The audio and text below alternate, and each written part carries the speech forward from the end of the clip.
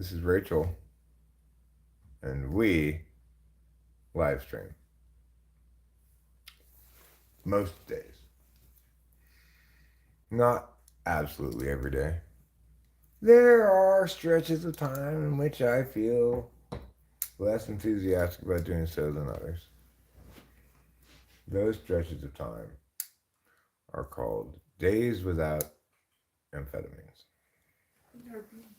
Today is not one of those days. Today is a different day. Today is a day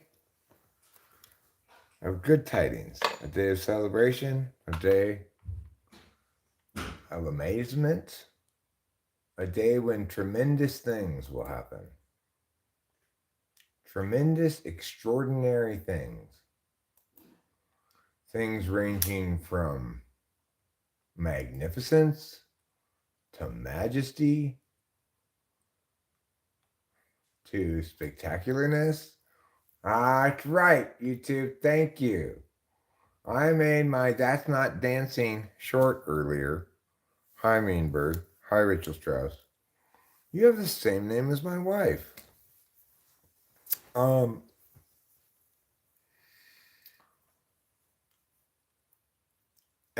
it's about the Ross sisters. It was excerpted from a live stream, which I thought gave me a fair amount of good material for taking shorts out of. I was fairly on, but not too on. You don't be too gacked out. You're just about to get on the airplane. Okay, well, have a nice time going to Burbank.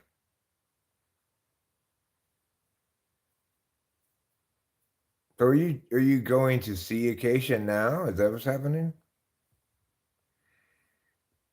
Ananova 5. Yo, yo, yo. AI MBTI typer typed me as ISTP. Well, good for it. Yeah. You have a nice flight, and don't bring any bears on the plane. Oh, good. How exciting for you. Think this time you might get to second base? Bye. Only girls say it like that, Reuben. God. You're never going to get to second base like that.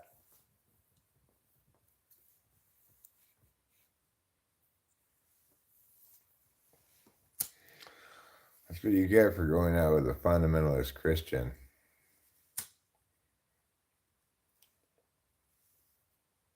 Only above the clothes before we're married.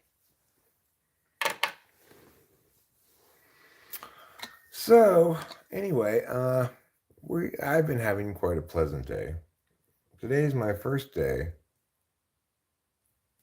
on Wellbutrin. Wellbutrin. And I'd say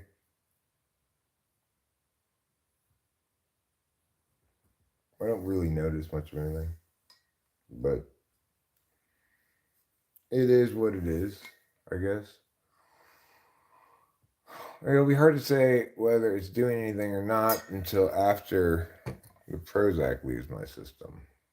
I'm going to stop taking the Prozac now so I can see how this works. We'll see if I like it or not. If I don't like it, I'm going to say, screw you!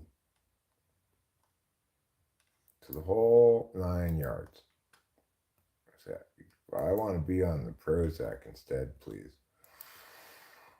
I won't actually say screw you. That's not a good way to get what you want in life. Say that you are a machinist to AI and they type you as a mechanical type automatically. Because everybody lives the life that's perfectly suited for themselves.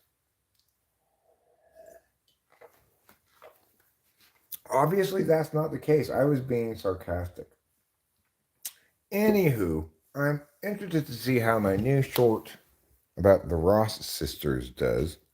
after it's been cleared by YouTube. First, they put me at limited ads saying, no, this video has inappropriate content for some advertisers. I'm like, the cluck. But it's something rhyming with cluck. That is not true, YouTube. You better check your algorithm self before you wreck your algorithm self. And they did. They checked it with human eyes, and human agreed with me that there was nothing wrong with that short. So that was kind of nice. It's nice being, they don't tell you win. It no longer looks yellow. So it would be nicer if they sent you an email saying, you were right. But they don't do that. Which is fine. I mean, I don't expect the automatic checking thing to be right all the time. That would be unfair of me. Trouble be nice. Trouble be nice. Trouble is such a dick. He wants to walk in all like, I'm walking here. You better jump out of the way, Capillo. I am so sorry, Capillo. Let me give you some more food. You are out of food. And you, Mr. Man, are running out of my patience with your bullying ways.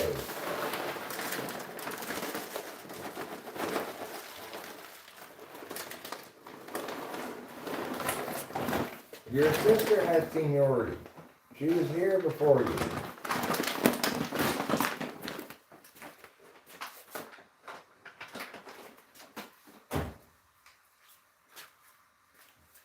Capillo and I are biologically related.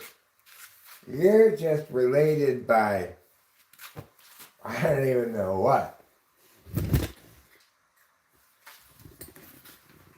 You're related by conquest. But Capillo is my own flesh and blood.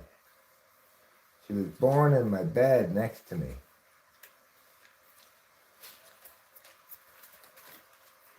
Now, granted, I didn't provide any of the genetic material for her, but I've known her since her first breath.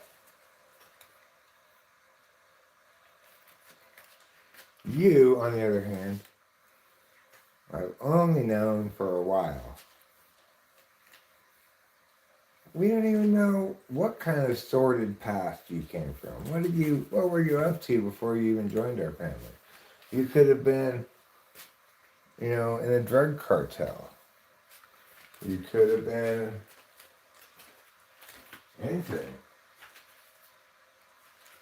You could have been a hammerhead shark before we met you. And we would have no way of knowing. Because you are suspiciously silent about all the times before you met us. Although I suspect that might be SI Polar. Let's see what's going on in the chat. Eric wants a YouTube you were right plaque. Yes, I do. I do want that plaque. Why don't you just dump the food onto the table instead of a paper plate? Because I don't know why, actually. I mean, well, it leaves a little dust, so it's less messy. I could just put it right on the counter and on the table thing there. Maybe that would be a better thing to do. As far as do the cats actually like dry food? Yeah, they like it better. It's kind of strange, but I used to get both wet food and dry food. But Capillo, anyway, I think Trouble too. Just basically, we just eat a couple bites of the wet food and then eat only the dry food, and then the wet food would get all old and crusty and gross. I was just like, you guys don't even like this wet food. Why am I bothering? They do like tuna juice. Whenever I make tuna melts, which sometimes I do cook that for a meal. I pushed the tuna water out of the can. It's a good pre-cooking the tuna technique to get it to taste less fishy. And I set it aside for the cats. 1 can's worth of juice for Capio and 1 can's worth of juice for Trouble. Do I like TV shows? Yes, I do. For a second, you reminded me of Mitt Romney. I truly am hallucinating. That truly is a hallucination, Chad Zahir Shaw. Mason, anime. Do I need to either like all TV shows or no TV shows? Or can I split the difference? I like good TV shows. Do I like good anime? Yes. Am I looking forward to the new Crunchyroll season? So much. Why? Because the current one is so terrible. It's got like 2 good shows. I made one. It's called Eminence and Shadow. Oh yeah? Is it on Crunchyroll? If it's on Crunchyroll, no, I would recognize the name if it were on Crunchyroll. Eminence in Shadow. Well, how do I watch it? What do I think about Diddy? I think it's wonderful that he's been arrested. I think it's wonderful that he's been denied bail. And I hope there's sufficient stuff that they can prosecute. Because I personally believe, without adequate cause to find him guilty in a court, case, I nevertheless believe there's plenty of criminal things he's done that are terrible to plenty of victims. Now, whether or not they have actionable evidence that's admissible and statutes of limitations haven't expired and other stuff like that, it may make it tricky for the prosecution to get, who knows what they're going to try to nail him on, right? He just seems like a generally shady, evil, bad guy. But he seems like to me. Eminence in Shadow. You're 99% sure it's on Crunchyroll? Is it old? I mean, okay. Do I think he put the head out on Tupac? I think it's within the range of things that he would have been morally / ethically / character-wise okay with. Whether he actually did so or not, I don't know. Do I think... Did I ever think he was cool? No, I never did, and I never understood why other people did. Because he put out some music, and it was terrible. Like his music, right? He also produced other stuff, or was involved in the production of other stuff in a variety of ways, monetarily primarily. But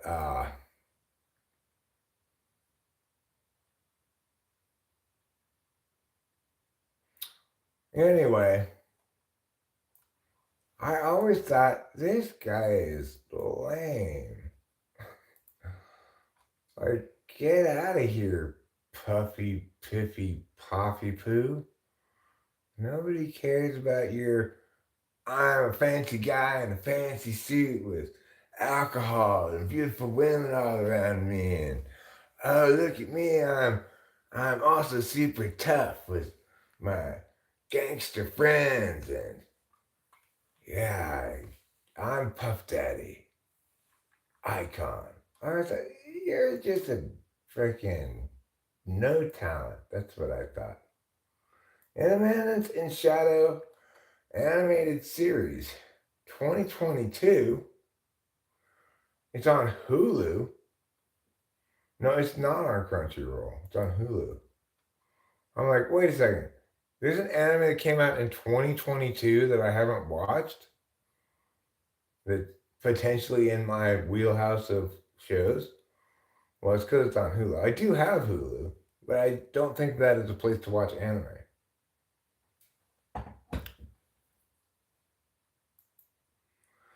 When Sid is Isekai to another world, he creates an underground organization to live out a fight against a made up cult. Little does he know the cult is real and they're not happy his power fantasy just impeded their plans. This sounds like right up my alley. I mean, it's like I am definitely your target audience. Did you really? Are you really the guy who made this show? Uh, you definitely hit the right the right guy. I am an otaku, not a weeb. Okay, I'm a neat otaku. Uh, I can say lots of Japanese words because not because I've tried to learn it, but because I've watched so many cartoons that you people make.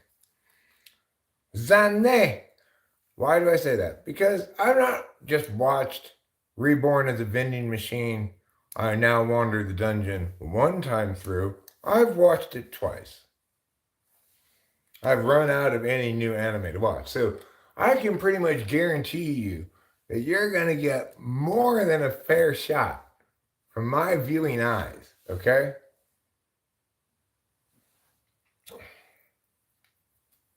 For sure.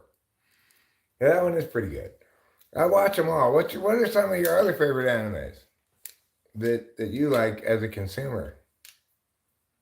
I mean, recentish ones. Is this the first time you've ever been here, Mason Anime? Did you just wonder if maybe I happen to like anime and not know that I'm actually rather obsessed with it? Like I have my list here that I made. This is outdated at this point a little bit, but not that outdated. Of best animes since 2020, which I will try to find so that I can read you my list. Which was at the time, which was accurate to the time when I made it, not having finished all of the shows on it, some of which got worse after I made the list, right? Where is my list? There it is. Let's take a look together, everyone. Let's take a look together. What did I put? Maybe my new top anime of 2020 will be your anime entitled. And look at the title of it again. Entitled The Eminence in Shadow. Anyway, my current list looks like this. This is, I don't remember exactly when I made this, but it was the season that last had Frieren Beyond Journeys in, which I was very moved by at that moment. I was just like, this is the best thing ever. I don't know if I still rank it number one, but it's fan-fucking-tastic. Apothecary Diaries, Jobless Reincarnation, Soma Spider So What, Jujutsu Kaisen, 6 is Blue Lock, 7. Blue Lock is the best soccer cartoon ever. And they're coming out with a new, that's coming out in the upcoming season of Crunchyroll. Blue Lock 2 this fall. Coming to a Crunchyroll near you this fall, Blue Lock 2. It's a winner on every metric. Okay. Number 7, Hell's Paradise. What is that you got there, Trouble? Number 8, Magic and Muscles. That's a funny cartoon. I like that one.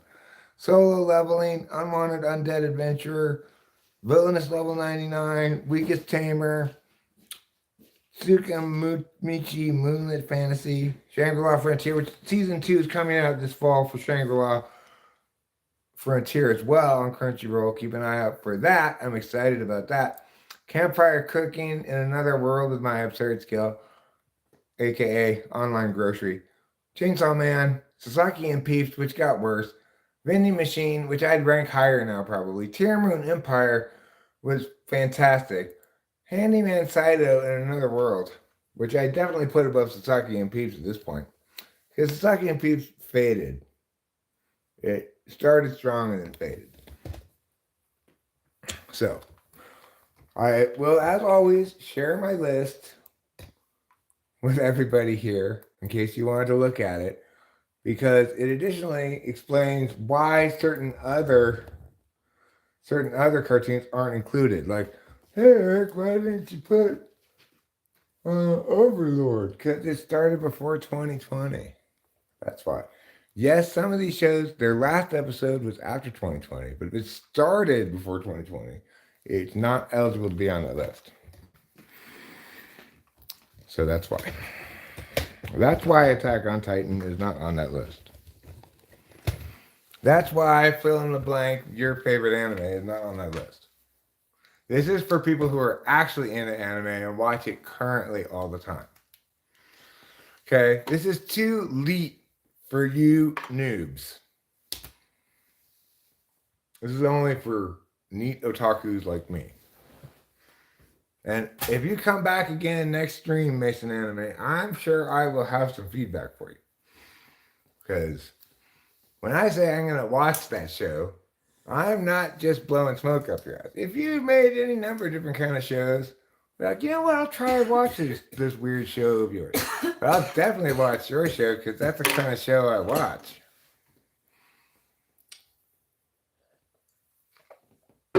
Do you know I can't even watch American cartoons in English anymore?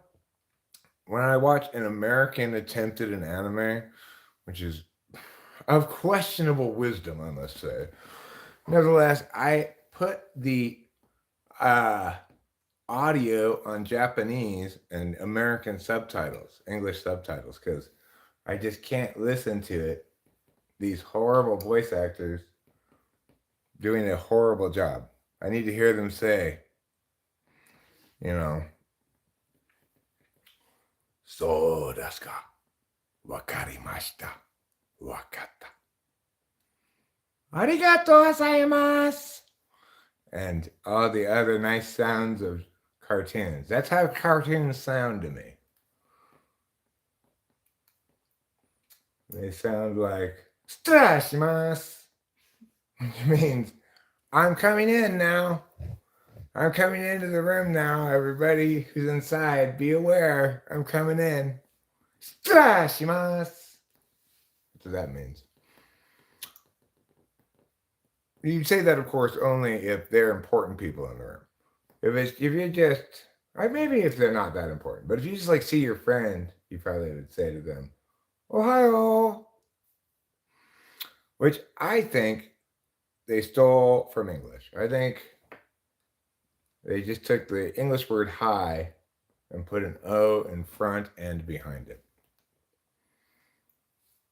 Is that correct? Mm-hmm. I don't know, but it might be. It might.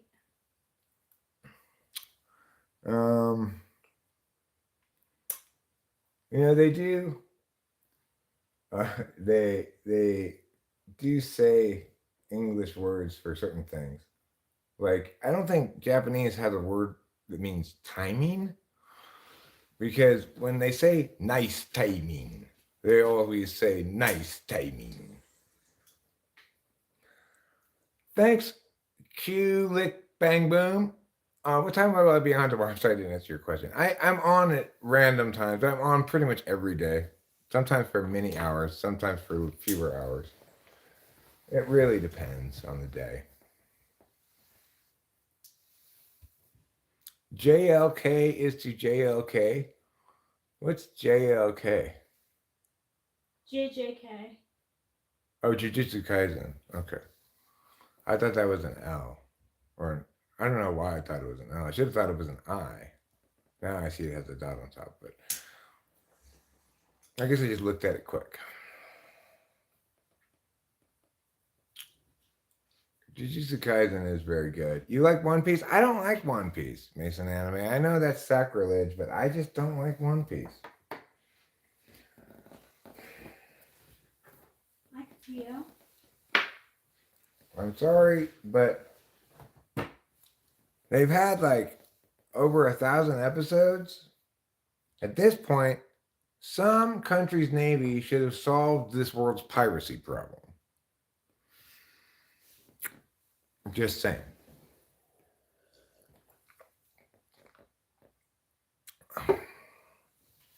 So, am I to understand that you will not be looking up Megas XLR because it's American? Did you ever track down Continuum? No, I forgot the name of it. I did watch one of the shows that you recommended, though. You know what I want to do, Mason Anime? Unlike you, I will never actually make an anime.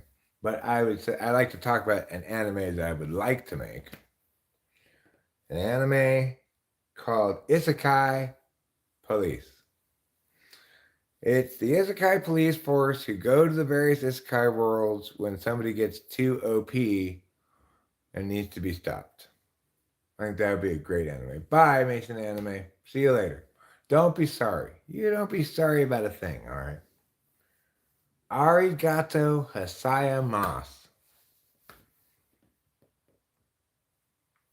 They put Ninja Scroll in theaters for a limited engagement first 30th anniversary. I don't know what Ninja Scroll is.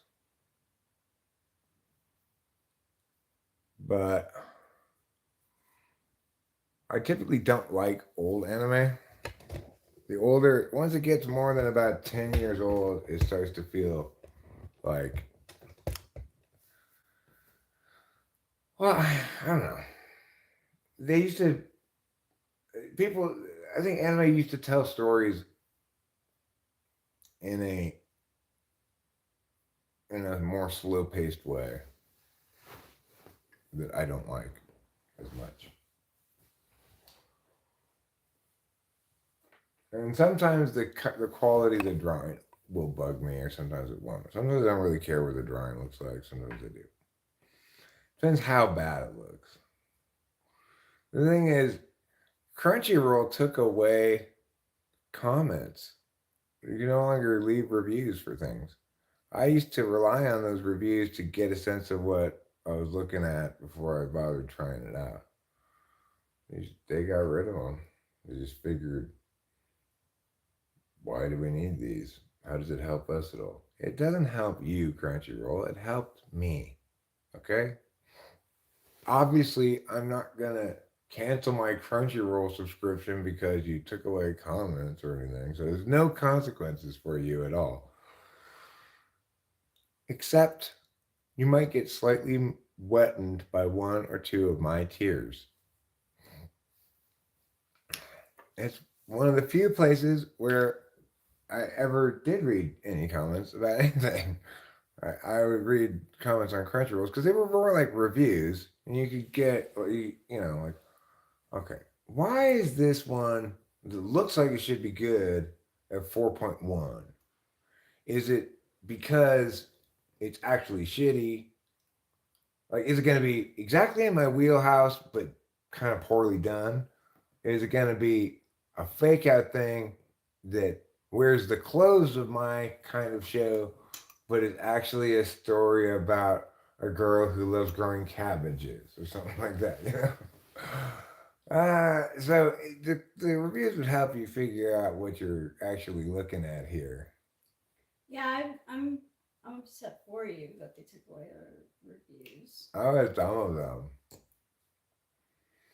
So no Fist of the North Star new Ninja scroll on My God the Vapors. Oh my God the Vapors. Oh my God the Vapors. That's what I believe it was. Elizabeth Taylor said on opening night of her famous movie, I've got more of these where those came from.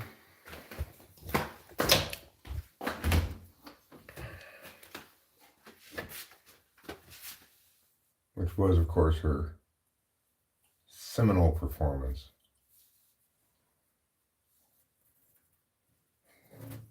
I call it that because it was her first and only bukkake scene.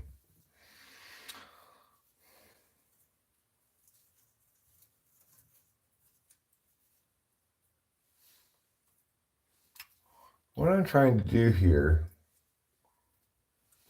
is see which dry enough. This one seems pretty dry. Oh, this one is dry. This one's quite dry. So both of these feel quite. These feel like okay. If I were jarring this yet, which I'm not, 'cause we're smoking it faster than it's drying.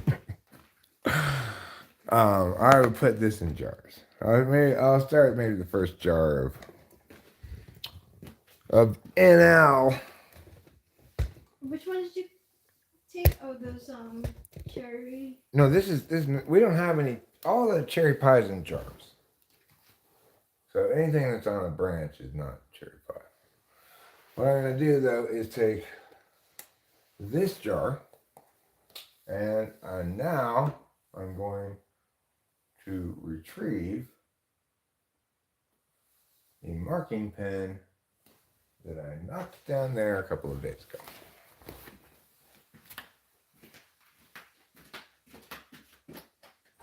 You might retrieve a lot of stuff. Yeah.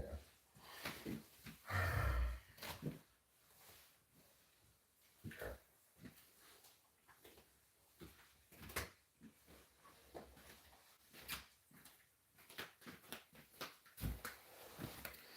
When I knocked it down there, I was like, oh, well, I'll get it later.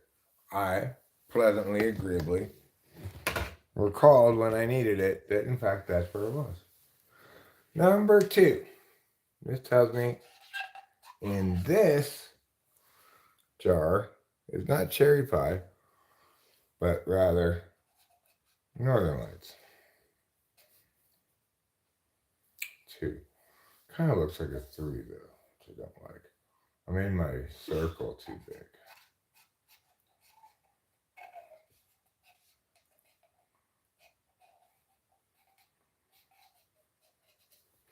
Two. I'll write the word 2 so I can see that too. All right. Well, we'll put some things in here.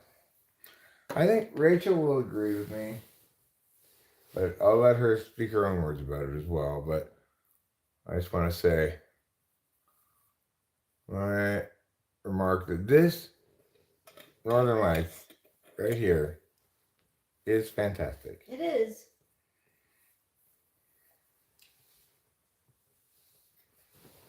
And yes, I will pack us each bowls of this in a second. I'm just going to put this branch here into the jar. And the other branch will smoke.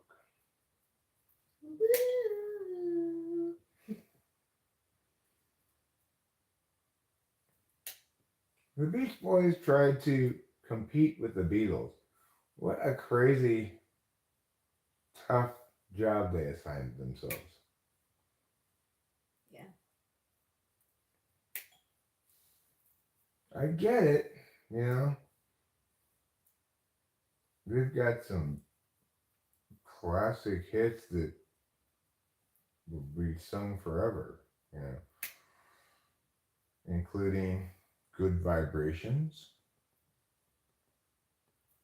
including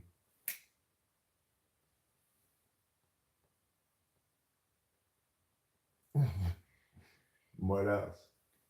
They do Well, have see, I other know, good songs. yeah. They do have other ones. What's the other one that they have that's popular too? It's like a I hit. like God Only Knows. But there's God only knows what I'd do without you. Like that Yeah. song. Yeah, I know that song. That's a good song. but there is others. Be, Big Dog. Be True to Your School. Yeah.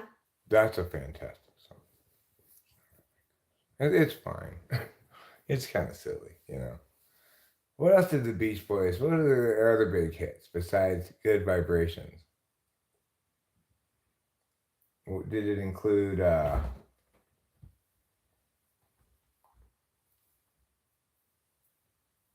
why can't I think of any more of their hits? I don't know. I gotta look it up.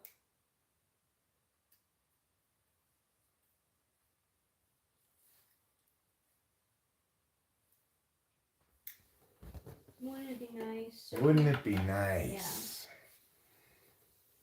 What else?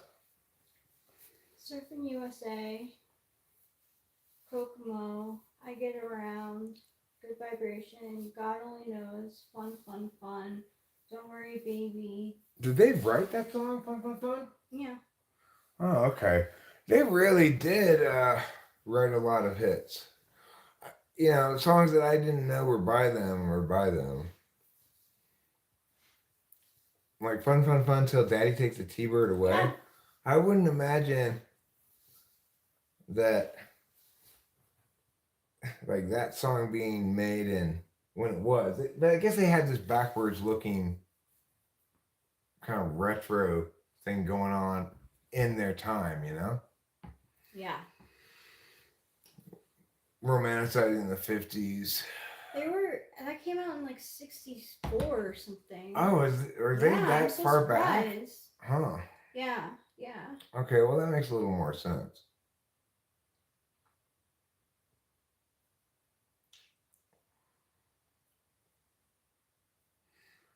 But, you know,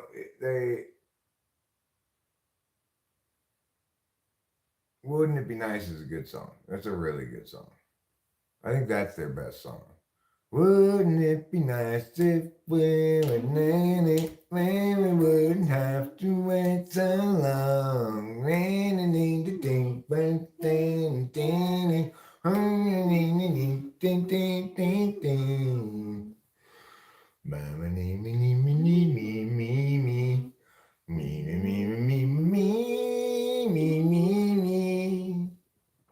That's a good song. Little Deuce Coupe. They wrote that too. Yeah. Wow. Yeah.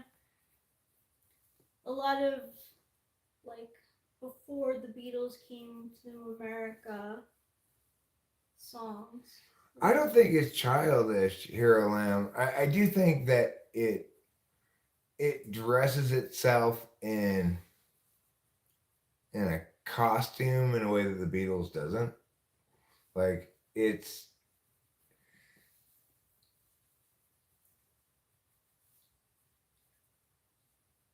representing an aesthetic that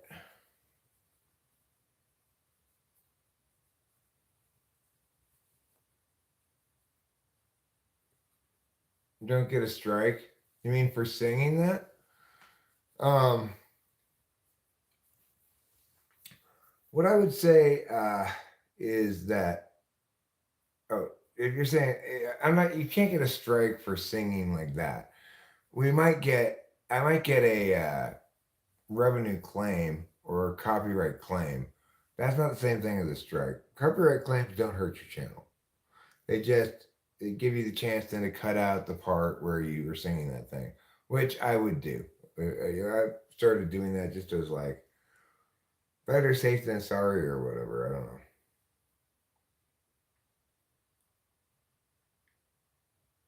Jonathan Earl says, "Hey, did you hear they made a pedal for a guitar that is called the Meowulator? It turns your guitar sounds into cat sounds. That's pretty fantastic." Mm. Well, yeah, I get that it was a trend at the time, but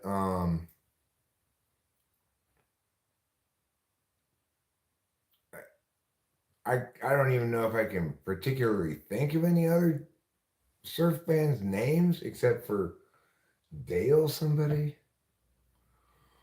who's kind of like a famous surf guitarist. But regardless of how many surf bands there were, only one of them was writing timeless enough songs to stand the test of time. Jan and Dean. Some of those songs may have stood the test of time. Have I ever seen the movie Top Secret with Val Kilmer? No, I have not. Have I ever purchased a package of Pop Secret brand popcorn? No, I have not.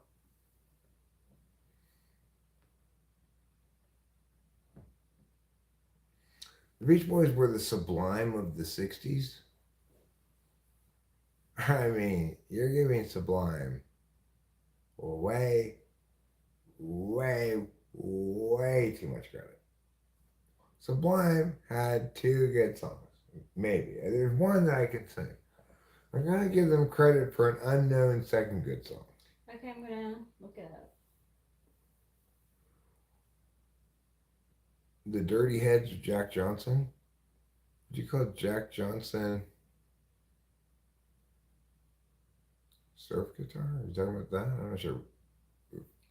Oh. Okay, so I like 3 of these songs. What are they? What I Got. Okay. Wrong Way. I'm not sure what that That was their sounds biggest hit. One of their biggest hits. It's like.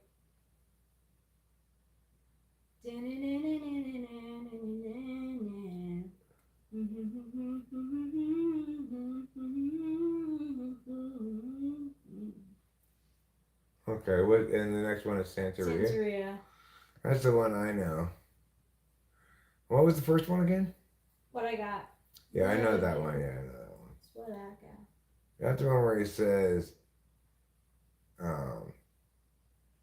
that the one where? Yeah, that's the one where he says, and I can still get high. I could play the guitar like a motherfucking riot. Yeah, I love that line too. I like the line, I can still get high, because, like, that is something to give thanks for. Yeah, it is. Life stinks, says Show Media. I'm sorry that you are experiencing odor or aroma from life. And I hope it pits away from your nose. And I want to welcome you back, Mason Anime. You are a celebrity in my eyes. Because you, in some capacity, had something to do, at least, with making an anime. And that makes you very, very important.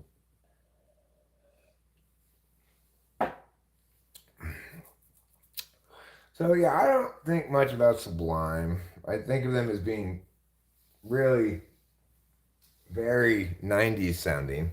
And that's not a bad thing, you know. No. But I just typed in Sublime because I'm hearing what you're saying. yeah. I'm making plans with Kimi and Lou. Cool. And the song about the actual riot in LA. Sublime made a song about the riot in LA.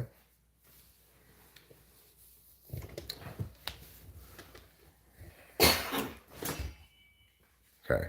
I'm going to cover the Sublime song about the riot in LA.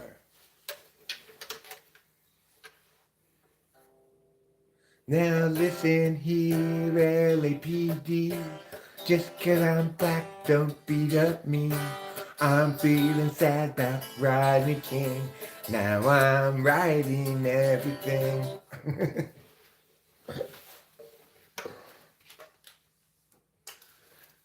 Hilarious. That wasn't really the Sublime song about the riot. In case I had any of you fooled, that was not actually Sublime's song about the riot. You think Rancid is better? What did they sing? I'm not super familiar with. I would say no. Sublime is better than Rancid. Okay. What do they make? What do they have any hits? I don't know. I'm looking it up.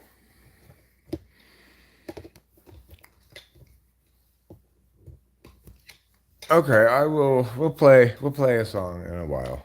We'll play Gregory and the Skies in a bit, maybe. If not, I will play it in a minute. I didn't want to speak for Rachel. I want to rock. You know what I want to do? I want to rock and roll all night, and I want to party every day. Is that too much to ask?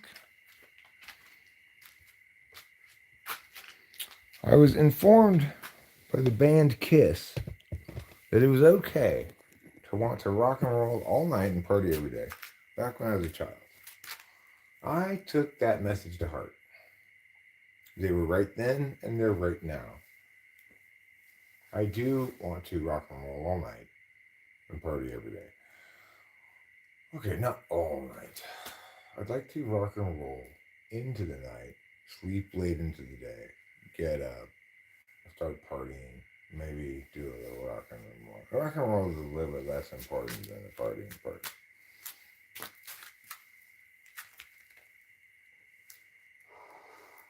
Rachel and I had a nice interaction with our neighbor today, which is always nice because, you know, we want to get along with our neighbors.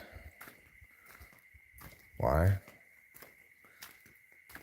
Because, you know, it's nice to get along with your neighbors, I guess.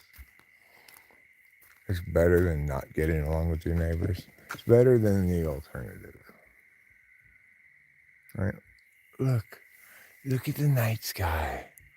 It's so beautiful. Oh, you can't see anything. There's some clouds over there. Well, it is kind of attractive looking, actually. Kind of strange clouds. I'm going to go over there and look at that for a bit. You guys keep an eye on the house. Watch out for Sasquatches.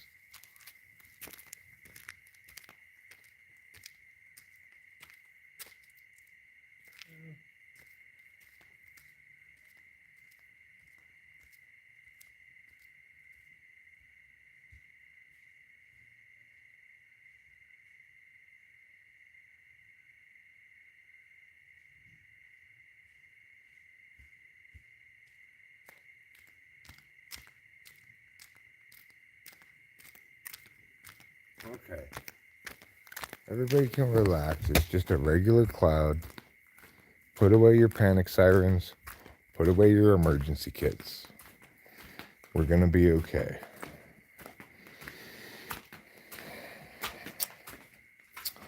I've got my panic siren and my emergency kit. Well, then you are ready for anything.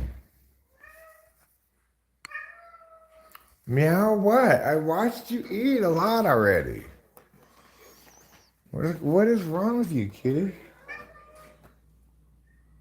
You love Billy Bragg too? I like Billy Bragg a lot. He's got a lot of good songs. And the thing is, he managed to... He has songs that are so good that they survive their horrible production. Like, he produces a lot of his best songs are his earlier albums, right? And he produces a lot of things with no drums. He just has guitar and voice. Just things are really, like, underproduced. But the songs are so good that we listen to it anyway.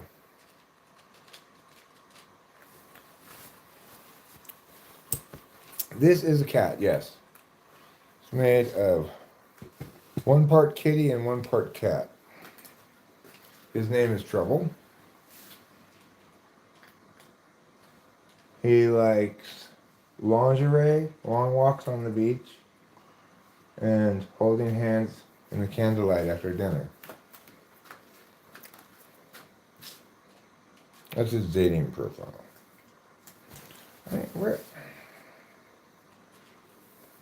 How much longer must I watch you eat?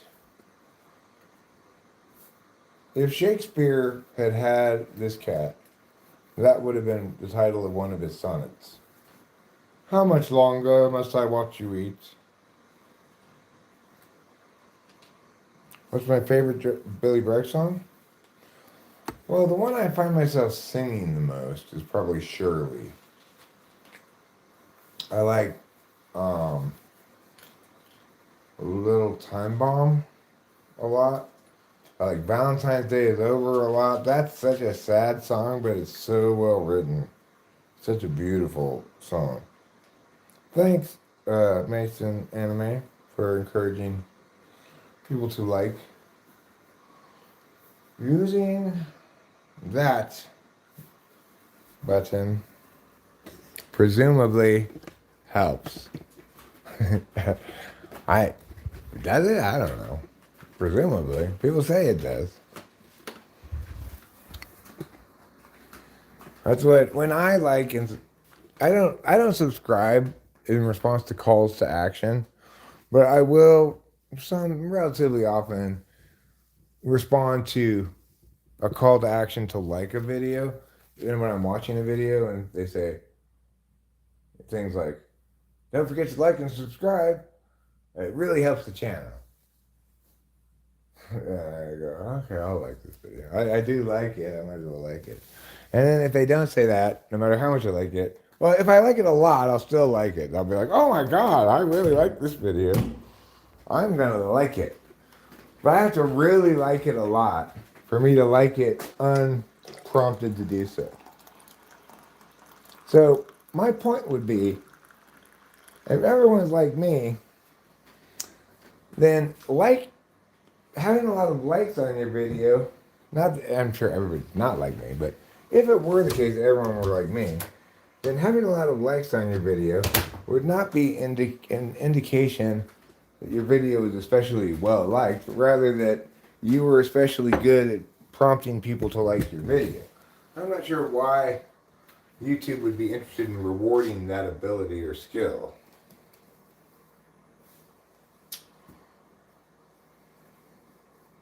They probably do some sort of sorting, like this person's liking, disliking habits are as meow.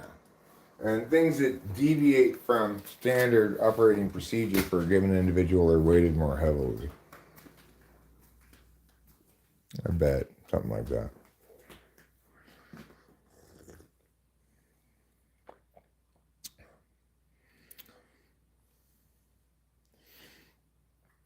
I would say additionally, what's my favorite YouTube channel?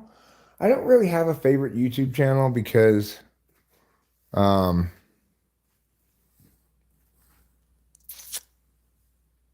it's just not how I watch YouTube. I don't think really is how anybody watches YouTube. Well, maybe you guys kind of keep coming here, I guess. Some of you who are here regularly, like Jonathan Earl, Winston's mom, Acacia, Show Media, keep coming back here. But I'm sorry, Kitty. Usually, if I like content, first of all, the only kind of YouTube content I consume really is long form videos. I will consume an occasional short because they're promoted so much on the initial thing when you open your phone. I don't really watch anybody else's shorts on the computer, just my own. But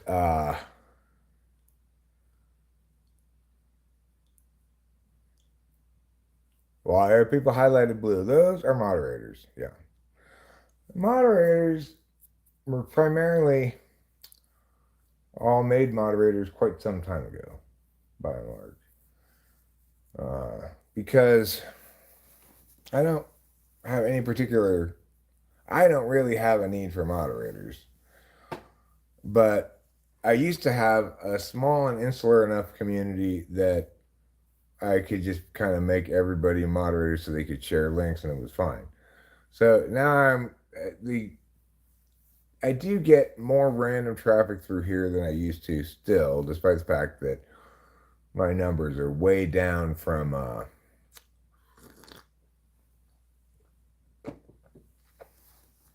their peak in like January or February or something. But I have a lot of relatively new faces from that time period when I was getting a lot of new traffic. And they probably are like, why can't I be a moderator? Like Jonathan Earl, I'd be perfectly comfortable with him being a moderator. But I just don't. I try to be like, I'm not making any new moderators because then somebody who wants to be moderator would be like, why do you make them a moderator? It's like, why do you even want the job? Yeah, exactly. Who wants the responsibility? As my actual moderators will tell you, they're happiest in their role when they do nothing because they rarely get thanked and sometimes get questioned.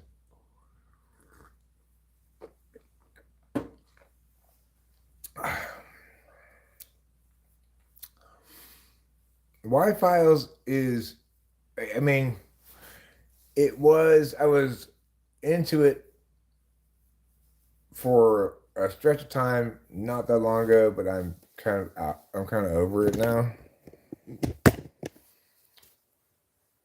I don't know. I get the formula. He's running out of good things to talk about. You sub to this channel? I'm not sure that's wise. I'm not right and a cunt.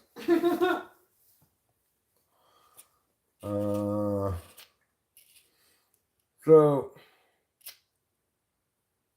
how many roofs did I end up plopping on today? Show media. Why don't I have a favorite YouTube channel? Why not? Why files? Well, you know, the thing is, when I watch a given channel that I like a lot, I will invariably exhaust all of their videos pretty quickly because I tend to watch videos on faster time. Are you show media? Is this a recent occurrence?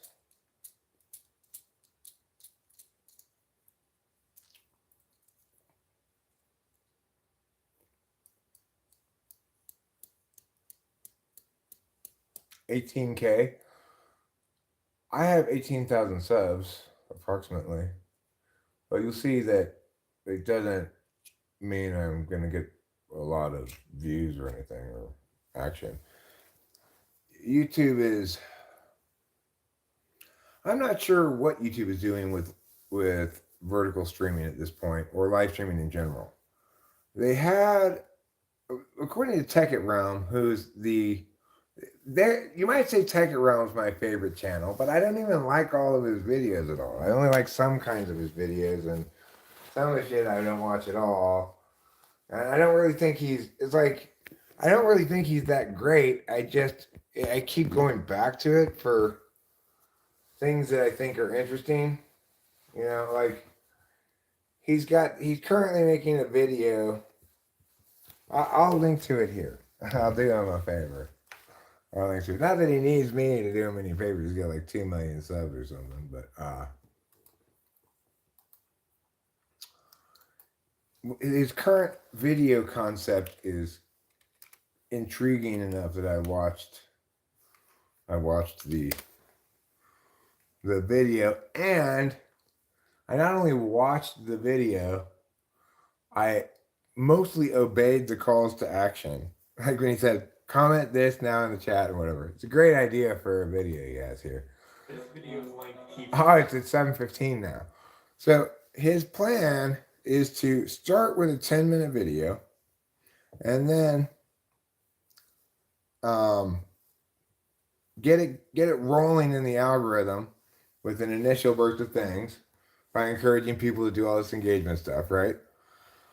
And then he's gonna slowly edit it into a shorter and shorter video to try to trick the algorithm into thinking his watch time is like 10,000% or something. He needs it to be 10 minutes to begin with so he can get the ad revenue that is afforded to things that have mid-rolls. You can't put a mid-roll in a video shorter than 10 minutes, okay? But you can take a video that's 10 minutes, put a mid-roll in it, and then edit it shorter and keep the mid-roll in it. So he's going to keep editing it shorter and shorter and shorter and see if what YouTube does with this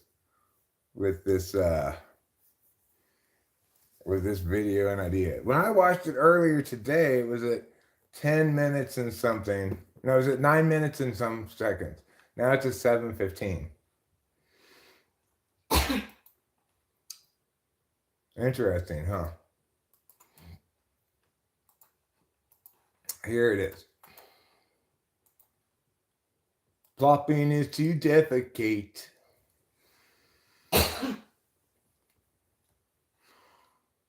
The faster your fans hit the like button, the more beneficial the algorithm is to your channel. Also, leaving comments after the video has been posted really helps out too. That's what everybody says. I mean, I've never heard anybody explain why they believe that.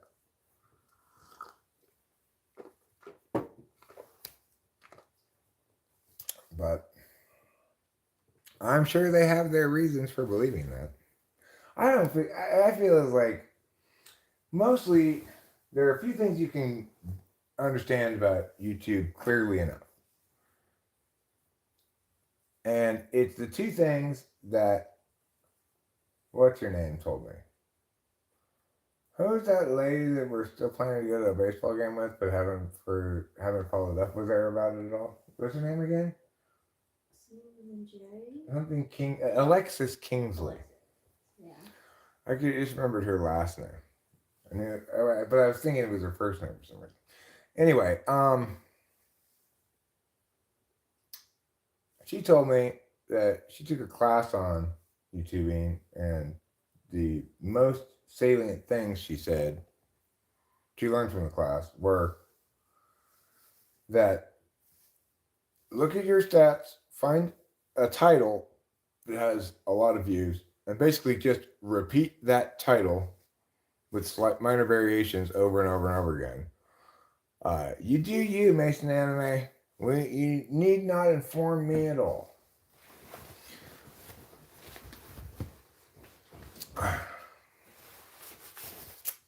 So, anywho, I've noticed like that's what slapped ham does.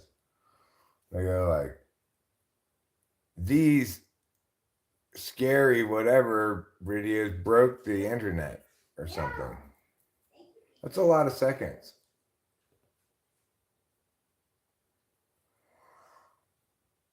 Understood, Mason Anime. Understood. Sorry. So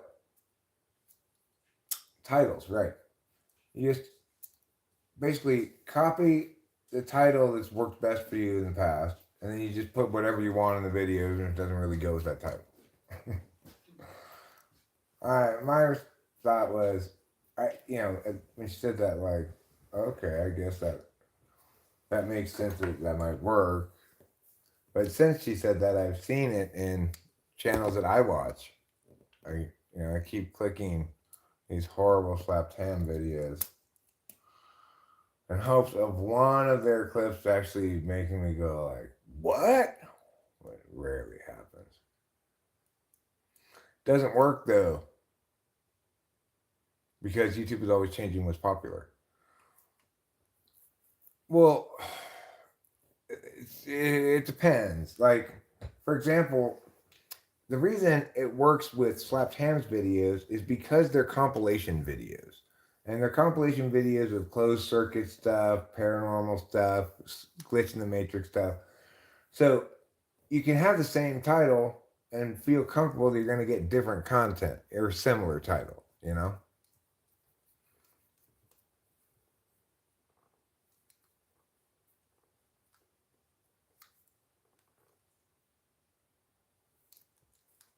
What causes things to not work on YouTube isn't so much changing tastes as it is YouTube fixing exploits. There's a better way to think of it, you know? Because YouTube doesn't want creators to be able to game the system at all. They would like, ideally, for the video that person most wants to watch to be first in line based on that person's taste and everything. The reality is they can't even trust that person in their own taste very much because that person is tempted by titles and thumbnails that don't produce content that they like necessarily. So remember that YouTube makes its money by serving not creators at all, by serving the viewers as it should.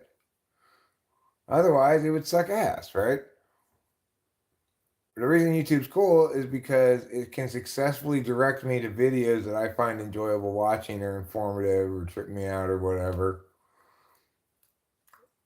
They make me mad at no higher a rate than any normal thing.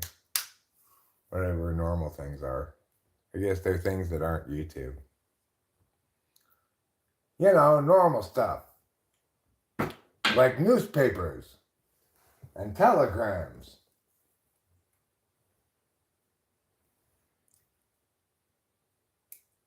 You like, oh, you said, I like your titles that you pick. Oh, you like my titles? Well, my titles are very hit and miss. I think, you know, some of them are fun. Some of them actually say whether it's like, I barely mentioned either of these two songs. And even the second one is just not even a song title because it doesn't have the S on the end of it. My darling? Yes, thank I'm you. so sorry for my slow advancement to the bong rip pulling stage of the evening's activities. I got a little distracted. I did. It's okay. It happens. It does.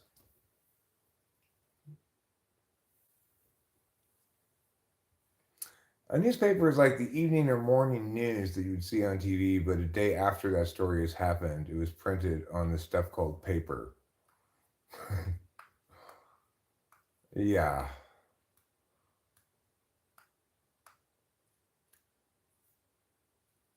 I guess that's a good way to put it. If you're trying to explain what a newspaper is to somebody, we do still have newspapers. We get the Mariposa Gazette here. We get the physical paper. But the only reason we get the physical paper is because it comes free with a digital subscription.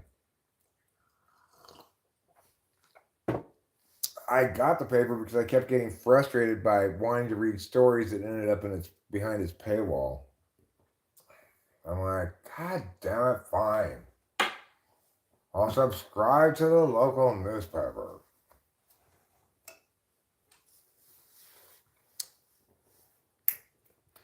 Not an expense I regret particularly at all. I still do regularly read stories in the Mariposa Gazette's online, yeah. The top 10 videos on your channel, 9 of them have a typology title. Yes, that's true. Hi, Capio. If I wanted to treat this, if I could get myself to treat this like a job, I don't doubt that if I could get myself to do so, that it would be easy enough for me to transition from stubborn to trying. I'm not even stubborn. I'm just, I don't want to get yuckiness into my pleasant YouTube channel. Yuckiness like having to do things I don't feel like doing. What tastes yuckier than that?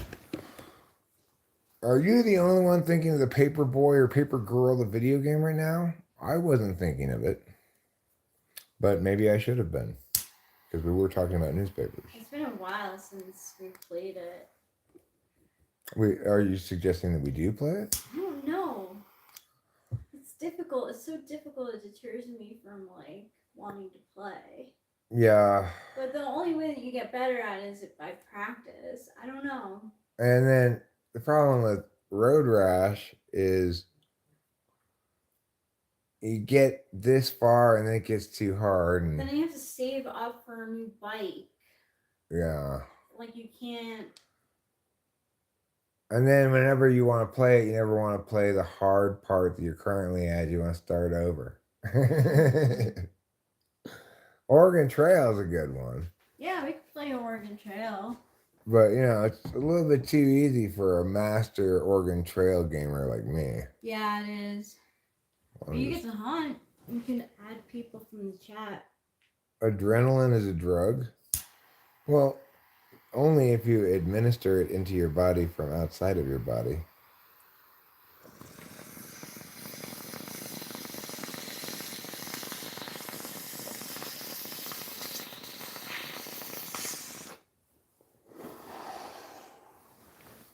That's the operational difference between a drug and, say, a hormone or a brain chemical of some kind or whatever.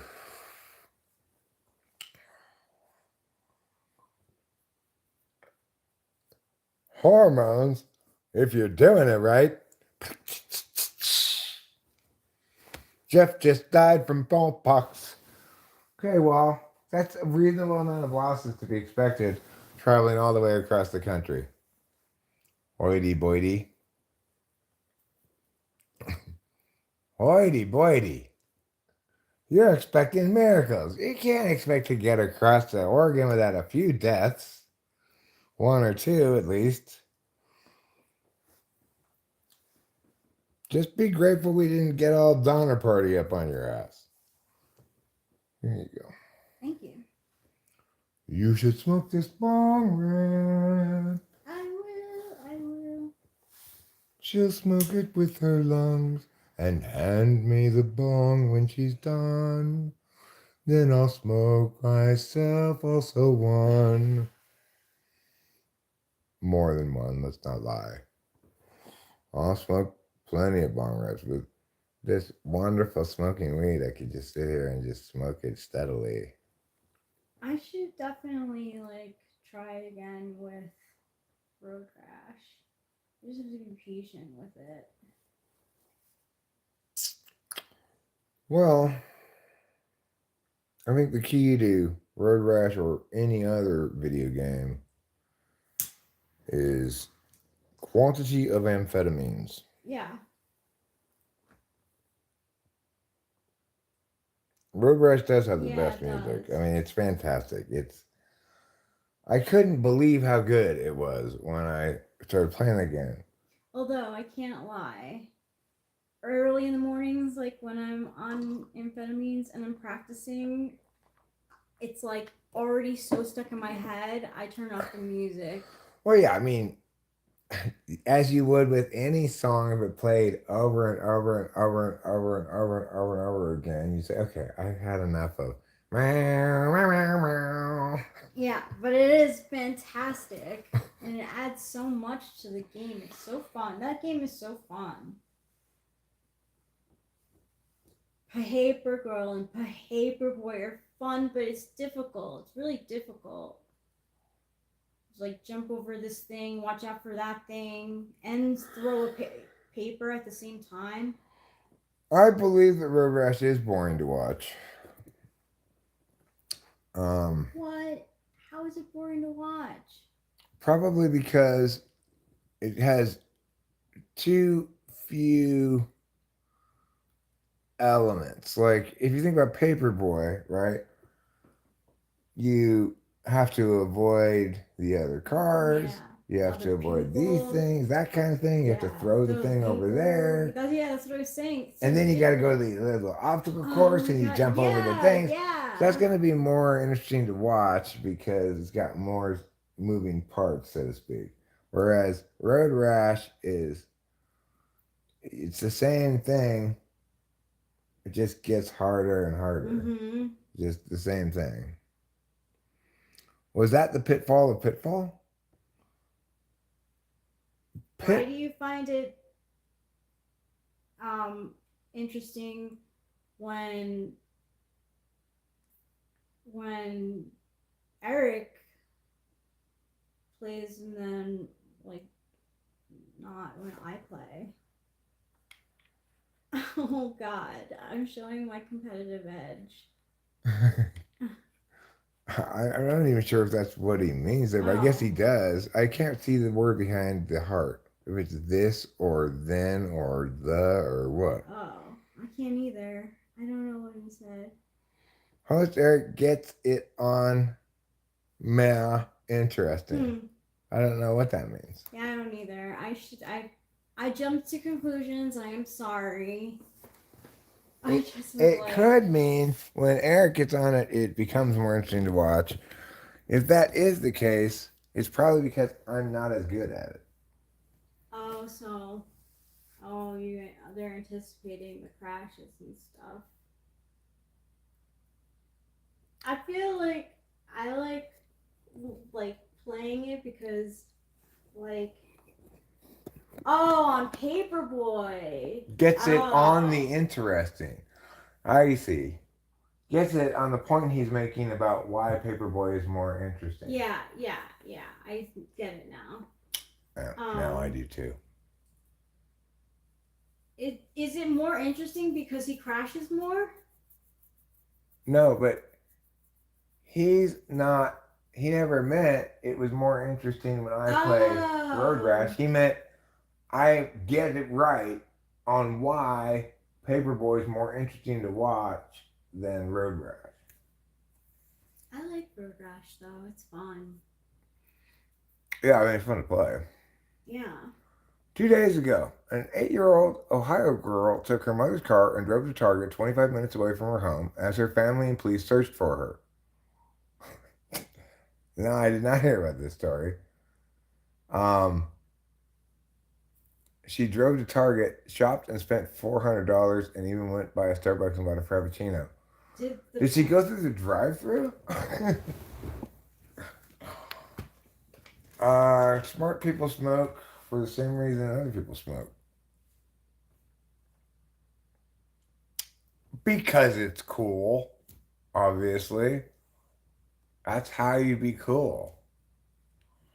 Or you think it's going to be good enough to just have sunglasses and be cool? No.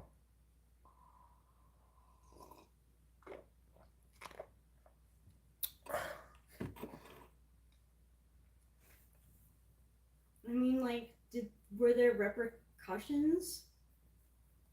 Or, like, do you think her being arrested or being with the police was enough for her to, like, stop? Because... Like, did they find her when she got home? Like, were they still looking for her when she pulled in the driveway and I was like, well, what are you guys freaking out about? I just ran to Target real quick.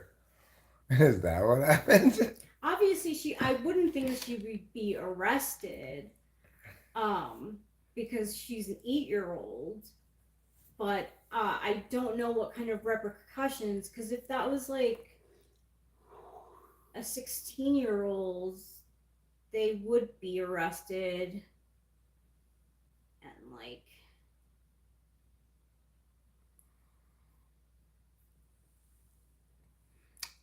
I mean, I think the question of why smart people smoke could be interpreted in one of two ways. The question could be interpreted as, why is it that smart people are more likely to smoke? Or it could be interpreted as, why don't only dumb people smoke? Because smoking's dumb, right?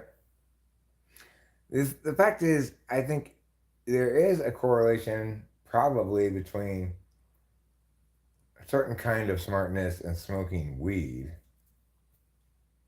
I'm not sure if there is between intelligence and smoking cigarettes, but it is the case that people who are kind of hyper, that they're probably more prone to smoke. I don't know how that correlates with intelligence. I feel bad. I didn't mean to like be offended if someone thought that your playing was better than mine. Well, he didn't even matter. he wasn't even saying that. I know, but I'm just saying. I'm sorry. Like, that's dumb. Is there body cam footage? I'd be curious about that too. Yeah. So my question though is, Should not be. oh wait, people called in to report a child driving a car. Her parents reported her missing. They found the car at Target and they found her inside. Ah.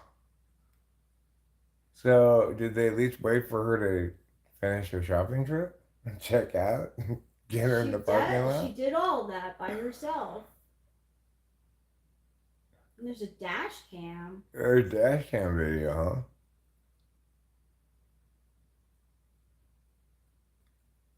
huh? Hoy doesn't really think that 8-year-olds should be able to get driver's license.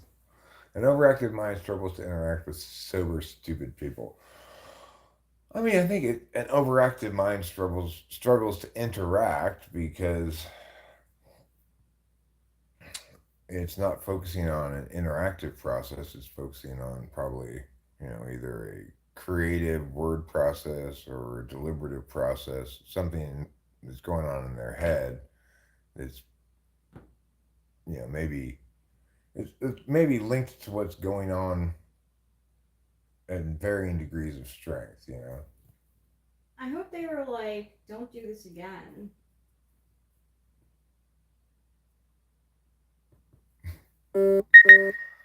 I mean, I actually do remember also a moment from this experience, but I was younger than 8. I might have been as old as like 5, I guess. I don't know.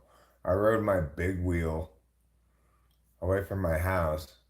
I was going to go visit our neighbors a couple houses down the street, but I just kept going. I was riding down Old Ranch Road Oh shit. on my way towards Huntington. And the mailman got me and put me in his mail truck and Oh brought wow. me back to the house. Wow. Did he say anything to you? I don't remember anything. I just have like this one memory from it where like I'm riding my big wheel and the mailman like is there, but I have this one Wow. little flash of memory where I must have engaged with him. I don't remember what the engagement was. I don't remember the whether like Maybe. did he deliver the mail with me in the car all the way till he got to my house? Hmm. I don't know. Or did he just take me straight there and say, "Hey, lady, your kid's going way down there"? I'm sure my mom must have been like super embarrassed. But it was Yeah. the 70s, people didn't really take care of their kids much.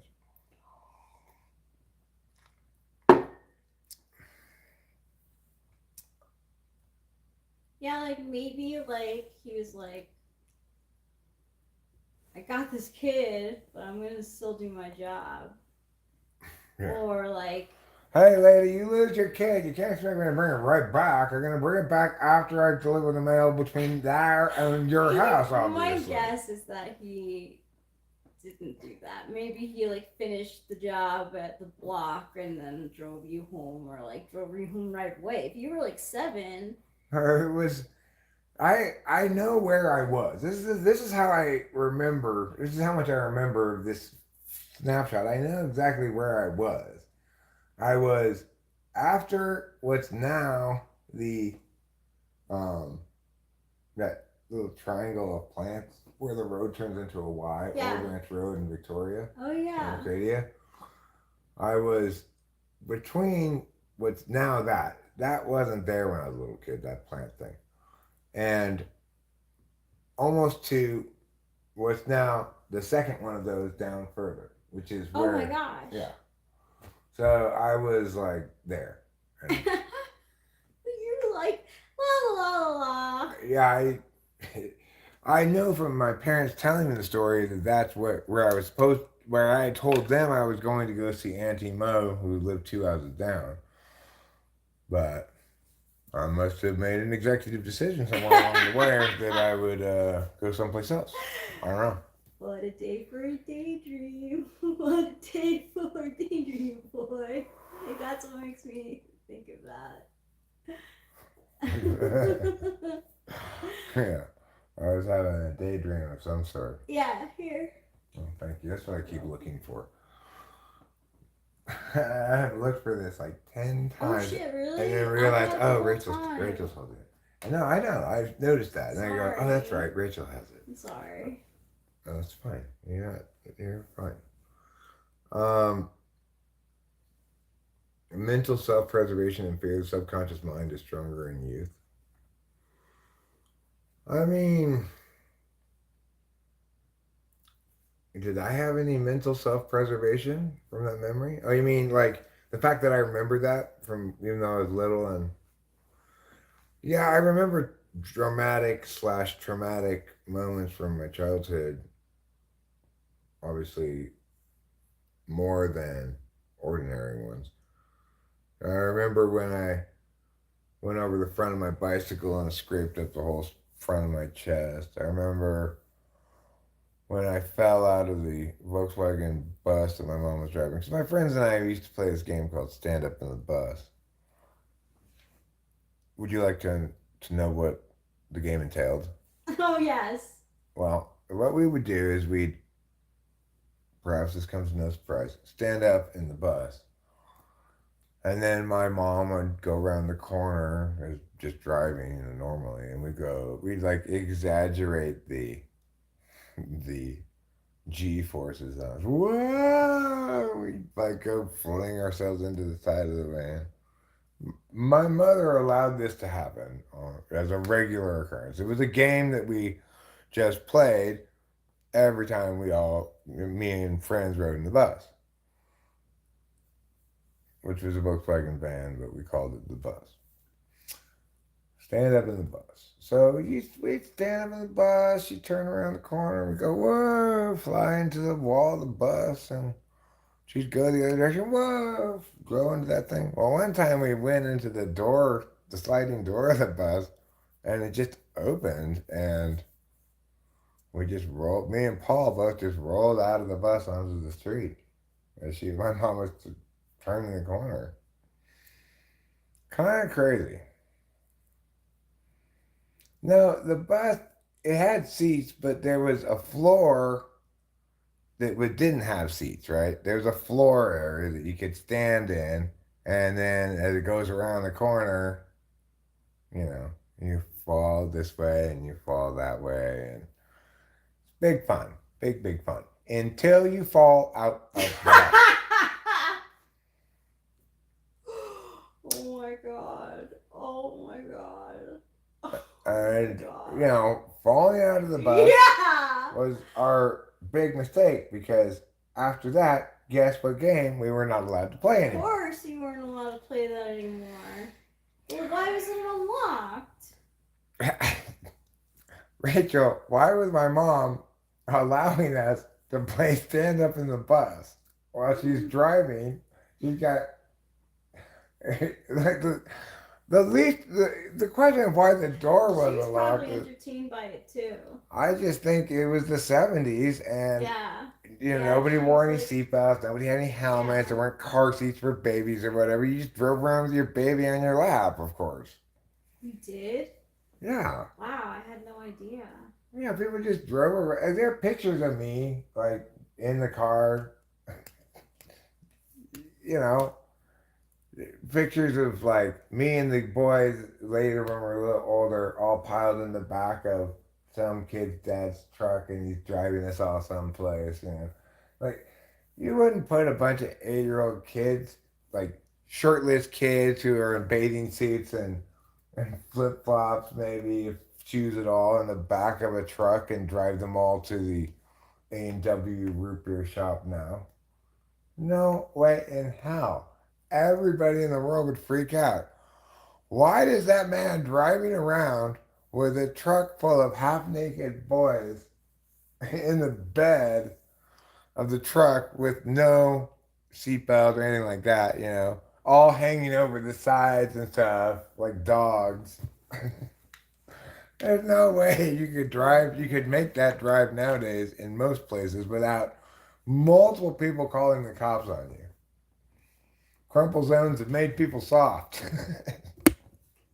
I'm not saying the move towards increased safety was a bad one. I'm just saying things were different then.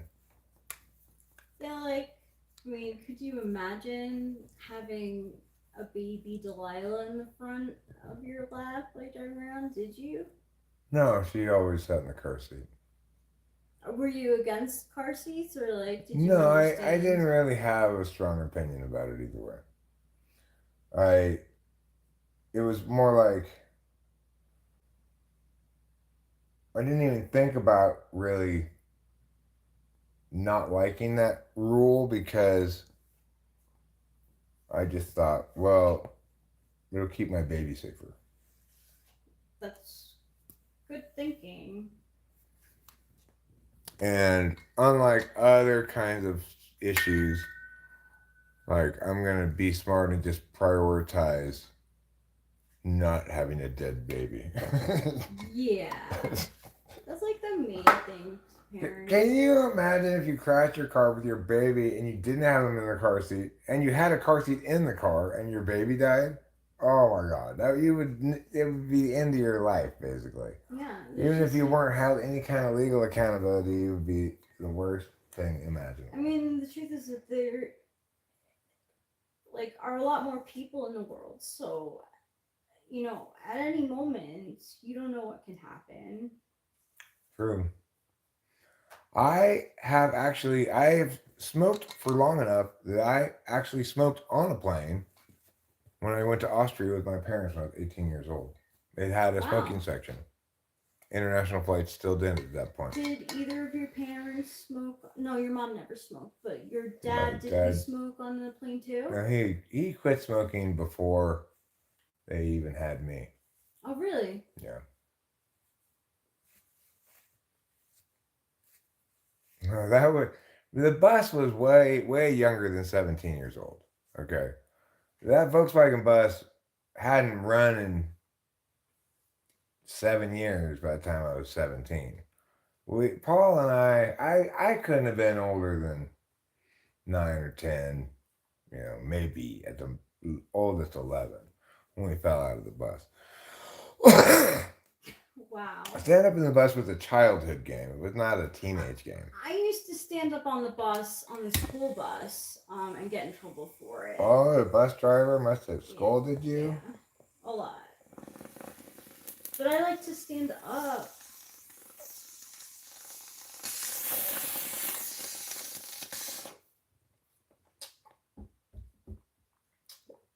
Look,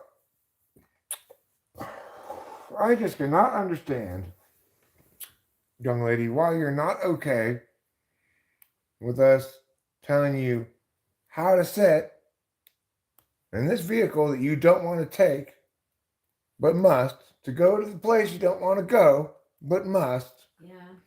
How can you object to my controlling even this element of your life? Well, bus driver, Responsible. because I'm a young INFJ who understands with her intuition, even if she can't explain why, this is fucked up, Mr. Bossy Bus Driver. It is, but her lives are in her hands. Like, I get it. We were supposed to sit and with our seatbelts on because it's a responsibility. But like, I used to do flips.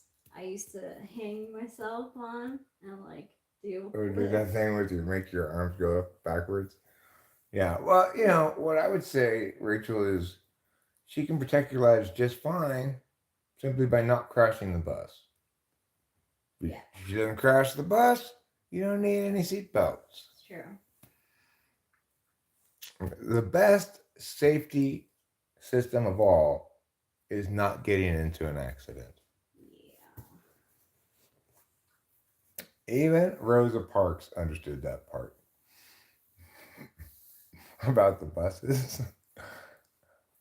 No, the thing is, really the joke should be Rosa, and the sad thing is Rosa Parks didn't even understand that part.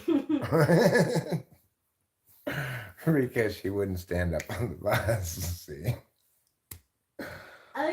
To be clear, it was a school bus. It wasn't a public bus. Public bus, you can stand.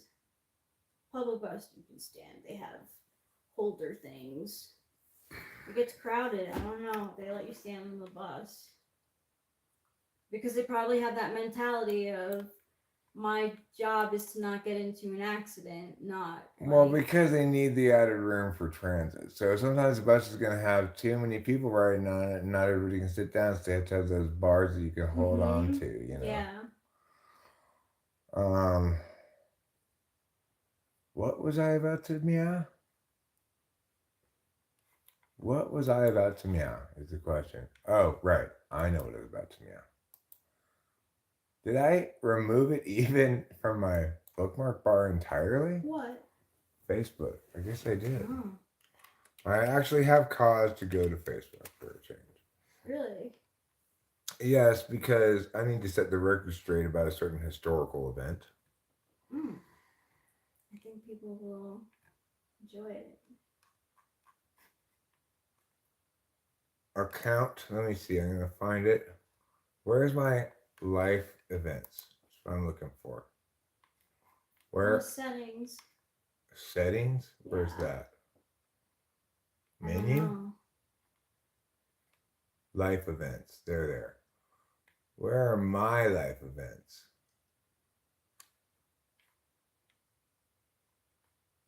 All right, well, I just put life event here.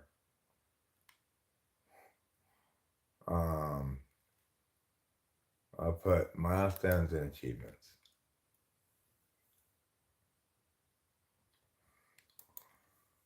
Rediscovered access to my life events.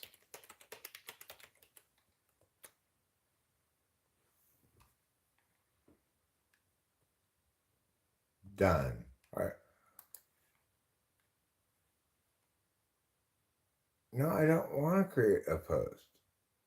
I just want to see my life events. I still can't see my life events? Why not? Oh, why you never show me my life events? Just show them. Just show me my life events. Where are they? How can I find them?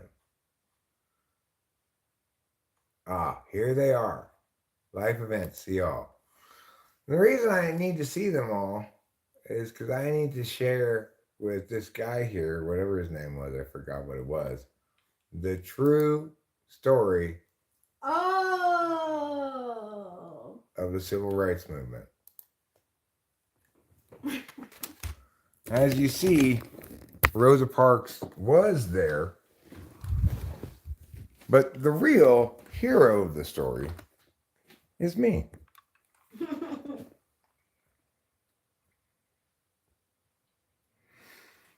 I launched the civil rights movement back in 1976, which is a lot later than the history books will tell you. Because basically, some of the details are as expected. The bus driver saying, "You have to sit back there, lady, because you are a black person." But what the history books don't tell you is that I whispered into her ear, "Fuck that guy. You should totally stay sitting here." The rest is history. There I am in costume. I'm in disguise. And there's Rosa Parks. And that's also Rosa Parks. Okay. Good job. Thank you. It was a good job. I've done a lot of important things. Did you know that I created the high five? I ended communism. I indirectly decimated the Native Americans. Not such a proud moment for me, but it was indirect. I introduced corn to the Europeans. I noticed the moon. You could say discovered the moon. Led the Israelites to freedom. I created playful banter. I invented cheese. That's how I launched the civil rights movement. I decided to forego the pie one day. Saved Cosmopolitan magazine. I'm actually the guy who came up with the idea of 10 crazy tips that'll drive your husband wild in bed. That's what saved it. And I also, just a couple of days after my birth, jumped over the Grand Canyon on horseback.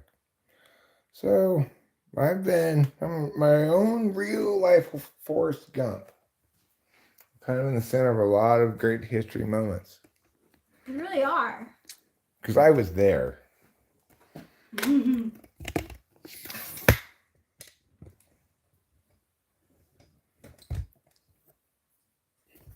It's like, what was entertainment during the 70s? What was like huge?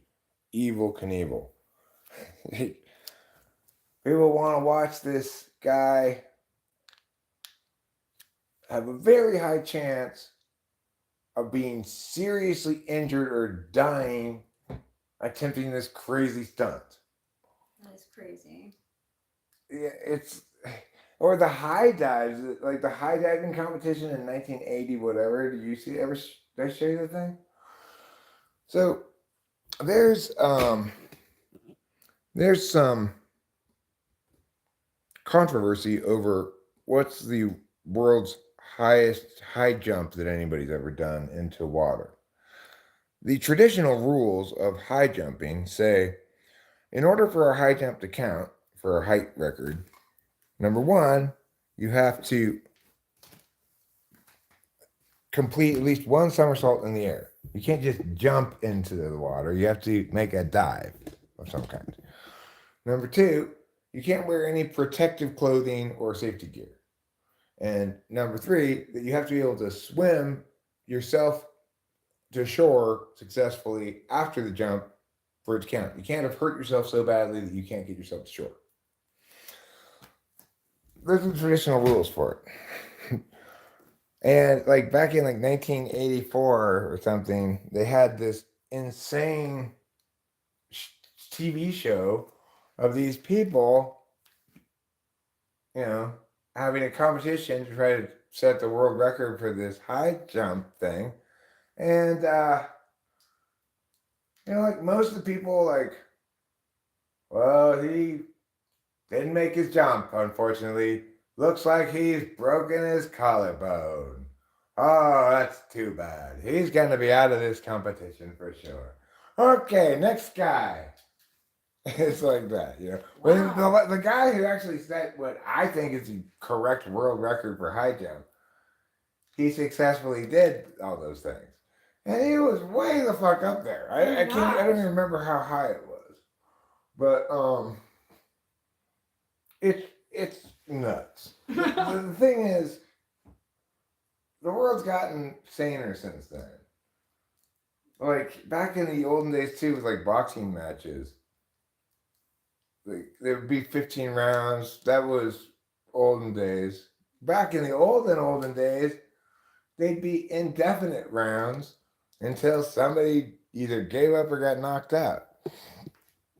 You see fighters in these old films and shit of like Rocky Marciano getting knocked the fuck out, apparently by every conceivable understanding of the thing, fall to the canvas, and then just get back up with it while the ref's going, 1, 2, he's like, oh no, and then just right back into it. It's crazy how, and then it's like to get a doctor to end a fight back in the olden days, you had to. I don't think they even had a doctor there, probably. They just said, well, you know, when he's stone cold knocked out, then you know the fight's over. Wow. Well, people That's are. like, I can't comprehend that. It's weird, right?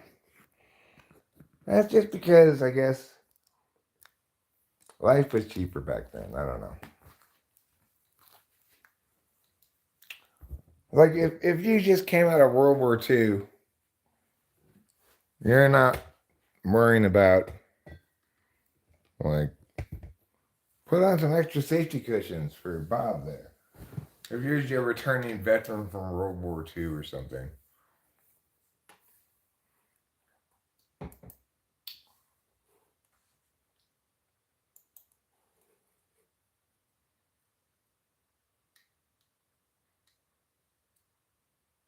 Challenge accepted.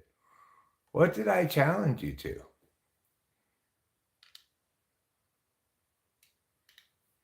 Primetime 99 Alex Stein.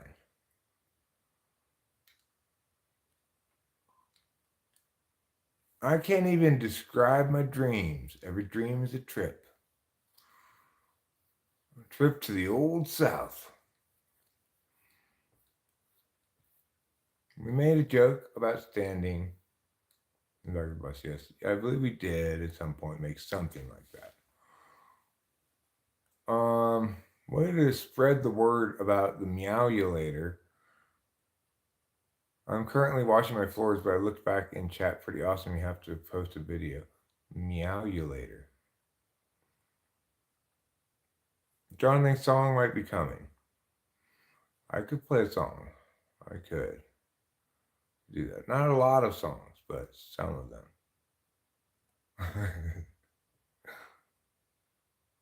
I saw a Reddit thread with one user seemingly frustrated with it. I think they evaluated it as worth $100, but not $200. For what? For the meowulator?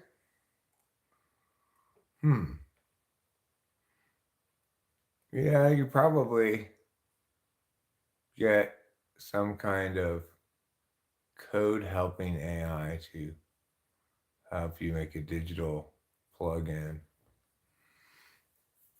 for Meowulator. But I like the idea of having a Meowulator pedal. Now you guys have talked. Now I've heard the word so many times I kind of want one. You're playing the guitar and it goes meow meow meow meow meow meow. What a silly thing to! It's such a one-trick pony. I can't imagine spending $200 on it.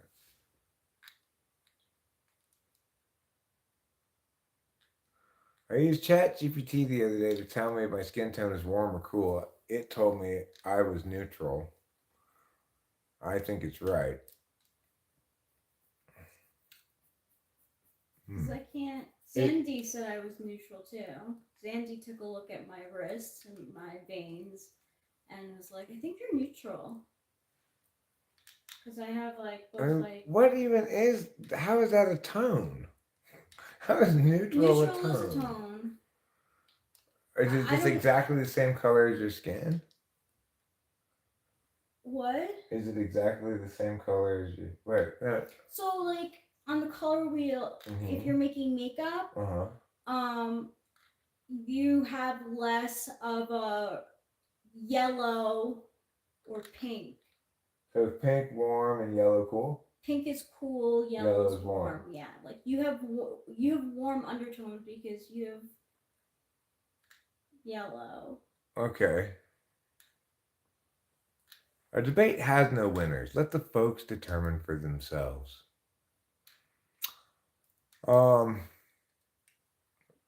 I agree with your second sentence, but not your first one. It is wild how people find connections on random channels in the YouTube.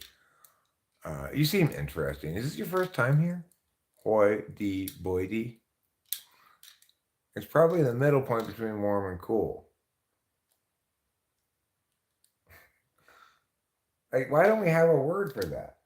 Neither warm nor cool.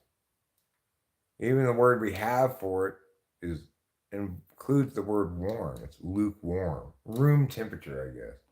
Because room temperature is... See, that's not even correct, right?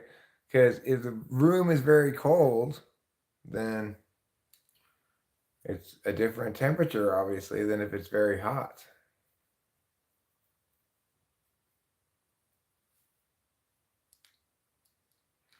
At Reuben R. Alex has debated T-Jump, and he regularly appeared on Modern Day Debate. I've checked in over there recently. Who's Alex? Alex. I don't know. Alex P. Keaton? I don't know any Alex, I don't think. I know,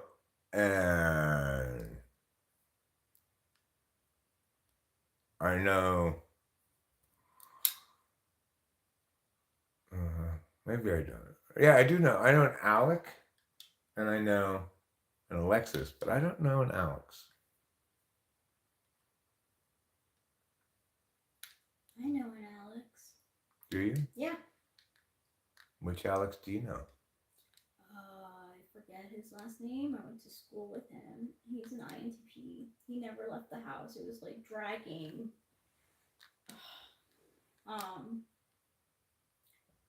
And he always got like for the SATs, he took it in like 30 minutes. It was like ridiculous. I looked over and I was like, I'm like on page 4. Well, I don't think they're talking about the Alex you know. I think they're talking about a different Alex. I think they are. Alex Stein. Who's Alex Stein? Is he has 338,000 subscribers, huh? Listen here, Alex Stein. I don't want to go on a boat. Pimp on a Blimp Cruise Edition? What is that supposed to mean?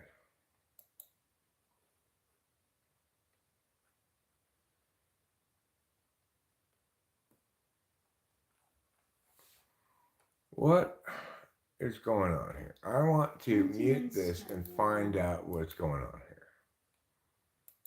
I'm thinking that this is not the sort of video I want to watch normally, but I could be wrong. I'm questioning the title, Pimp on a Blimp. What is that referring to? I could show the transcript, then I wouldn't have to.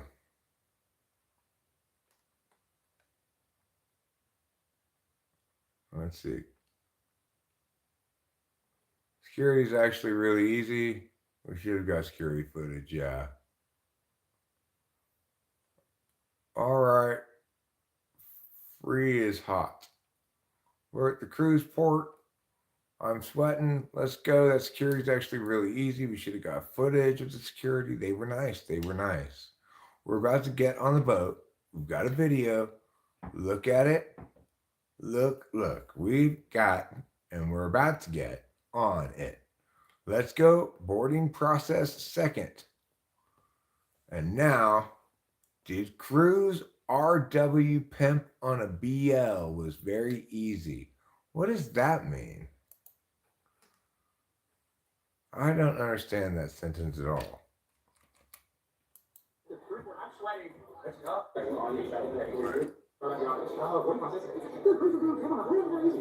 here. Wait. We're here. Enter the sea, cruise terminal. I don't understand that at all. Right, babe, we're on the boat, finally. It took a while. We got here, babe. Look, we're on a cruise. So entertaining, you doing this. And room ready, look at it. Look at it. Over here. Oh my god. This is going to be wild. Pimp BL content cruise coming out. You okay? We gotta check out the room. Look at this, really Caribbean. It's kind of like ganja. We got the cheapest cabin pimp on. We got this for buy one, get one. It was so cheap. We're about to make the best of it because I'm a pimp on a BL, the content cruise. Okay. This must be what it's like for people who don't watch Typology, who don't know about Typology, who listen to me when I'm talking about Typology. They must be like, what is this fucker talking about?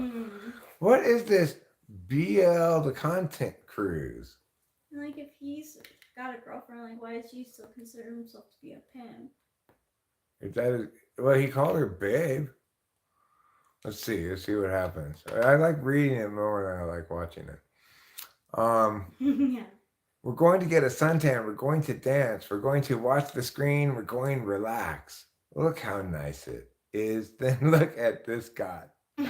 This come to out. Look at this bad boy. Oh, baby. This is going to be terrible or really great. Let's see. Okay, we got to play Dragon Lane. It's kind of nice. You got the table games over here. Look at this. Let's see what the minimums are. 5, you got to get 800 points, I think. You get a free cruise at 800 points, babe. I just can't believe we're walking up these stairs right now. The elevator just went out of service. This is insane. Unlicensed Michael Jordan NBA 32, but same leg patch? Look at this. That is an unlicensed use of Michael Jordan. Even has the leg patch, iconic leg calf patch that's stolen valor. Look at it. Cool. We're really out here, Galveston. Look how gangster it is in Galen. Let's go. I got my beautiful baby and the cruise ship. We're about to win. We're about to win some money in the casino. We're about to go ham, eat some food. Let's go on a BL, drink some Core. Unlimited now. We're in the dining room. Look at it. Bumping have. BL, let's go. That's to eat. You can get whatever you want. Unlimited good. It has bones inside the second Oh one. my god, this is only. You can go with a slow roast prime rib if you want to go with this one only tea. What? This sitting out for a while like this paper. It was like stuck to it. This seems like an excellent video. You can put beats behind it. Right. Yeah, it sounds like It it's sounds so like much like Eat, it. sleep, rave, Yeah. repeat, right? Yeah. And all right, it's breakfast. Look at that. Omelet, hash brown, sausage, and bacon. And I got the omelet little French toast fried rice. I think it's hell on this. These transcripts, I would think YouTube would be able to auto transcript a little better than this. Like, put some punctuation in. How is anybody supposed to read this with your random capitalizations? It's like, it'd be better if they just didn't capitalize any words at all because they seem to capitalize random words. This is the transcript of that video. If you'd like to see that video, you can enjoy this video yourself. I still don't know why he's a pimp on a blimp when they're on a boat. Yeah, he's. Was he ever on a blimp? Does he take a blimp ride at some point during this boat ride?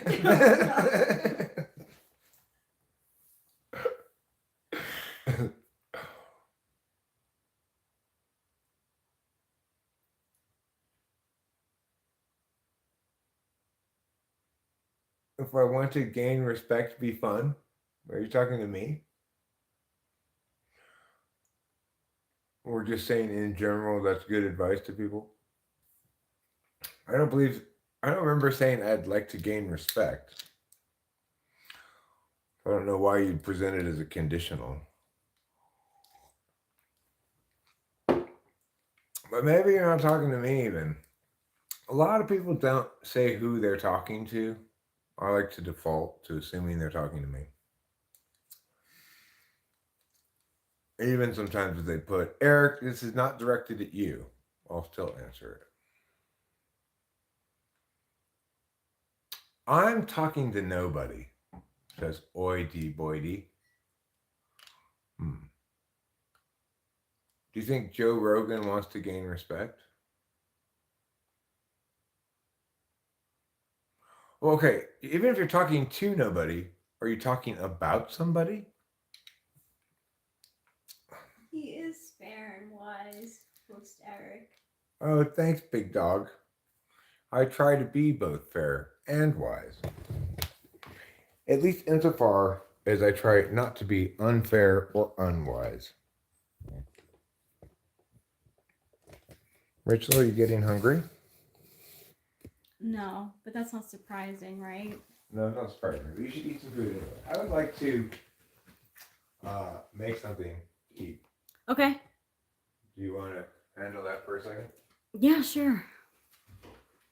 Oh, that's right. I have leftover chicken here. I made enough chicken for 3 sandwiches rather than 2.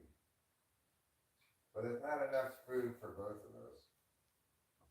I tell you what, I'll make some rice and I just put this. That's what I was gonna say, yeah. That sounds like a good idea. Just make some rice. What's up, everyone?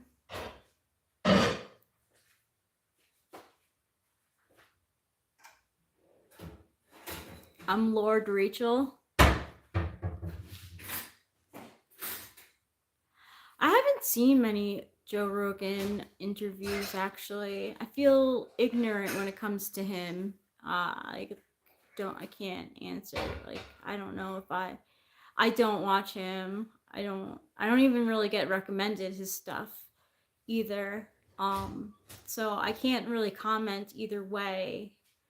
What type do you think he is, Reuben R? Do you have an idea? Since his NI is silly.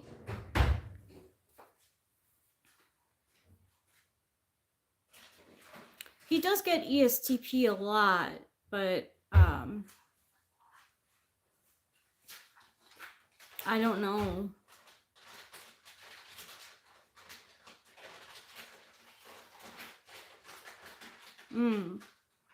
He likes to come across as objective, but he places a bit too much credence on his long shot NI predictions. That's interesting.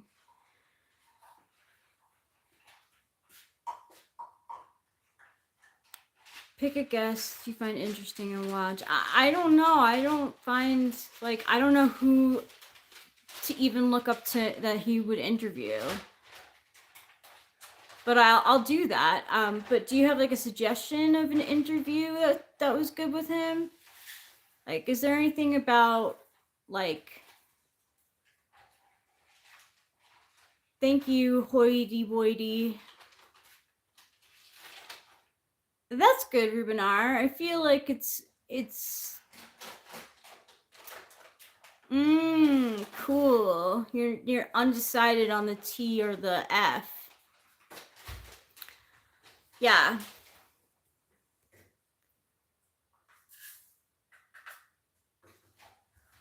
Don't do it. The brain cells you will lose by watching Joe Rogan will never be recovered. I'm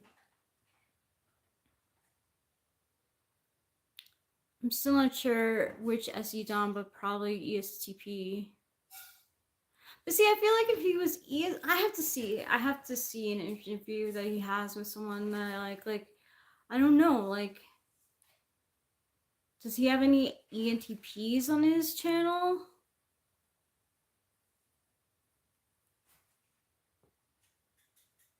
I don't know. What did you all think about the Tim Pool taking money from foreign countries and scripting the show in a way that divides us?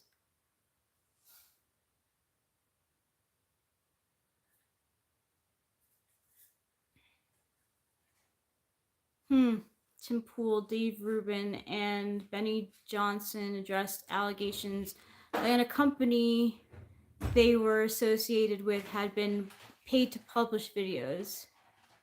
Yeah, that's not cool. That's fraudulent.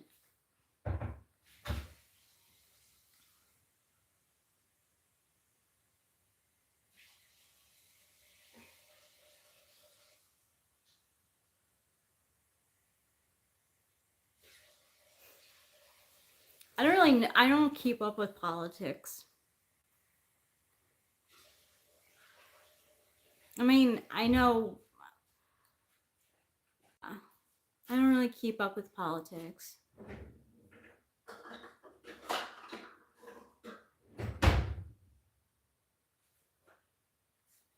In some cases, and this will go to court, they can do stuff that legally, but they have to register as a foreign agent. So there are loopholes.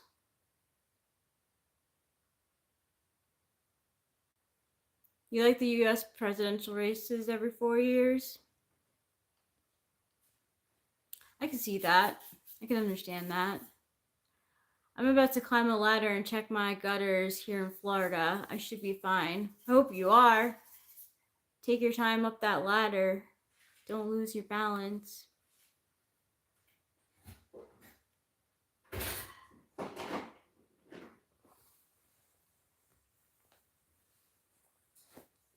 Has anyone been affected by the full moon?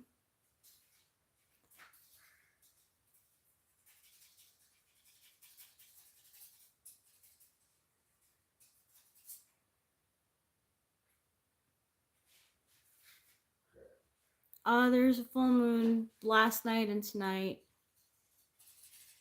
It's super moon. You saw the full moon yesterday, Big Dog? What'd you think?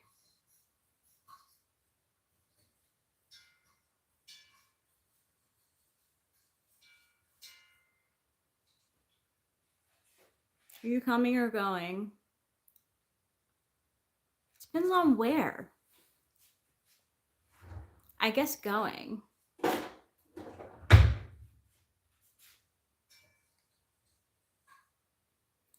had a blow up situation. Could be the moon. It could be. I'm getting in the roof now. I'll take another look. I stayed in away from the crazy. I don't know if that constitutes affecting me though. Jonathan Earl. I stayed up, but it was like I stayed up a whole night, but that was because of the Adderall. It's like that song, Hoity Doity by the Talking Heads. We're on a road to nowhere.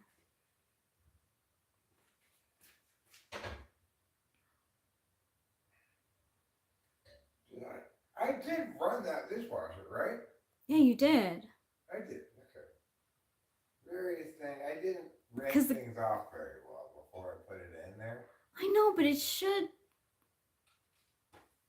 Well, it should get it off. As long as it went through the dishwasher, then it's been like sterilized, you know. Yeah, you did.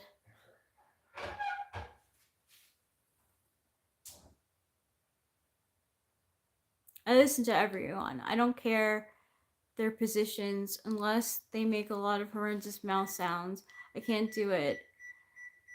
Miss Ophonia hurts. What other kind of mouth sounds don't you like? Like, what do you think about the way that Drew Barrymore talks? Can you stand that?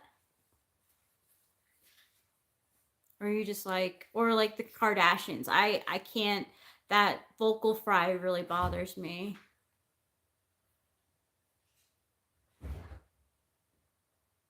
We're on the road to nowhere.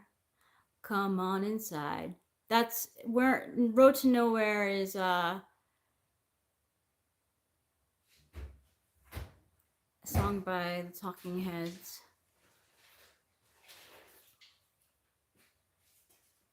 That's so weird, G, that Kamala doesn't do any rallies or interviews. Rogan reminds me of my roommate from 10 years ago. I had him take a test and he got INFP. I was thinking, no way, ha ha ha, are you an INFP?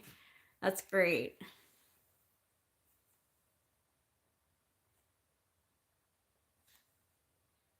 I hate vocal fry unless she's really hot. Oh, vocal fry is like.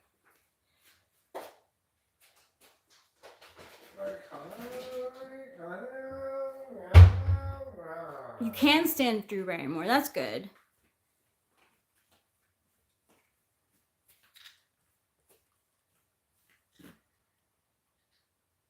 The best vocal fryer is Nick Kroll and that fake show. Yeah, it's the Nick Kroll show of the like. With the two ladies with the same name. Yeah, yeah. Whatever it's called. 50 First Dates is not sad. I mean, I guess it's sad because she's like temporary memory loss, but they make it like the ending is not sad. You can stand the Kardashians too. It's annoying, but it's not like an over-compressed mic capturing every swallow in, opening, and closing of lips. Oh, ew. That noise isn't comforting at all. I can't stand the Kardashians' vocal fry. It drives me crazy.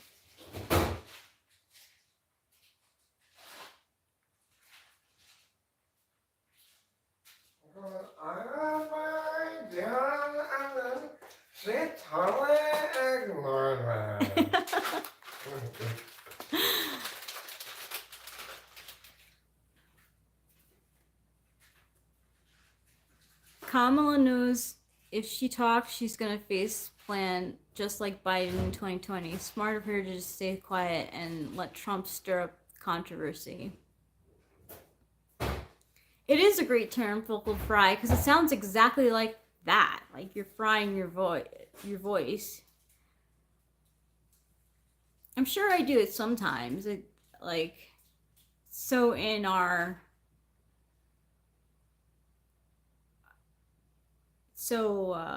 all over the place. A lot of people have it. Thank you, hoity doity. I like painted nails. I'm just lazy. I mean, like, Biden stayed away from doing any sort of rallies was smart. Well, yeah.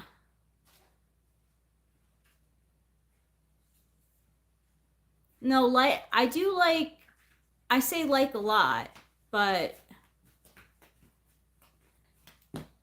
and I vocal fry a little bit, but I'm not like, you really should be more like that, because when you're more like that, you're just more like, I can't even do it. You don't say like too frequently. Thanks. Believe me, I would notice if you did. Okay, thank you. Thank you very much.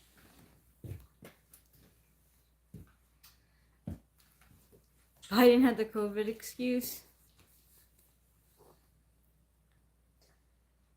It's okay. I am taking the compliment, hoity toity. Try more fry. Because you guys, if you want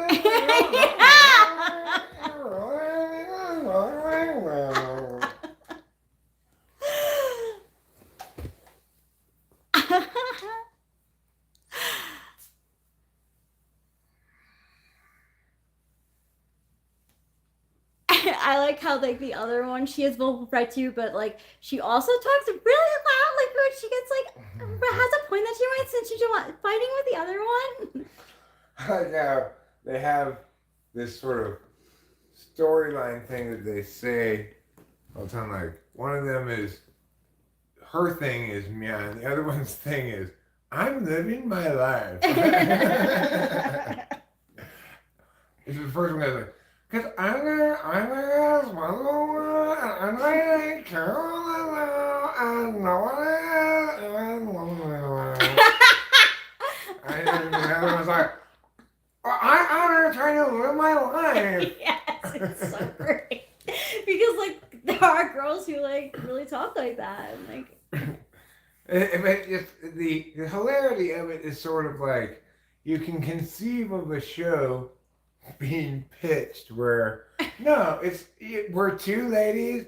I'm the one who's meow. And I'm the one who's just trying to live her life. That's a thing, you know.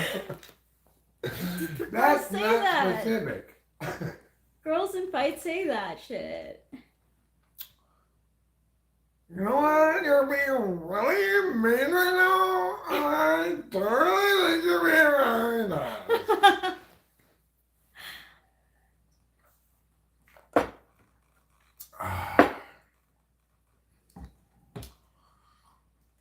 Look, you've got two terrible candidates. Let's just leave it at that.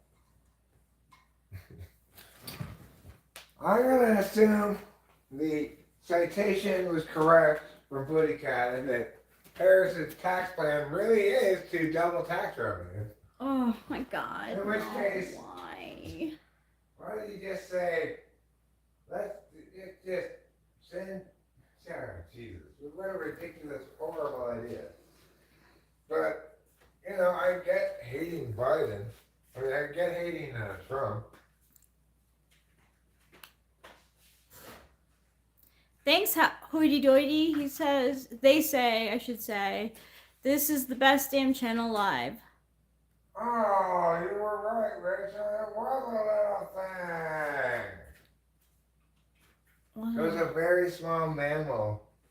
Oh, it was? What? Oh man, I thought it was like a cherry or something. No, I didn't it's see like a little long-tailed, I don't know, like kangaroo mouse. Oh.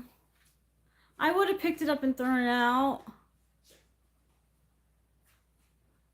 That's okay. I just feel bad for the little thing. I do too.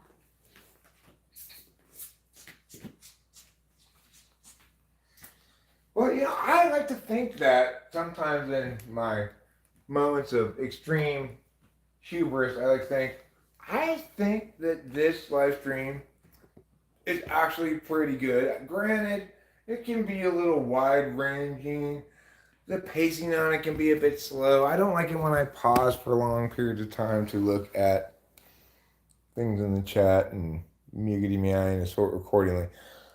But I bet I compare well against alternatives in terms of quality of, but at least quantity of things that might be potentially interesting, amusing, or whatever. At least I will engage with your chats directly, etc. But to the extent that they're getting the algorithm right, then you have a 1-to-1 correlation between quality and success. Good morning, Raul Reader. Hi, Trouble.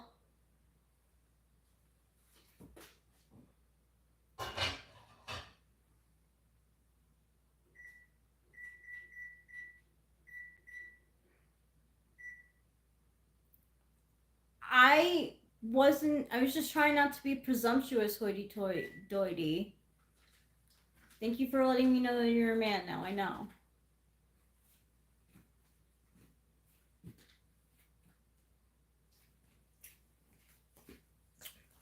I don't think either Rachel or I will henceforth call you they, them, because after all, as we know, your sex,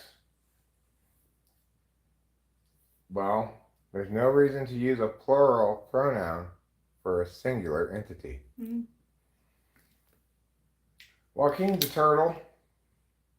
Are you a turtle? My pronouns are dick, cock, and schlong. Ooh. That's how manly I am. What are you gonna get, Reuben R?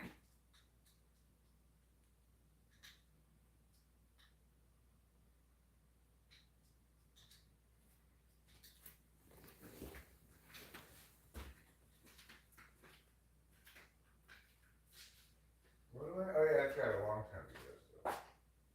Oh, you're not going to do. You're not. He, she, her are my pronouns, of course. I mean, I am cis female, so. She's a real live woman, head to toe. Yeah. I've thoroughly checked.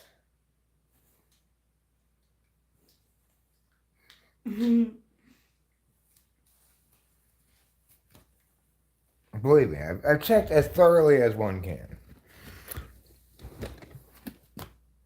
I found no sign of a Y chromosome anywhere. I look like a wrestler. What do I look like I wrestle? Thank you, Trouble. He looks like CM Punk. I don't know who that is. Big Dog doesn't want to get canceled. Well, I wouldn't worry about it, Big Dog.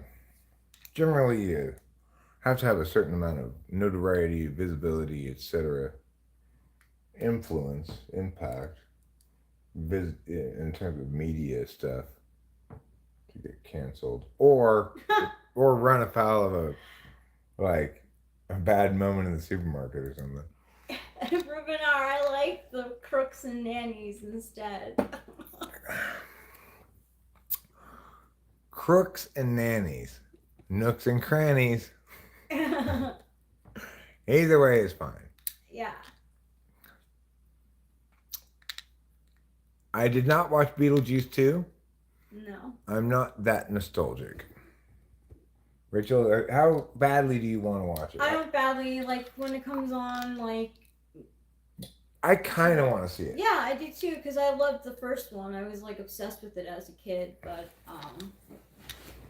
I don't want to go to the movie theaters to see it. When they do nostalgia just right, I'm totally down for it. Like, for example, Cobra Kai came out. I was like, oh, fuck yeah. I'm all over this Cobra Kai. This is my teenagehood movie life memory. You know, going to see Karate Kid 2.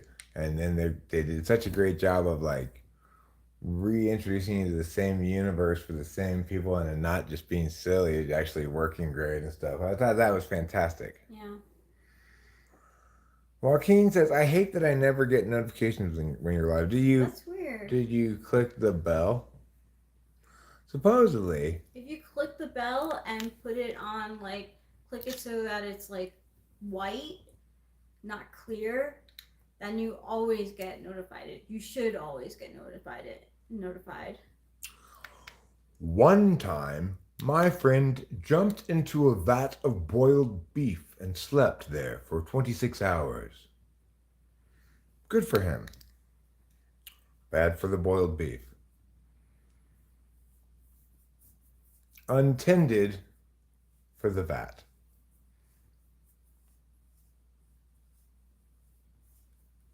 I mean, there may be such a thing as kind of like shadow suppression. In other words, you getting punished in some way by YouTube without them informing you of it.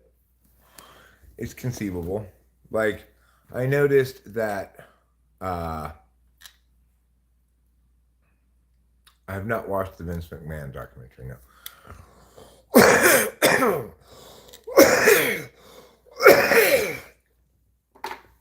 I feel like the perspective is a little weird because this isn't really a big coffee cup. I think it's pretty standard size, would you say? Yeah. Yeah. The thing that makes it look big is the fact that these drink holes are small. Yeah. These drink holes are not big enough for a regular mug. I mean, so that's why I get this one.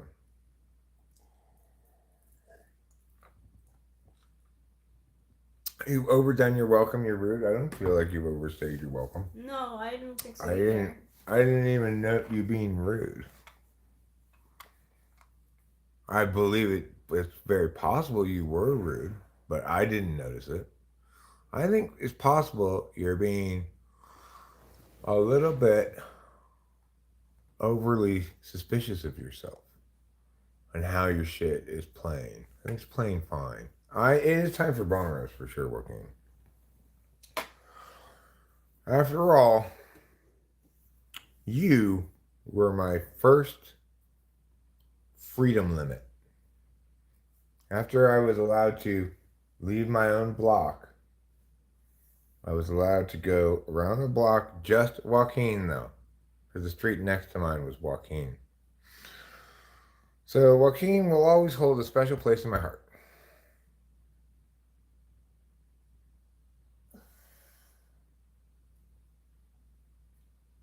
Raul Reader is from the exotic land of Bangladesh. Earlier in a stream, if I'm not mistaken, he threatened to invade America with wooden ships and scimitars.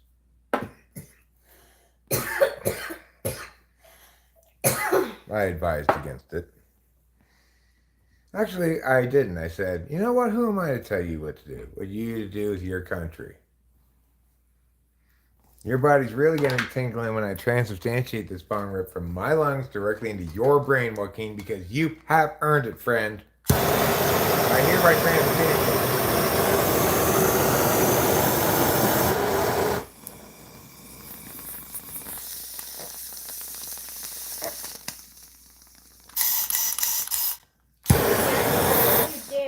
Don't you dare think about taking that chair. It's like it's gonna smell like weed in here, and I don't like that smell.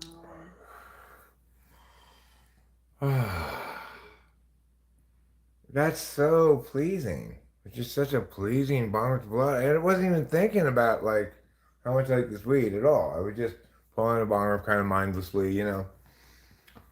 After I blew it out, just like, what wonderful weed. I wouldn't necessarily say it's more stony than the cherry pie. It's differently stony. But man, does it smoke good. And I like the high. Whether it's more or less, I don't know. It definitely gets me high. Me too. And continues to get me high even after I smoked a fair amount of it, you know. That's pretty nice. Feature. So the moral of this story is science does not necessarily make something better. Ever since you got science in the mix with marijuana, you've seen a bunch of strains always hitting new percentage highs on the THC, but the quality of the actual getting high going down. What's going on here? Well, I blame science. Back in the olden days, they bred strains because for weed they liked, for a variety of reasons. It smokes good and yes. They didn't have this singular metric that if you wanted to sell at a high price to stores, you needed to hit a high number on this one test. How was your guys' day today? How was your day today, Rachel? It was good. I had a talk with my mom. Then, 1 second, sorry. Okay, there, sorry. Then, joined Eric at the end of his typing session, which I was not paying attention to. Cause like I felt like I was jumping in, so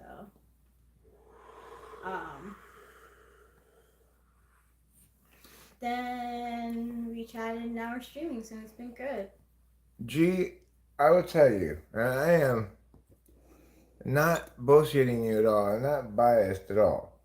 Like, the cherry pie stacks up fine with the weed from the store. It's just as good as the weed from the store. It's probably more stony. Because really, the most important factor in how good your weed is timing. If you get it at the peak of freshness, perfectly well dried, but it's a relatively small window of super awesomeness, right? So, but that's when you really get to experience what a weed is in its truest form. Is you harvest, you manicure, you hang it in a closet for 3 days, and you smoke it that next day. Then that's when you know how good your weed is. That's the primo moment for the weed, whatever kind of weed it is.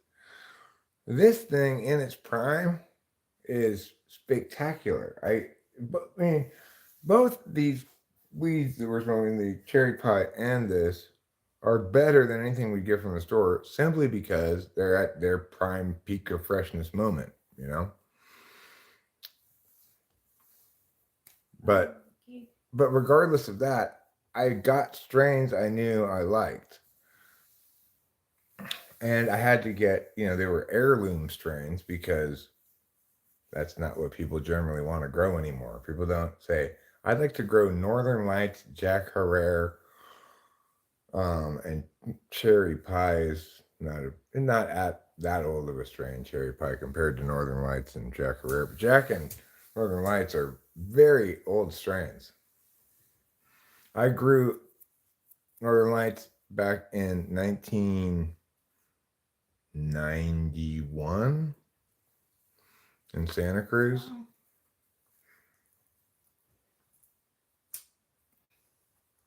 Can I have the lighter? Yeah, take it away from me again. No.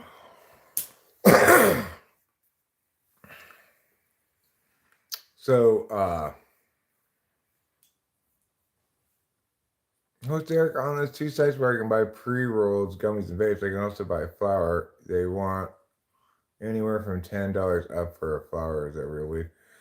Yeah, I mean, like, retail price for top shelf weed is gonna be $10 a gram, maybe a little bit more. In California, maybe up to 15 a gram. If it was 15 a gram, then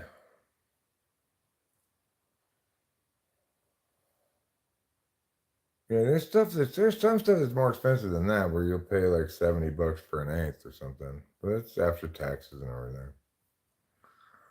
I want 600 for a QP. Well, QP's 4 ounces. It's not bad if it's. I mean, the thing is, there's never any reason to get a QP of weed unless you're trying to sell weed. Because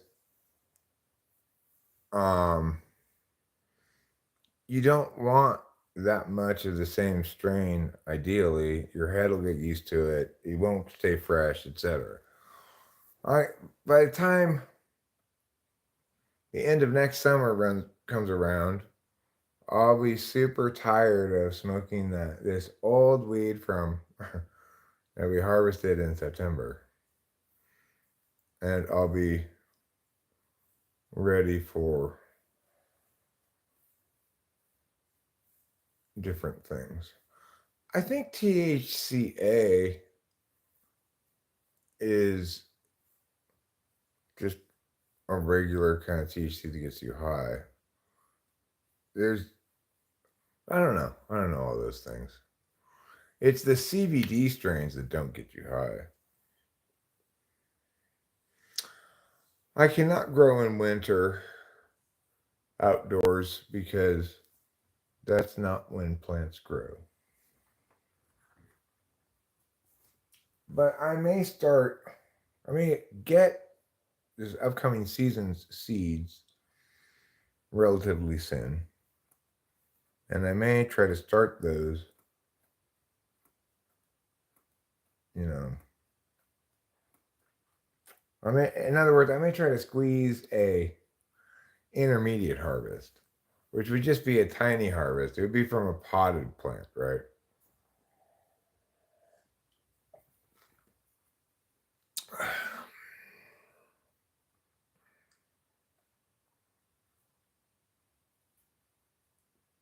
Right. So that's the same with weed, with all weed, is that you have to heat it to a certain temperature to activate the cannabinoids. If it's in an edible, but it's not heated, so in other words, if you're getting edibles that have THC in them, then you need to heat up those edibles to 100 and something degrees for some amount of time in order to activate the THC in them before you eat them.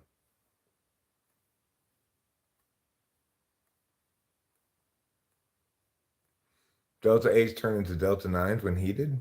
That might be true also. I don't know. But I do know that to activate the THC, it needs to.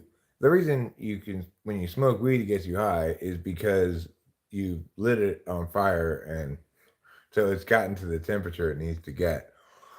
If you were to try to, just sort of get all the little crystals off it and insufflate it against a membrane, then it wouldn't get you high. If you were to try to boof some buds, it wouldn't get you high. Not very, anyway, because it's conceivable that some of the other cannabinoids that don't really get you high, like CBD, they might work the same regardless of temperature. I don't know. Fake want to be high when I smoked it? Well, probably kind of like the weed we smoked in Hawaii, which was, I think, CBD weed. It tasted like smoking weed, but it didn't get you high. And it was kind of weird. It got you kind of a little high, sort of. It was better than having no weed at all, I guess. Yeah.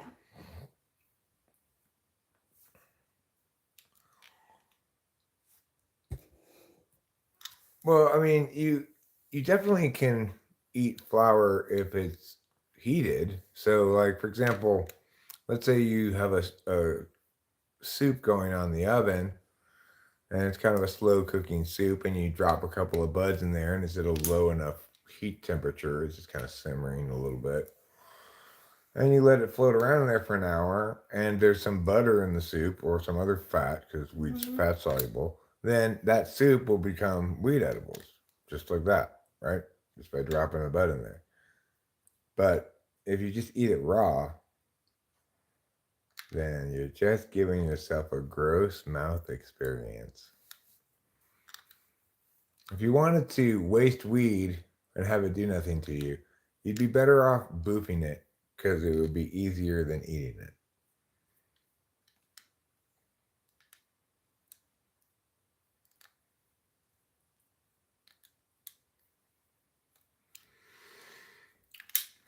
I mean, it's nice to try new things. You know, I'm trying Wellbutrin today. I will tell you that I think it could still be the Prozac. But I think the Prozac coming into this Adderall bottle made me less fiendly. We'll have to see how that plays out in the coming couple of weeks. But I'm dreaming of a world where someday I take my medication as prescribed. What a strange world that would be. I don't always. No, you don't. But you know, you're not being like, wow. But we just gotta binge it hard this time, don't we? We just gotta. We just got the bottle. We gotta take a lot of Adderalls right now. That guy, you know, I want him to say, yes, Eric, just chill out. Just play cool.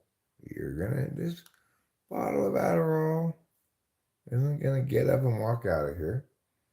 You can just leave the pills in there for a little longer than usual. That'll be fine.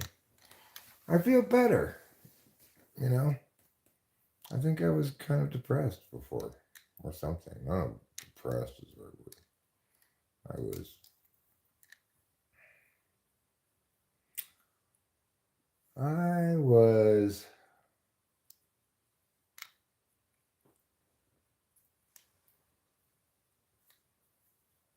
I don't know what you call that. I was saying things like, I was saying I hate myself a lot. I don't want to grow mushrooms. I might have to because I don't want to drive all the way to Oakland to get mushrooms. It's so far away. Yeah. And it's not far enough away to be an overnight trip, really. Not that I don't like overnight trips anymore, basically at all. You know, I used to, when I was a lot younger, I didn't necessarily like to travel, but I loved staying in hotels. I thought it was fantastic. It's like, oh, we're staying in this room where it's like everything's convenient. You lie in the bed, there's the TV, and you know, it's got a different bathroom. It's different than usual, and hey, what an experience! Now I just think of hotels as differing degrees of less comfortable than home. Maybe it's because I have a comfortable house. I don't want to grow anything in kitty litter because kitty litter has a strong association in me with poop.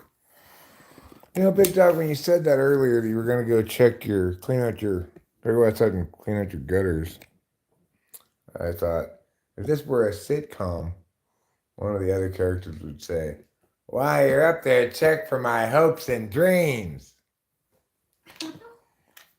And then there'd be laugh track laughter. This sitcom wouldn't last even one full season. It would get like 3 episodes in and get canceled, you know? Yeah.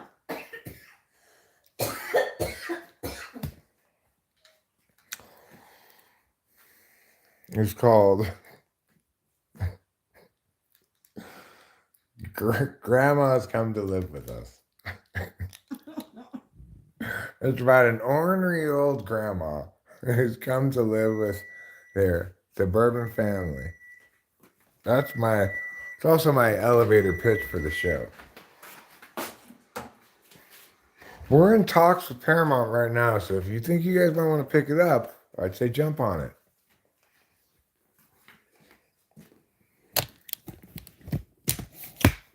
Elevator pitch. What do you think about the title? I think it's a good title, too. It tells you everything you need to know about the show. Grandma's come to live with us.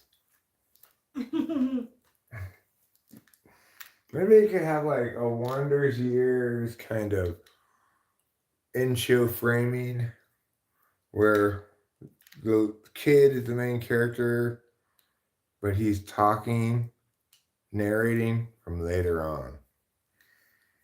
You know, the year was 2012. Everything was fine. There was this girl at school and that here and there. Until one day I came home from school. What? Grandma's come to live with us? And then the theme song starts. That's the intro to the show. That's good. It's a little Really bumper good. at the beginning of every show, you know. And then they have very like broad, obvious jokes like the boy will come down and he'll see these little rolly things and be like, slip on them on the floor. And what are these? Oh, they're the rollers for my hair. Really, like, just horribly written, just outdated jokes about old people. They can't even keep consistent the era from which she's supposedly from, you know. Her going, I remember that. The Great Depression. Then they also have her saying things like, that was back when I was a young lady in World War II.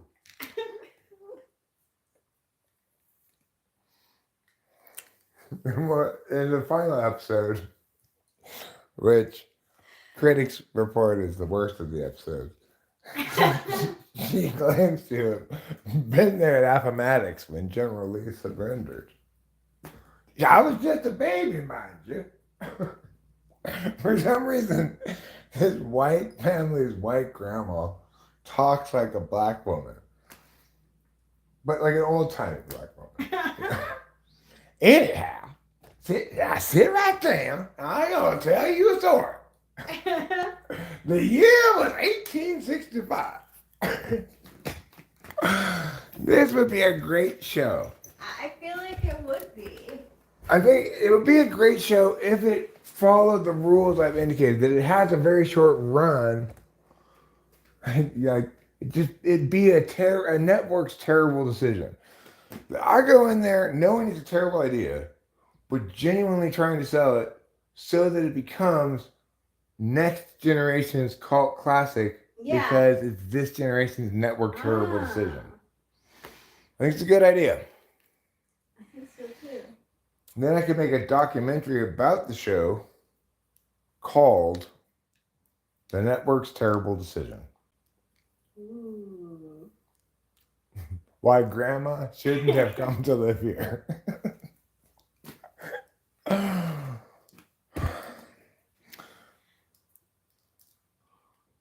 Yes, that's called Small Wonder, okay? It's not a movie. No, maybe you're talking about something else. Small Wonder is not a movie. It's a TV show. It starred some girl who is a terrible actor playing a robot. And she says things. Yeah, it's so weird. It's like, toast. Oh, you mean burnt bread. And then, it's horrible. It's the worst.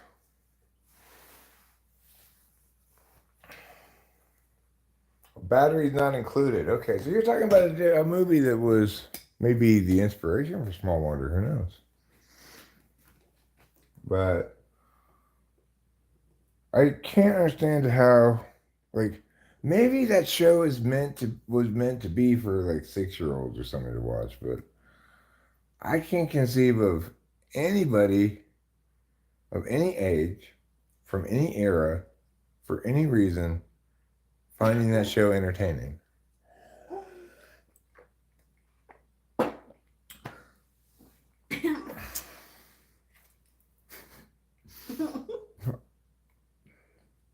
How did that become the way that robots act anyway? You heard that. Who decided that robots do this a lot? I am a robot. Why the hell are we doing this? Well, gee, we're not talking about that movie that you're talking about, okay? We're talking about Small Wonder. Because in that show, Small Wonder, there's a robot. Except here's the twist. She's a little girl robot that I guess her dad made in his workshop with the backstory. Which, pretty impressive. Pretty impressive. You'd think, given all the things he could get, dynamic and perfectly smooth, like, she looks just like she's got regular human skin, but he couldn't, and all the intelligence he was able to program into her, but he could not manage to teach her to move her arms in a regular way. Oh my God, honey, I'm so frustrated. I can get her to solve all these problems, but I cannot get her to grasp arm movements. Vicky, yeah. Remember Double Dare? I do remember it because I think it was on when Delilah was a kid. Or she was quite young though when it was on, it seems like. It's one of those dumb like kid game shows where they get dumped with slime or something. Or, oh, he fell in the bottle of sour cream or some shit like that. Couldn't watch that stuff. Couldn't watch it. Delilah didn't like it either, so it was fine. But I am familiar with it enough that it must have been among the offerings on Nickelodeon at the time when Delilah was watching Nickelodeon. Beakman's World. I don't particularly remember Beakman's World.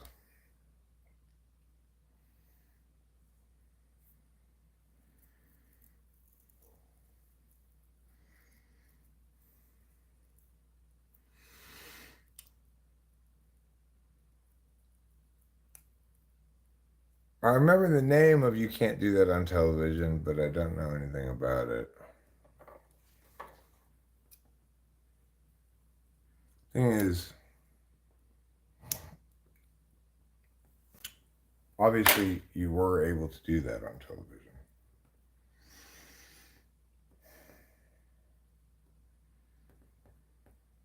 If I had been a child, I'd have stood up and screamed to the television, "You lie!" at their title. Think of it like a cool Mr. Science.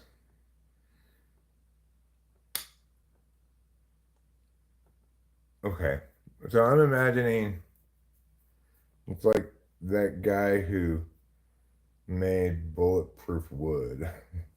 I think of that as cool science. Did you watch that with me? That YouTube video? No? I don't think so.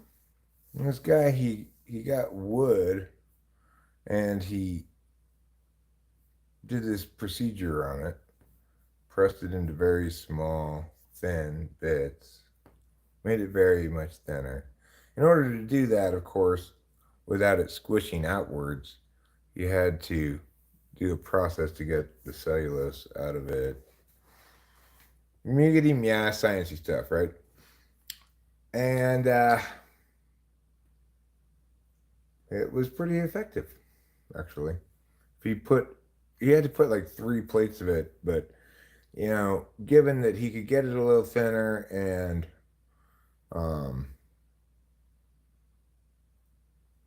And get, he could get better results with the same technique, sufficient that it would have been thin enough probably to actually be usable as body armor.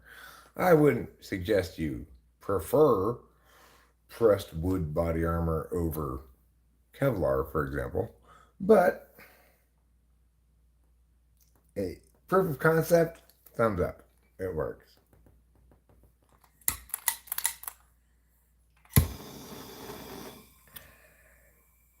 Mr. Beekman's workshop was like Mr. Wizard, but way cooler.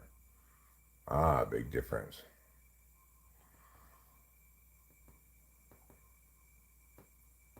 Lost in Space. That's a little bit older than my. I don't think that was ever in reruns when I was a kid, that I recall. Flight of the Navigator.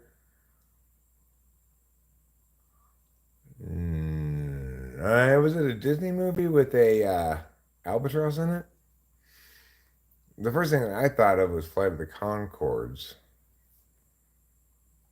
which I do remember. But Flight of the Navigator, I think, might be that Disney movie with the albatross in it. Have you seen what they're doing with cross timber laminate? No, I've not. It's a 1989 movie, and he has a one-eyed monster.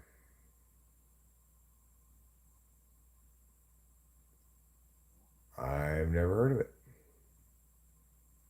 Oh, Lost in Space is why robots move their arms like that.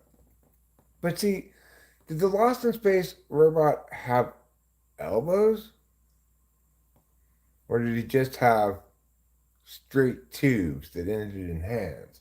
It makes sense to move your arms like that if you don't have elbows. Like, to move your arms, not like that though, but in the way that you would if you didn't have elbows. Then it makes sense. Why would you apply those movements that are native to a robot with no elbows to a robot that has elbows? C-3PO didn't have a sexuality, okay? He was neuter. That's why he had the junk of a Ken doll and the propriety of a very fussy communication robot.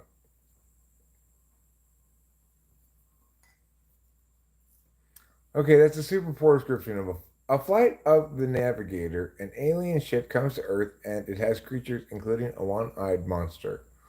And the kid finds his way onto the ship and takes off. He approaches the speed of light, and everyone on Earth ages, but he doesn't.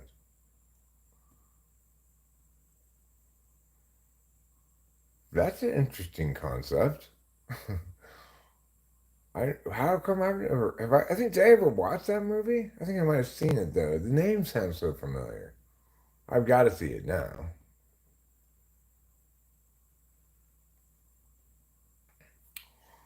Winston's mom, if Acacia doesn't trust you with an address, then Acacia is unreasonably paranoid. Winston's mom, I was gonna ask actually if you can send me a sticker or two.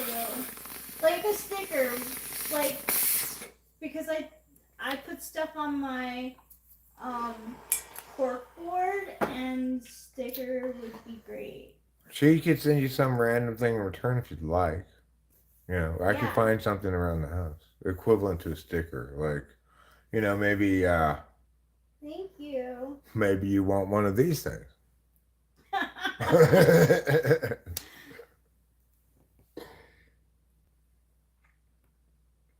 I'm fibbing? Acacia? That's just not possible. That is not possible at all. Okay, so never-ending story. I feel you, dog. If you don't mind, Akeisha, you can send me a mystery batch. Mystery surprise box is something that people sometimes like to get. Sometimes Yeah. I've been known to get a mystery surprise box. You might say, why would you get that? Basically, someone saying some random shit. Well, because you never know what you're going to get.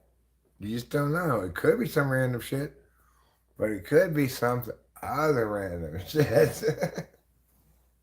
Could be some different random shit, too. You just never know what you're going to get. Cool, Acacia. I'll like put them on my board. I have to like change up my board anyway. I've had the same for like a while now. Never ending story. Well, I had to leave before it was over. Oh. That's just a joke about his title. Oh.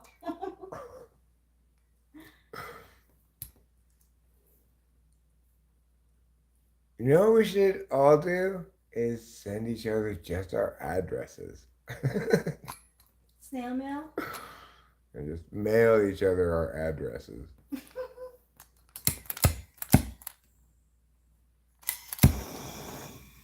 I actually don't remember the Neverending Story very well. I don't think I liked it a ton, but I may be confusing it with Dark Crystal some, which kind of had a similar puppety muppety vibe, you know? I think I also don't like that Disney movie that involves the albatross, whatever it might be called. I now know that it's not called whatever that other thing was that you're talking about. It's not called.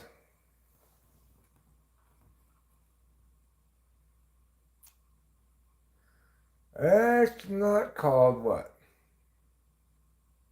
Flight of the Navigator. It's not called Flight of the Navigator. It's also. Childhood Princess Rotten Falcor?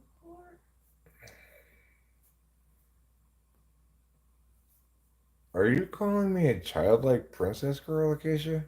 I mean, I appreciate you speaking your truth, but it's kind of emasculating. So, what was that? I've seen Baron von Munchausen, for sure. Page Master, I don't know. What about Last Starfighter? Great movie. I remember liking that one a lot. Okay, Eric, I'm going to message in your Insta. Okay. You go right ahead, Raoul Reader. You message my Insta to your heart's content.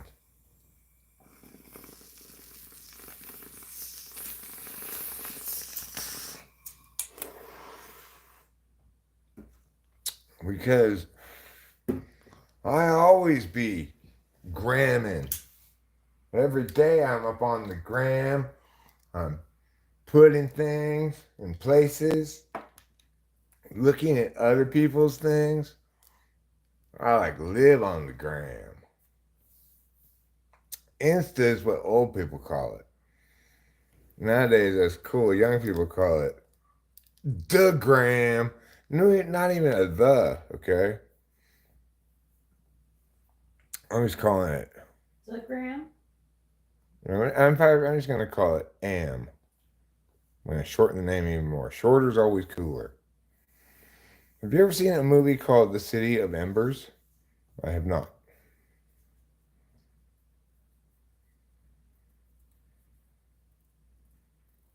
I don't know about y'all, but my future mate drawing is signed and framed because, Big Dog, you are a smart art collector.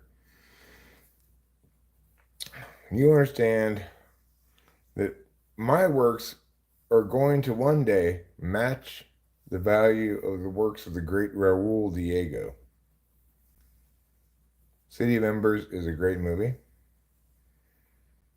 Well, it's not a great title. I'll tell you that right now. City of Embers. It's like, by the time I got here, the city is already almost burnt down. Forget it. Doesn't that make you not want to go to see that movie? I think so. I remember Jessica's scoliosis, sure. She's coming right back to me. The vision I had when I was channeling your soulmate.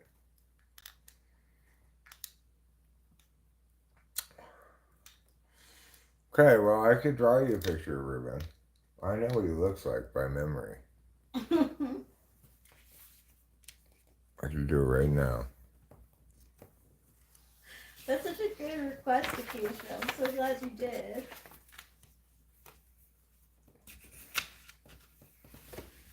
Okay.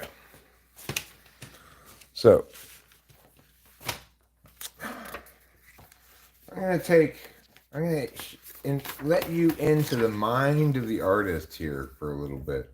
I'm going to share with you my process. Because when I'm drawing a soulmate, the process I'm using is I'm having my inner self describe to my inner police sketch artist what the person I'm drawing looks like. So, if I were to describe Reuben to the police sketch artist, or start drawing, I would say we're going to start at the top with some hair. It's got some hair. It goes on the top of his head. And that it's not particularly long hair, but that it's not super short hair either. He's kind of got this flip my hair thing going on occasionally. And then I just tell the police artist he has a round face with two eyes that are kind of olive shaped. He's got a regular nose and a regular mouth.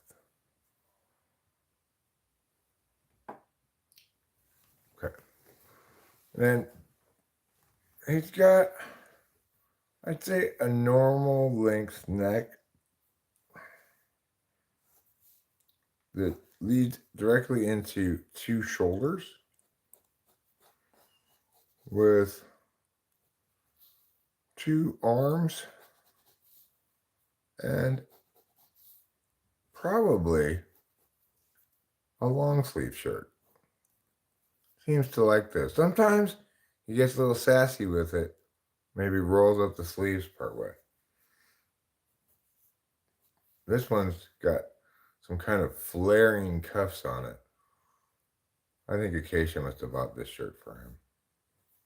It doesn't seem like Reuben would be so flashy with his cuff flare. And, just to show that I may have a button down shirt, that doesn't mean I'm stuffy. He is going to have it untucked. That's right, because that's the kind of regular guy he is. He doesn't mean to position himself as fancy or anything with his button-down shirt. He just enjoys the flexibility of one article of clothing being both shirt, coat, potentially overcoat. Long sleeves means it doesn't matter what the temperature is outside. Now, let's look below the belt. Keep your eyes above the belt, they say, officer, but since I'm describing this perp to you, I'm going to have to describe what he looks like. So, did I mention he has hands? He does. He has two hands, and they're regular hands pretty much. Now, what about his pants?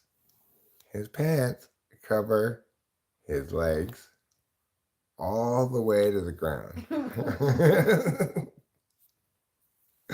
And he has button fly pants on. I don't remember for sure that he had button fly pants on at the time when I'm describing him to you, officer. We're going to put a couple of extra buttons there. He's got the kind of buttonfly pants that have 6 or 7 buttons down there. Wow. Okay. And he's got artfully torn hole in his pants. There's a hole. There's a hole. Because again, he doesn't want to seem too stuffy. But he also has on a shiny cufflink. Because he wants to look a little bit fancy. A shiny cufflink. Okay. Now, unfortunately, Mr. Police Artist, you didn't leave enough room for his feet. We'll just stick them right there at the end of his legs. And I've not really looked underneath his shoes that much, but I'm going to assume at the end of his feet are toes. Okay, there we go. Now, he kind of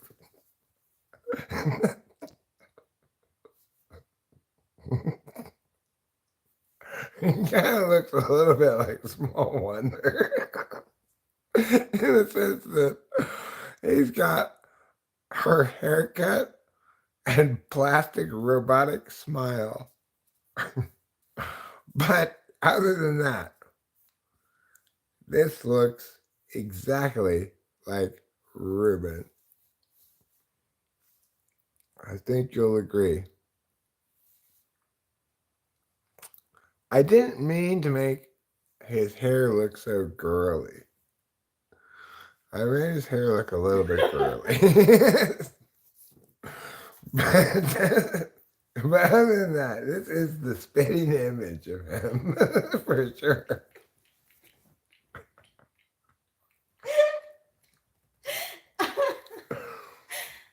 You can tell it's him because he has on a name tag.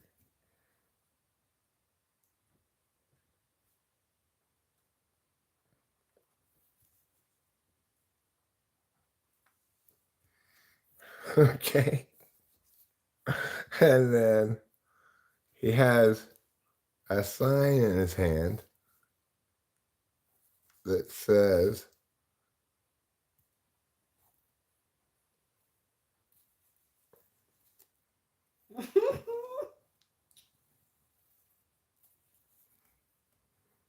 Acacia's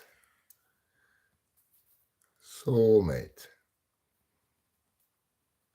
Aw.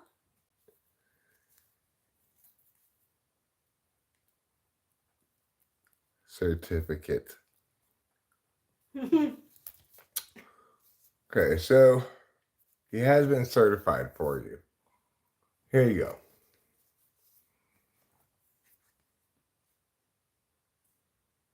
What do you think, Reuben? Are you looking at the screen or are you looking in a mirror?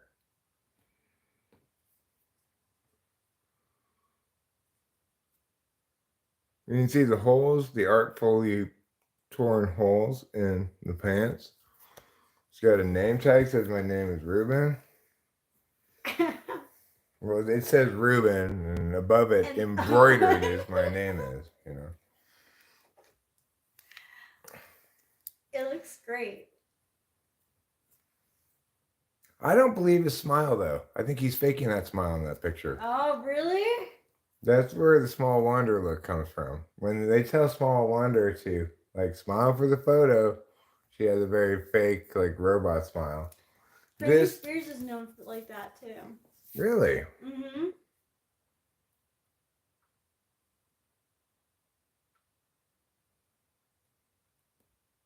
Oh, yeah, you have to sign it. Oh, it needs to be signed, sure. I'll sign it on the back.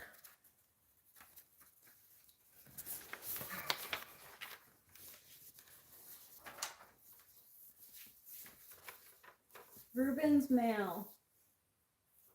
I don't want to speak for him. Host Eric, I'm signing this. I mean, obviously, And I am going to indicate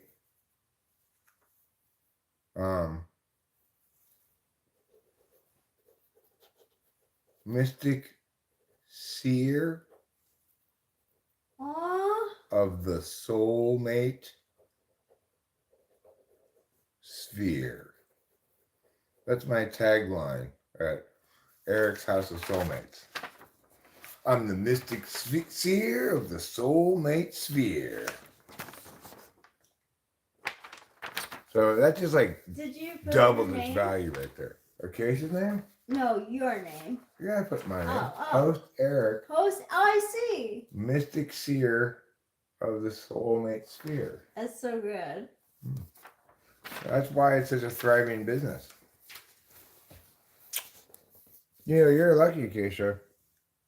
I have thousands of people a day offering me millions of dollars for one of these. And I decline most of them because I don't have the vision in my head. In this one, I could signed see it. your soulmate. I signed it as Acacia.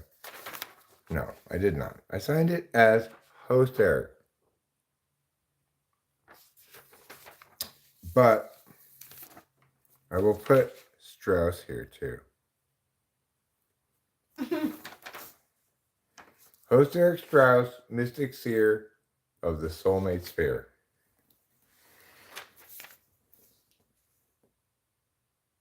The thing is, did you recently, by any chance, shave off your eyebrows?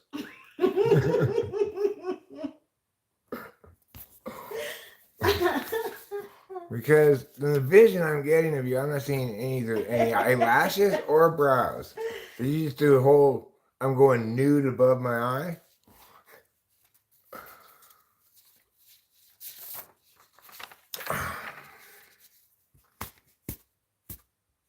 I know, thank you, so valuable but invaluable to me.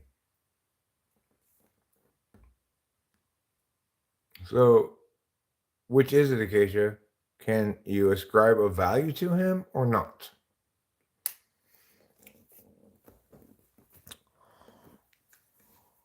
Oh, Acacia, it's fine. I know. I understand.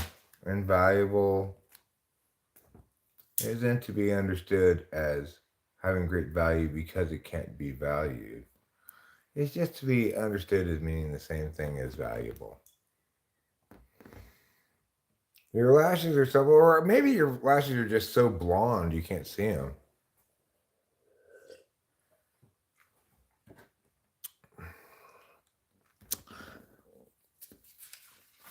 The thing is, you probably look more like Vicky from Small Wonder if you had eyelashes, because even though she's a robot who can't move her arms right, she had both eyebrows and eyelashes. Oh.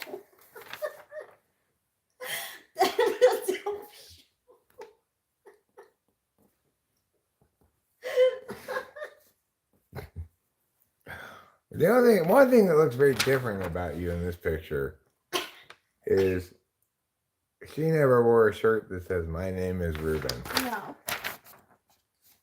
Nor does she ever hold a sign that says, I think it's a sign. It might be a balloon. It might be a balloon. Yeah. I like Could be a that. balloon. How many drawings of yourself have you done, Reuben? The thing is, how do you draw a picture of Reuben? Well, you think to yourself, does he have a beard? No. Okay. He's a dude, so he doesn't have boobs. There.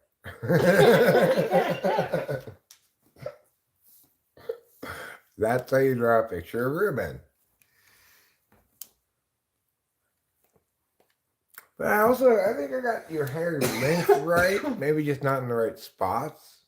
It's like maybe it's longer in a different spot than the sides here. Like I don't know, maybe it's long in the front. I don't remember that clearly. I don't remember what your hair looks like really. But It seems to me that you kind of have an occasional sassy flip of the hair like that character from Wheels, Ontario. Did you improve it? Oh man, we've all had them haircuts. It's kind of like Kurt Cobain, or Kurt Cobain, I think. When you say this is a Kurt Cobain. Sure. Yeah. But Kurt Cobain never looked this happy. No.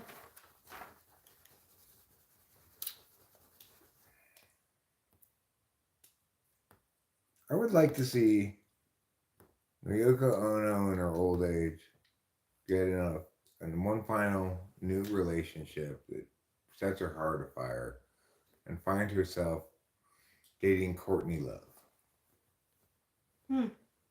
I think those two would be able to share a common narrative. Yeah, they do. Both of our famous dead genius husbands have been dead for a long time. Oh. But we're still here. Now, let's start scissoring.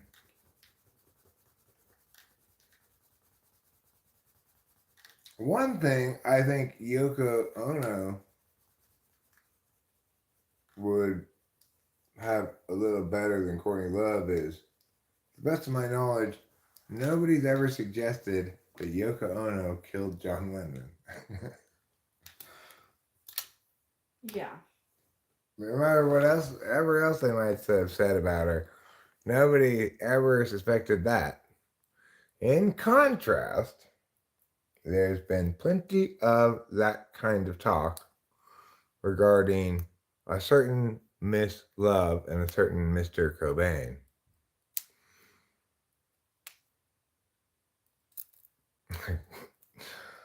Okay, Jonathan Earl, that is the right thing to say right there. Excellent job. Except it does so happen that I don't think Yoko was responsible for the Beatles breaking up. No, they're so done. But when one says, at least Yoko Ono's never been accused of killing John Lennon, unlike Courtney Love, Yeah. the correct thing to say is, yeah, she just killed the Beatles. That is the correct thing to say, whether it's true or not. It is. It's the perfect punchline. It is the perfect punchline. Good job, Jonathan Earl. I give you Wonder points. You got 2 Wonder points because she said points. So congratulations. Is it Wednesday? I think it is actually. Oh my God! Are you the first ever? Yeah, no, Wednesday. The second ever, I think, 4 Wonder Pointer. You just cashed in on 4 Wonder Points, and I think this is only the second time that anyone's ever gotten 4 Wonder Points in one sitting, and in one fell swoop. It was also on a Wednesday. I don't remember what it was awarded for, but you just tripped and fell into a massive pile of 4 Wonder Points. Congratulations, sir. Congratulations. Seems like when host Eric mentioned his new shorts video that it took at least an hour to upload. Psh, yeah, okay, so that's the right thing for you to say too.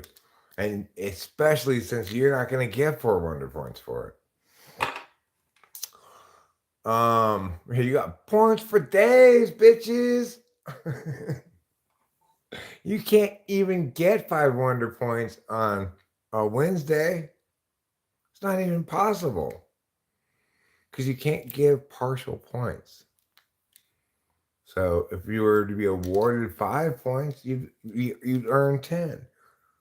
If you were to be awarded 2 points, you'd earn 4, but there's no way to be awarded 2.5 points, so you can't even possibly earn 5 Wonder Points on a Wednesday. It's logically impossible. These 2024 Wonder Points don't quite boof as well. Well, we did change a few things in the recipe of the Wonder Points. We changed a couple of ingredients out. We outsourced a few critical components to a few shady Chinese machine factories, but I'm sure you'll be fine. Mine was my rollover point from the other day.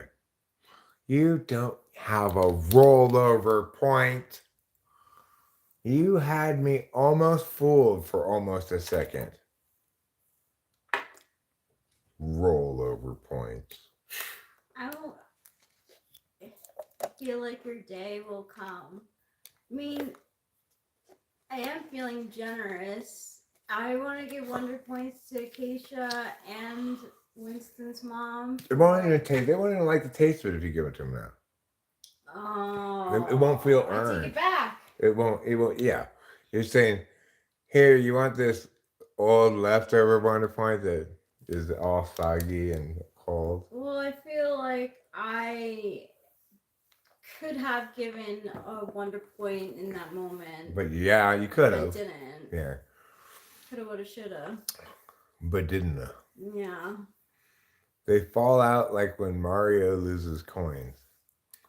Is that how many wonder points you're carrying around, big dog? Wow. I'm not super familiar with the reference because I was never into Mario. The Mario game that I played the most of in my whole life was Mario Kart, which is not legit. That's so legit. That's the best. But I don't game. think coins fall out of them.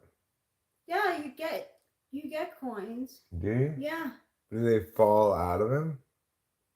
No. They fall out like when Mario loses coins.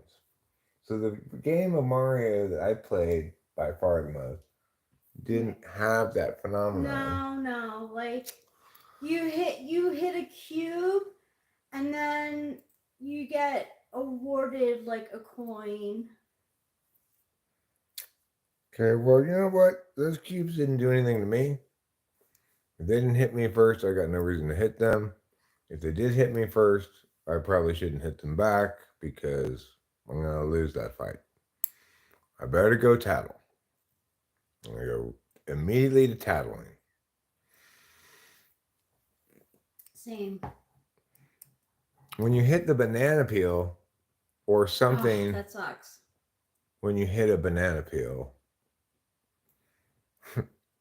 when you hit the banana peel or something, when you hit a banana peel, I'm not sure if there's more message there than when you hit a banana peel. But I know what it is.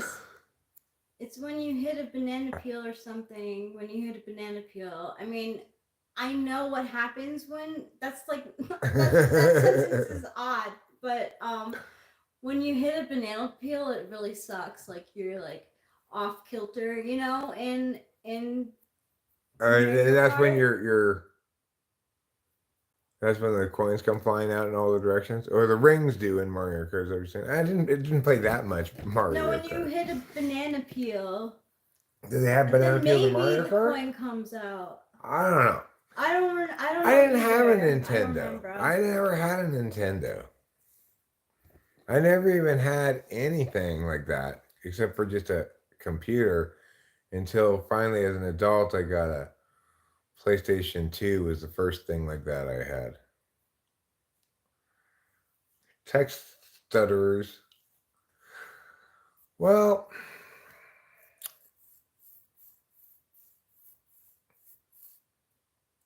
it's a disease of the digital age. He's actually only stutters in live chats. When he leaves comments, he doesn't stutter.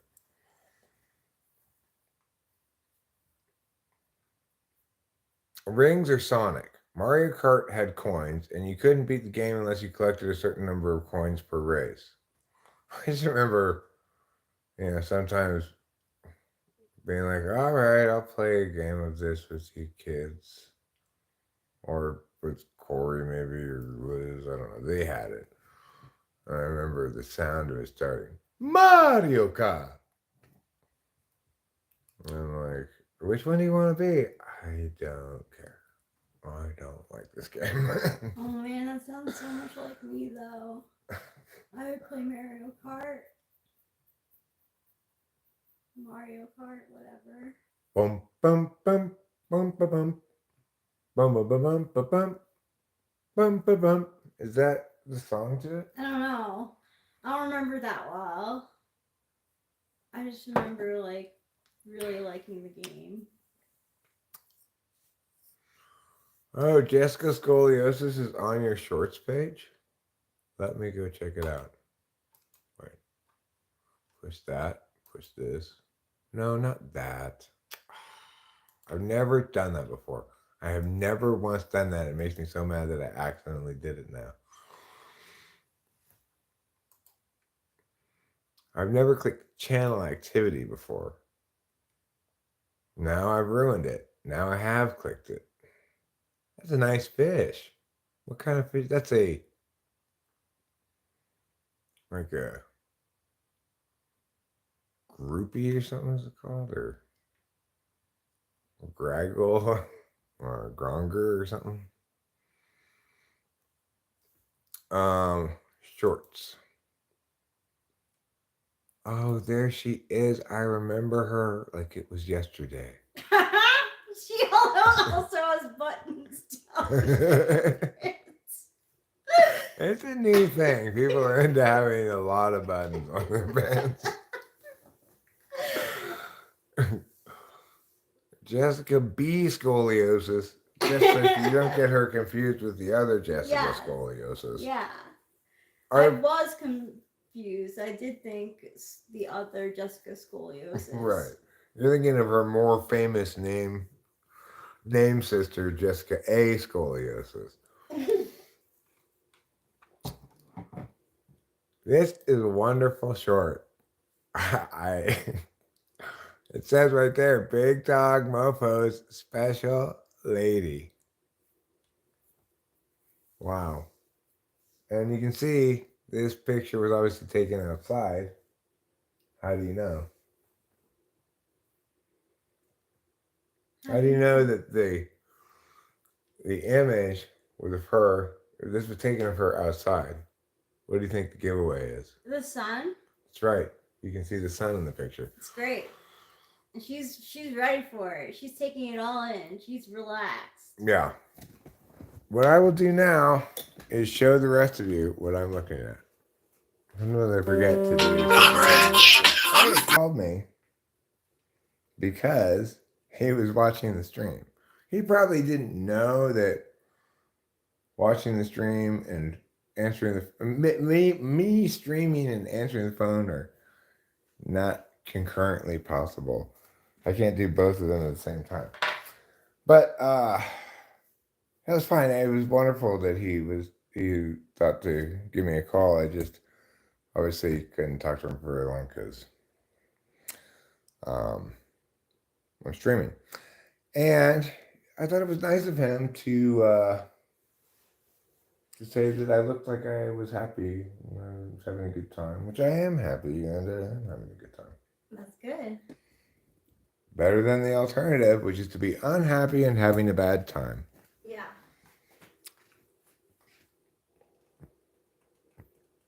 So for those of you who are thinking about maybe going into like crime photo analysis or something, what you're going to look for in the corner of a picture is this shape here, which is indicative that the picture's been taken outside, because in most pictures, but not all that have been taken outside, you will find the sun right there in the corner, just like this. I like how that's how you know. Yeah. You can also think maybe it's likely she's outside in this picture because you can see she's squinting. But on the other hand, she could just be Asian.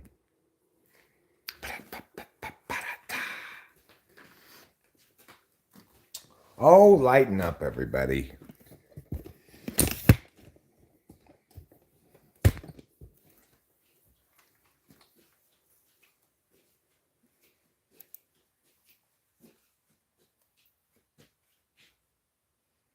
Yeah, sorry about the phone call, everything about that. You know, Matt was inspired to call, probably thinking like he'd call and he'd talk to me, and he and I would both, and our conversation be on the stream, right? But Of course, because I'm streaming from my phone, it doesn't work like that. That was the Violent Femmes. The Violent Femmes called me. When they're walking, I strut my top, and I'm all strung out. And that was pretty impressive. Oh shit, I forgot about our food. That was a pretty impressive music art project, Violent Femmes, for its time and moment. It had one good album, you know. Maybe one good song on another album. So, not hugely impactful in the larger scheme of things, but pretty like punky cool, you know? They got some couple timeless tracks that just also speak of the era without being while being ahead of its time. And it's, you know, a lot of little lines you toe there to be rad. Not easy being rad. That's hard. You know, cool is easier to achieve, I think, than rad.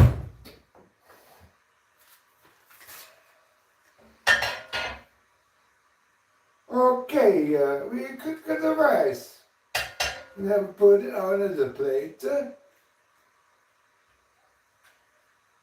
What do you mean we got no plate?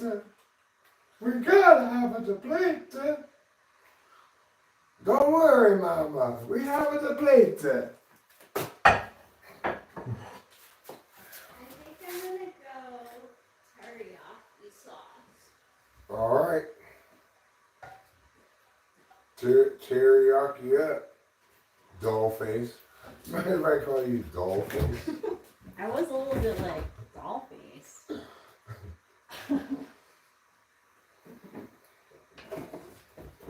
So I met this broad down at the station the other day, and I said, "Hey, doll face, you're looking pretty in the picture." And she said to me, "Please go away, sir."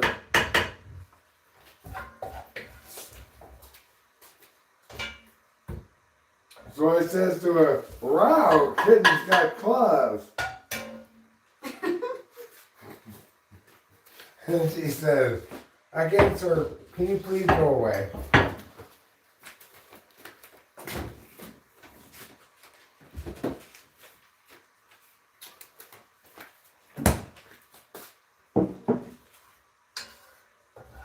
And that's when I decided to show my old-timey private dick affectation.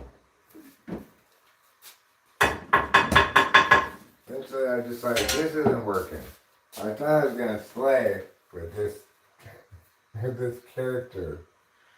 But instead, the chick doesn't seem to like it at all.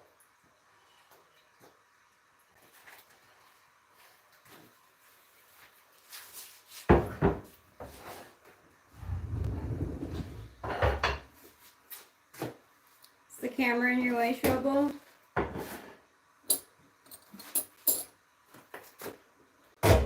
Like I learned early on in my relationship with Rachel, she doesn't like it when I call her a stool pigeon.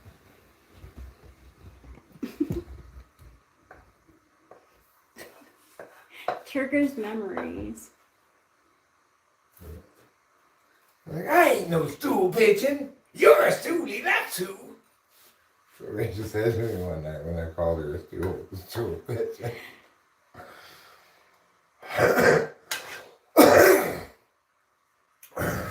Go ahead, Pepito. So just for the record, neither of us are stool pigeons.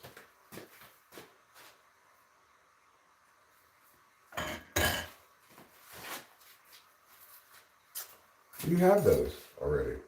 Good for you. What else do I need? Just the will to to stop talking and start eating. Alright, I'm going to bring this soy sauce over there with us just in case we need it. And I'm going to get another cup of coffee.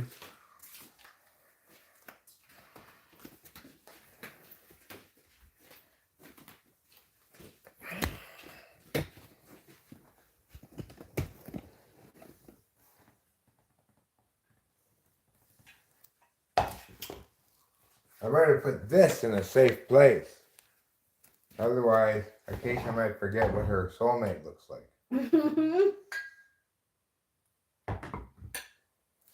I think once she's acclimated to the drawing, she's going to increasingly think the real Reuben looks less and less like himself.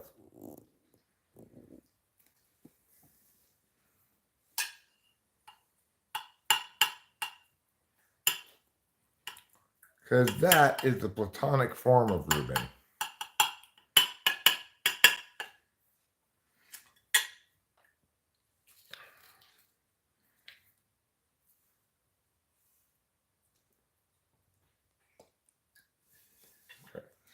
I had to get the side rice. It's easy to soy sauce the middle rice. That's for amateurs. But to get the rice around the side without getting too much soy sauce, oy vey. That's a tricky situation. I'm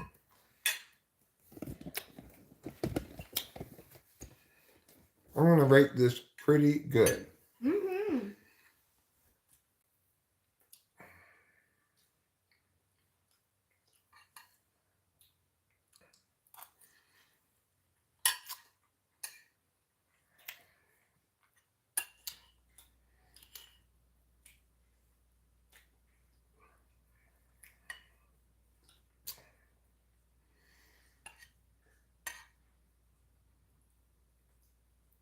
I forgot about it for a long time.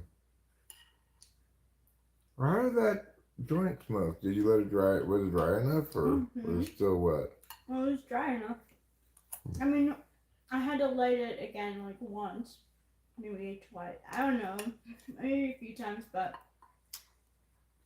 I think by the time that I got to the cherry pie, I don't know, it did dry out a little bit, yeah. Wow. Can you believe my sister doesn't like mixing her rice and meat with the sauce? Well, Rachel doesn't necessarily either. It really depends on if she likes the meat thing, I think, more than anything else. But it could also depend on, I see her plenty of times push not plenty of times, sometimes and not always, I see her push the thing I put on top off to the side. She seems to like the beef least. She'll never tell me any of these things. I have to observe between her 3 levels of positive, nice, and complimentary. Like, oh, this is level 3, so this is what's actually the case with this thing. I feel ungrateful. No, how can you feel ungrateful with what I just said? No. You do the perfect thing in life, really. You never lie, but you always try to be nice. And like appreciate what you have. Like, oh yeah. Well, for you never critique any food I give you because you're thinking, hey, I didn't have to cook and I could just appreciate the effort at least and eat the parts I like and just put the rest in the fridge as leftovers and maybe Eric will eat it later. Yeah.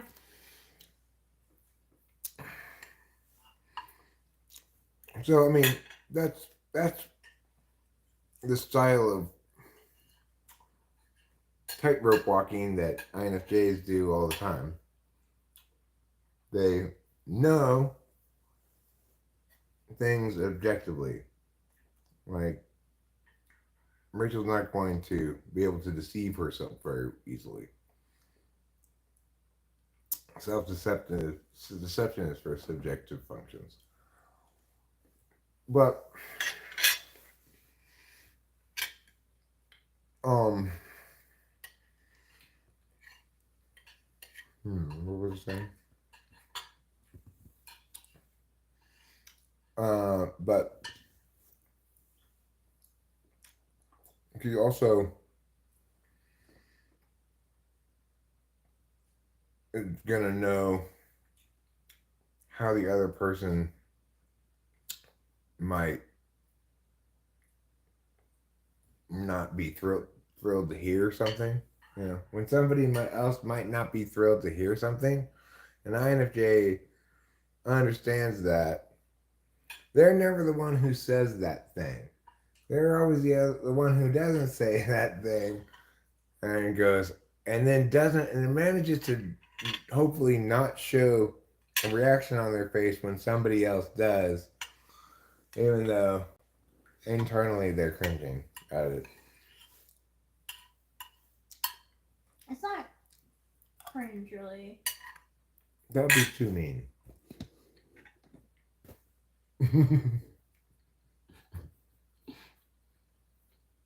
No, it wouldn't be cringe. It would be like,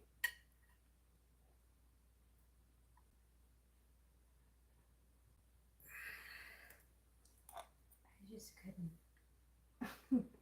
I don't know how to explain it. Yeah, I wouldn't be nice. I want to be nice.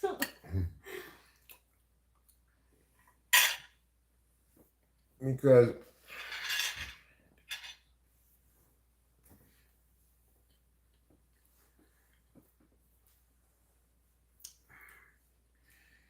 you feel confident that you can control the outcomes so long as you're interfacing on an error avoidance with an error avoidance strategy. You can, whereas you don't feel so confident that you're going to be able to defend something you said was okay to say after it's already impacted somebody else emotionally, right?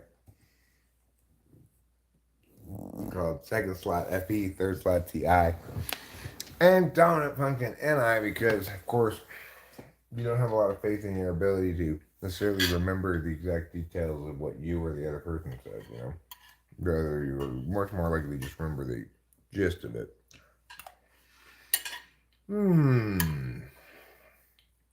Y'all are all good. We're talking about an old Italian couple.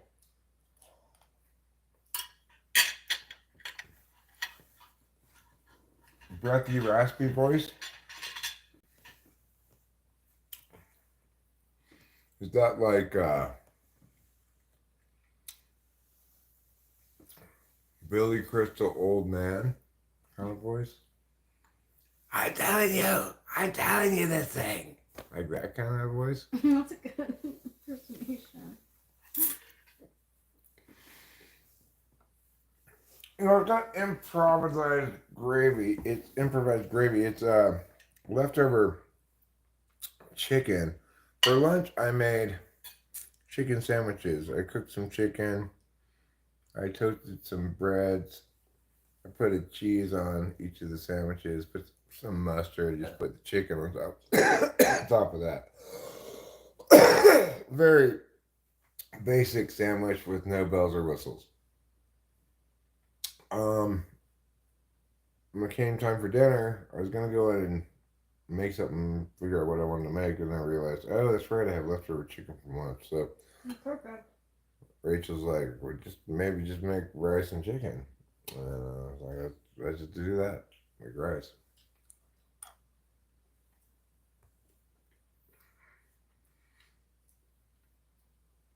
You actually came up with the idea yourself, but I was thinking in my head, I was like, oh. Or do you just like jump affirmation of the thing I threw out there? Like, basically. I could do. Yes, do that. No. You said you were like, I could just do chicken and rice. And Oh, right. I remember what I said. I said, Yeah. well, I guess I could just make rice. Mm-hmm. And you're like, yeah, that sounds good. So, and I could tell by, like, you wanted rice, basically. Very little cute. I know you pretty well now. You know, we've been together for You're doing it. how many years? We passed the mark. 1, 2, 3, 4, 5 years. The mark was September 14th. Yep.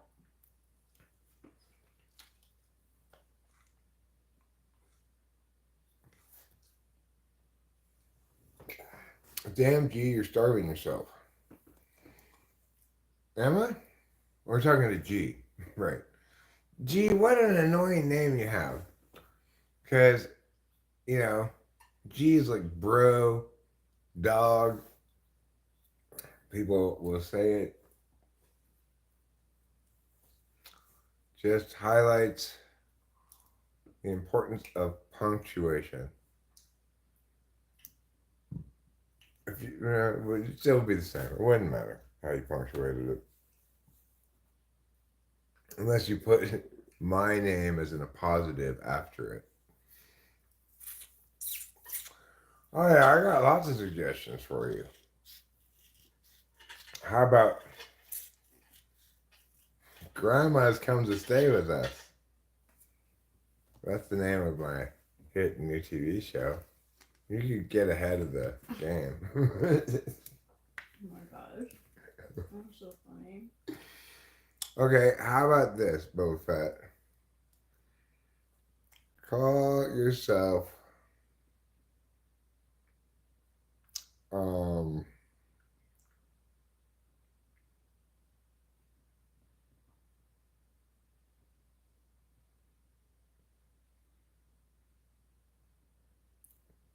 Arcbolio Menendez. Okay? Arcbolio. Maybe Argbolio. Archipolio? Tell people it's a family name. That it means one who dances as though on ice skates in Prussian. Yep. 5 whole long years.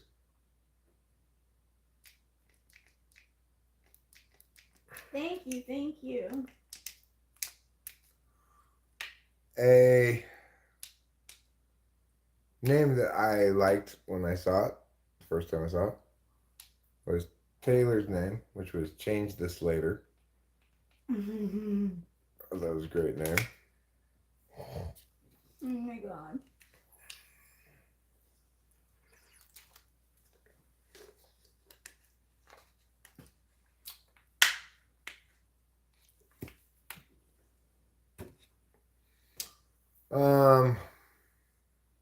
Boner Garage.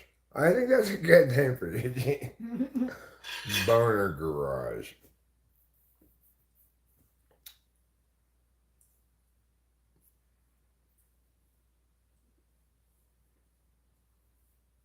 You had Big Dog Mofo from when I made it at 14 years old.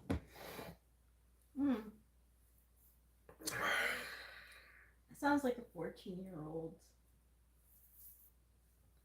name. But you know what I think would be a better way to express that would be Boner Port.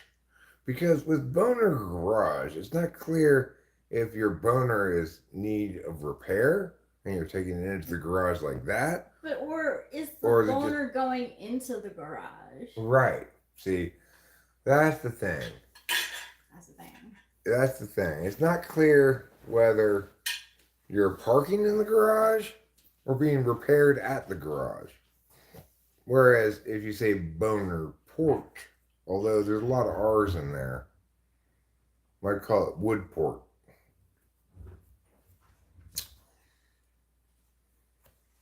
course, people might mistake that for terrible wine that nobody ever wants to drink.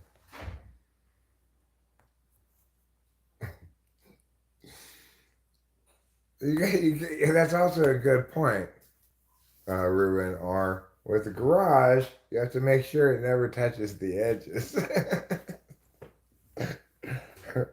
Which not only seems clearly impossible, but also would entirely defeat the point.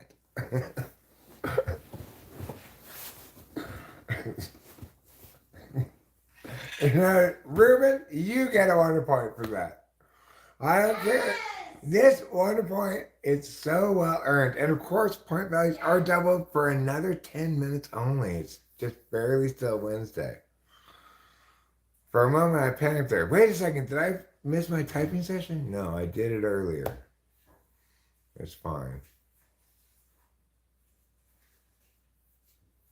Yeah. Congratulations, Reuben. Another good point Big Dog makes here is that you could interpret it as the boner is caused by the garage. Like, I've got the biggest garage boner right now because your garage is so arousing to me. Could be. That's why we shouldn't use the term garage boner. Or, I mean, boner garage, but instead, boner port. Which, some people say any port in a storm, though. So maybe we shouldn't say port. At least you wouldn't. I mean, some people would park their car in other people's garages, Some people do park their cars in other people's garages. So, the thing about port is it's got a nice association with charging. Like, you can explain to your wife, I'm sorry, honey, I'm just charging up right now. I'm just gaining electricity from your electricity provider.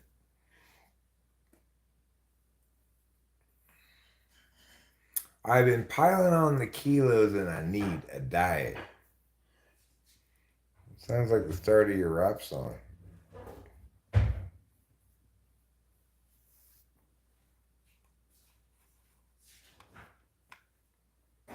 Maybe a man cave is actually a desire to be surrounded by a vagina. I mean, I don't know why it has to be a cave.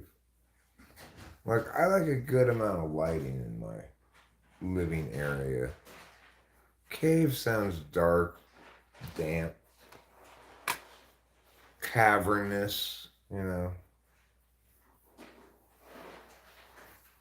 which hopefully is not the same word you would use for your wife's vagina. Caves have stalactites and stalagmites, whereas hopefully vaginas have neither. What? Stalactites nor stalagmites. Because Winston's mom was comparing a vagina to a cave. So I was pointing out some of the differences. Hopefully, guano doesn't pile up in your wife's vagina, for example. What is guana? Guano? It's bat poo. Oh no! Yeah. That's really bad. Ideally, you don't find abandoned spelunking equipment inside of your wife's vagina. A few of the differences between caves and vaginas. Yeah, those are a few differences between caves and vaginas. If Plato had written the allegory of the vagina, all the people would have been contently nestled in their uteri instead of contently watching illusions. No, I drive a silly wee car. Who cares what car you have? At least you have a car. Nobody cares. When's the last time you looked at somebody in their car and said, "Oh my God, I cannot believe those people have that unfancy car"? Have you ever said that in your life? I doubt it. I'm not talking to those people. Their car is old. Who says that? Nobody. You get some sleepwalking. Yeah, I got some sleepwalking. Thanks for your positive regard as well. If you never get bored watching my streams, you've had incredibly good luck. Some of my streams are very boring. This one, I think, is pretty good. It's very good. Somewhere in that range.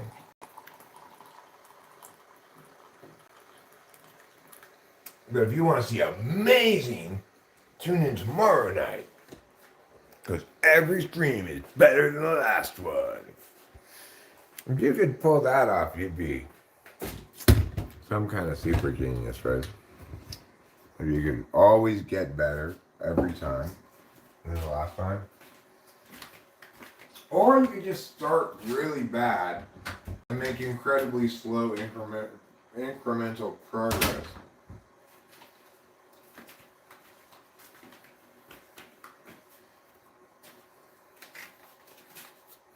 Like, I guess, you know, you could make a million episodes or something, each one better than the last, and they still all be between the range of extremely shitty and very shitty.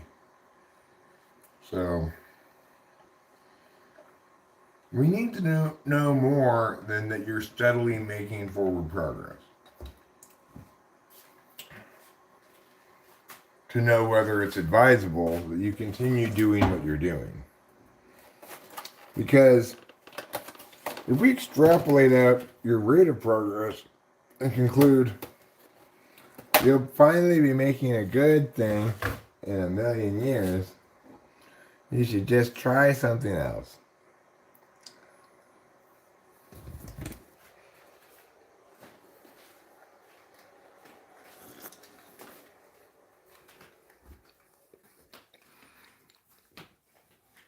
A million years is too long to practice getting good at something.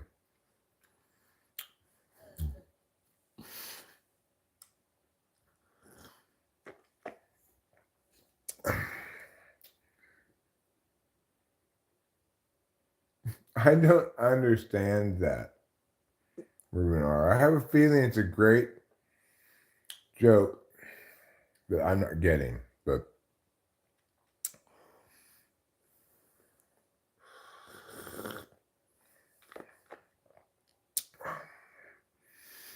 boy, isn't G's name terrible? Yes.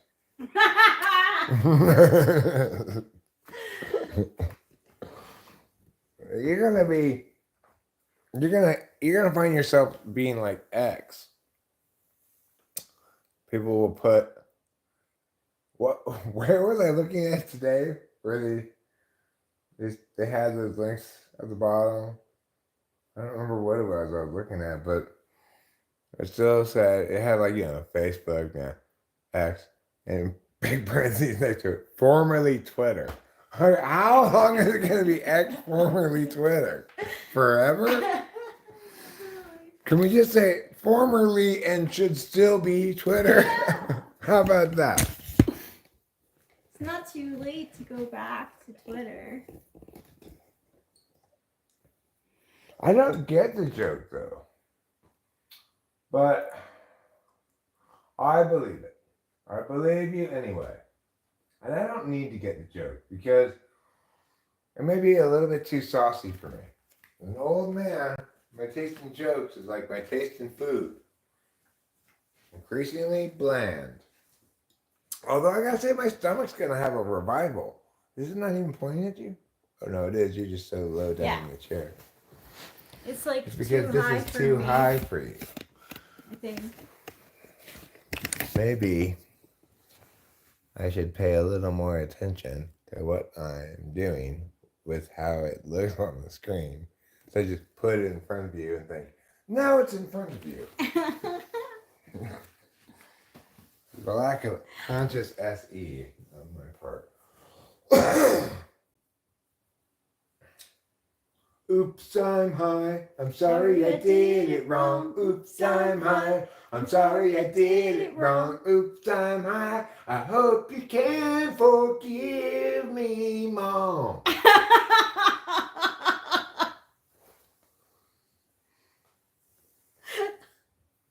Oh, you mean uvula is a synonym for stalactite? Okay, well, you got a little too clever for me there, Reuben. If you're saying they're analogs, there's an analogy.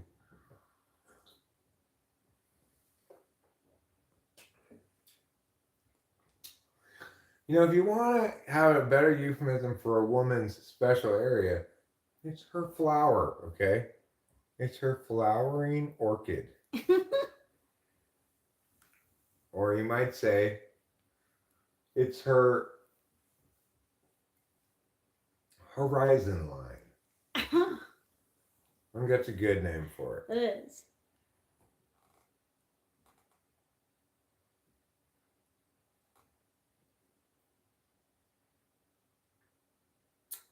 I'm already editing this in my head. Winston's mom, you need to write into Penthouse Forum magazine with your salacious prose. Yeah, he's not wrong. Whoo! Somebody turn on the air conditioning in here. Got me blushing.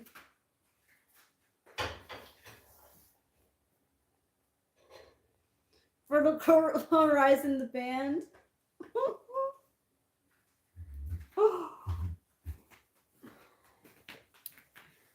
Vertical Horizon. I wish that was what I had said originally, Reuben, instead of my adulterated version of it. Yours is the platonic form of that thing, I said.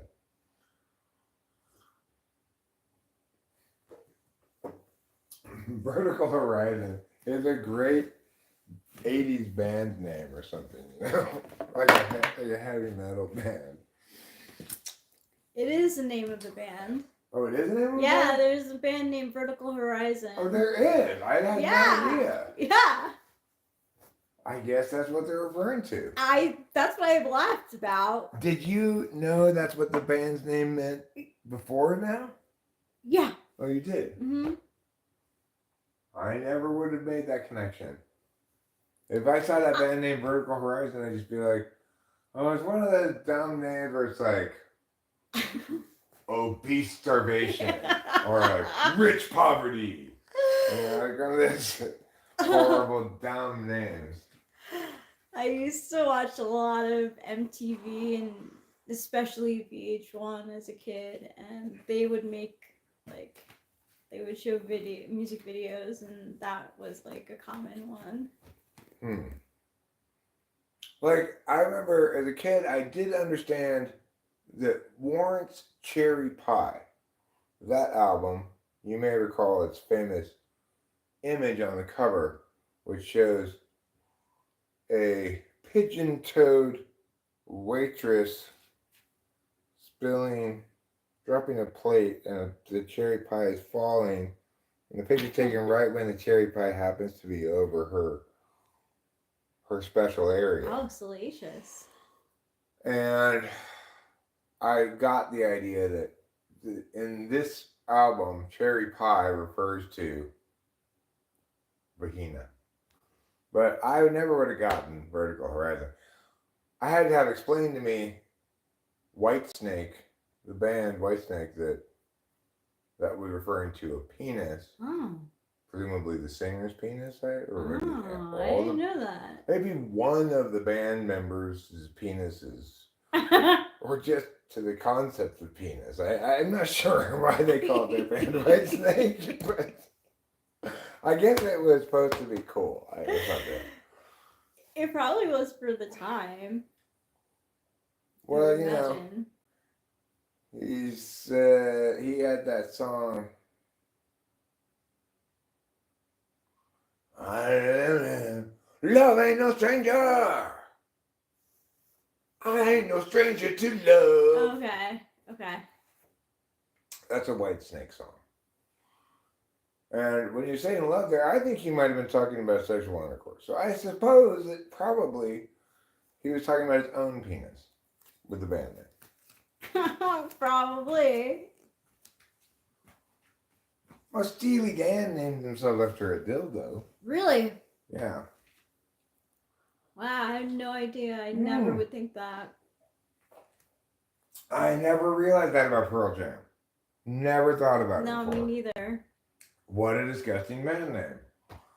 That's so gross. Yeah, Why would it you is want so to name your gross. band Pearl Cum? Jam. Like Yeah. man seed. Ew. Ew. Ew was right. Viscous, shiny man Ugh. seed.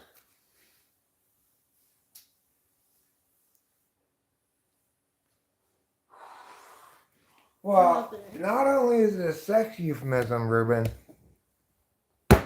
it's racist. Just like everything else about that band is horrible. Now I think even less of that horrible band. Never misspoken. I'm gonna sing songs about child abuse in a band named Cum.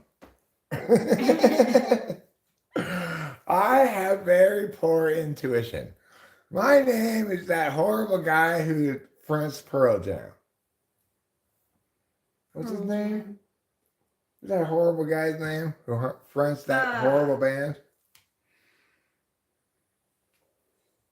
I don't know. What is his name? Eddie Vedder. Eddie Vedder, yeah. Okay, but Reuben R., I think we can both agree, even if they did come up with that band name when they were 16, their decision making improved not one iota from that moment. Their music is just as terrible as their name. Oh my god, that's so revealing. Like they're revealing themselves so terribly. Ew. The thing is, it reminds me of my band, Capricorn something. What? Well, it's this band I conceived of that originally would start off as a Korn cover band. But then, and they would call themselves Korn with a C. Okay? So, but it's like a backwards C, like the backwards K of Korn. So, the band starts out as a Korn cover band called Korn with a C. And then, That's what they would be called. And then one of the band members says, "Look, nobody gets that we're a Korn cover band." And they said they agreed that they should just put a K in front of the C. So then they become Korn.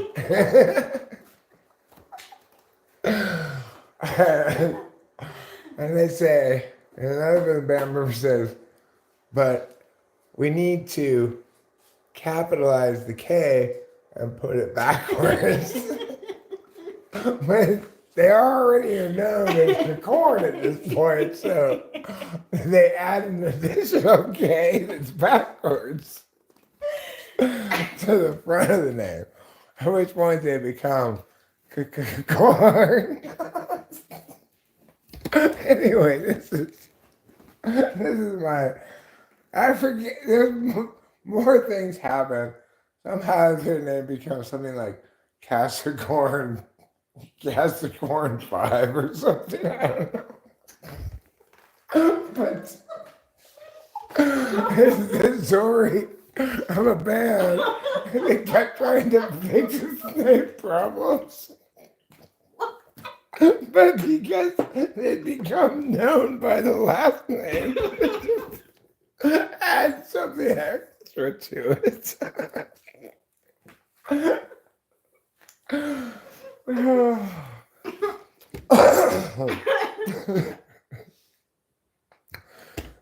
And just like picture this kid's like, Jeremy, nobody gets that we're a corn cover band. They just think like our band has the same name as that band, but we're in a different band, you know?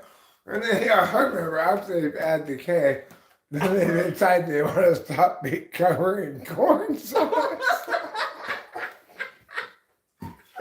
Because they want to have their own vision, okay? But they're known already as corn, so.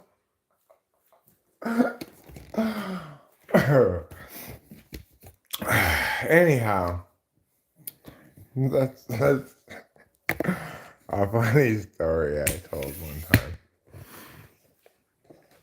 that I sort of remember the specifics of.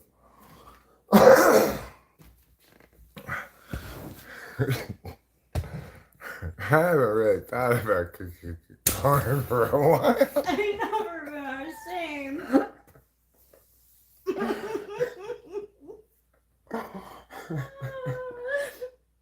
like that. In the end, they decide not to play songs. They sell the guitars and the turntables and that sort of thing. That's funny. But we've already got a following. Come on. Okay, but we need to indicate that we're not doing corn cover songs anymore.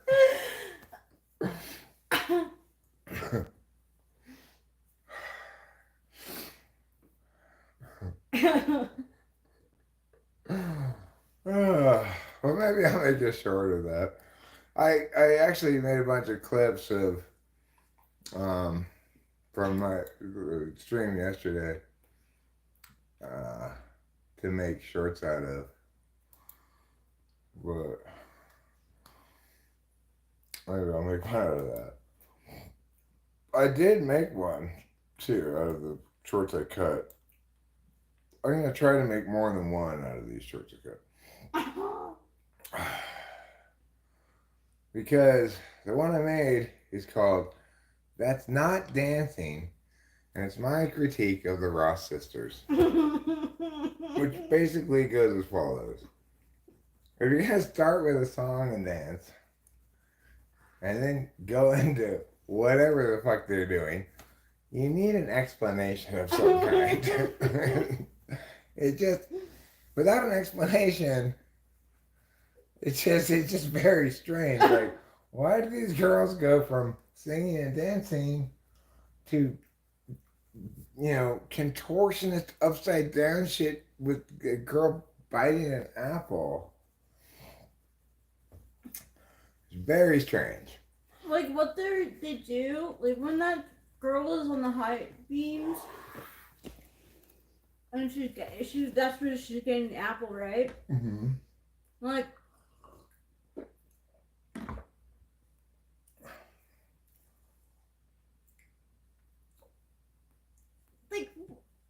Where does that come from?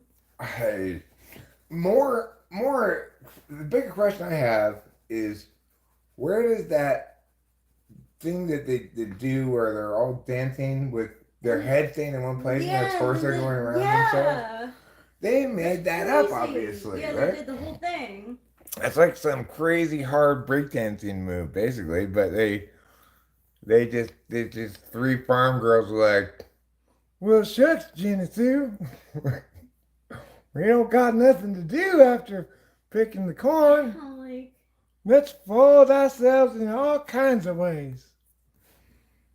I want to do it too. Me too. All the sisters are like, yeah, let's fold ourselves. Crazy, though. Like, how is it that all three sisters can do that? They decided, hey, we are going to Can I send the shorts to AI and say make a cartoon? No, I don't think it's gonna work. I don't think cartoon AI video making doesn't work that well. What's going on? Bacon flavored stream Yeah, wants to let's know. hold ourselves. Not a whole lot is going on. I'm pleasantly surprised to see a little bit more attendance here, which makes for a little bit more engagement with the chat, which is a little more fun, you know. And has been kind of unusual lately. But at the same time, I'm also kind of running out of steam for streaming. It's been only a 4-hour stream, which isn't that long for around here. But maybe Rachel can pull a card or two or something. Yeah. So I can try to get myself to pull a few bong rips in a row. And I'll try to pack you a couple in a row too, you know. I'm glad you're here, bacon flavored stream. What's with the narky stuff? What does that mean? What's the narky stuff? Or narcy stuff?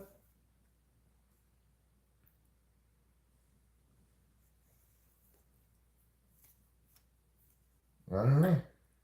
I don't know what it means. Hi, Rachel. Well, he wrote Rochelle, but that's fine. I knew what you meant, bacon flavored stream.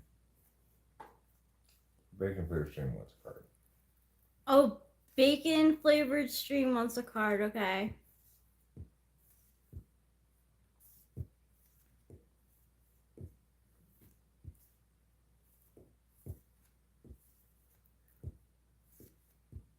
Nancy stuff? I can't spew. Words are hard. It's okay. Big Dog wants. Okay, big dog too. But in 3 minutes.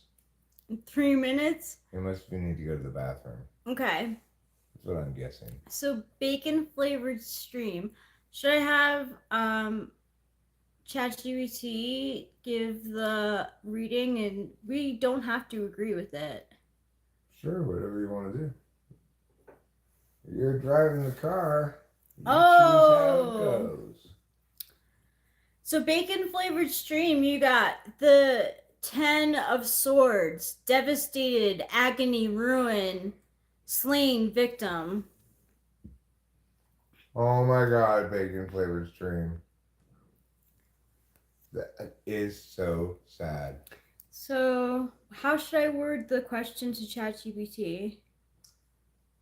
What are possible meanings for bacon flavored stream of the Ten of Swords?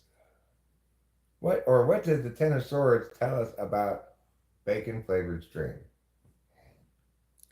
Hi ChatGPT, what does the 10 of Swords mean for bacon flavored stream? The Ten of Swords generally represent or feeling overwhelmed, often signaling a low point before things improve. If you're asking about this card's meaning in the context of a bacon-flavored stream, it could suggest that something is not going as planned or is ending in an unexpected, possibly dramatic way. It might symbolize a moment where the stream's vibe or theme, represented here by bacon-flavored, has reached its peak and is now wrapping up, maybe with some humor or irony, given the playful nature of bacon-flavored. Were you thinking about a particular situation with this stream, or just curious about the card? Explain to her that bacon flavored stream is his profile name. That makes sense now. So, if you're drawing of Swords in relation to someone with the profile name Bacon Flavored Stream, it could mean that this person might be going through a tough time or perhaps experiencing some kind of ending or Like that. some kind of ending just like that. It could be that abrupt. Yeah. You could be watching this stream and then all of a sudden your internet cuts out. Mm-hmm. So that's what you got, bacon flavored stream. Okay, Big Dog is next.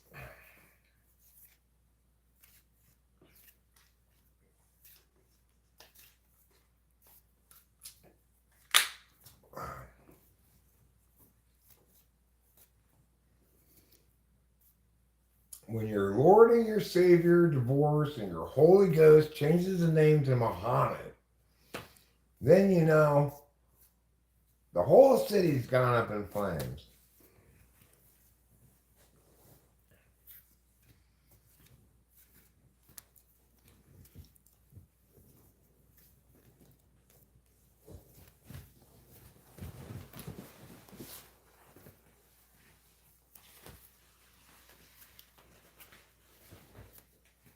Yeah, that was meta. Reuben R. We just proved that ChatGPT has the capacity to break the fourth wall. Okay, Big Dog. Oh no. What did he get? Poverty, hardship, outcast. Well, that's what that card says, but why don't you ask ChatGPT what Okay. that card means? All right, you can. Hold on. For the chat participant named Big Dog, the card, the Five of Pentacles. Oh, shit. Just exit. For a chat participant. Hold on, she's coming. There you go. For the oh, God. I know, it's not easy. Okay, just stop. Let's go again. For the chat participant Big Dog, the Five of Pentacles was pulled. What might this tell us about his experience right now?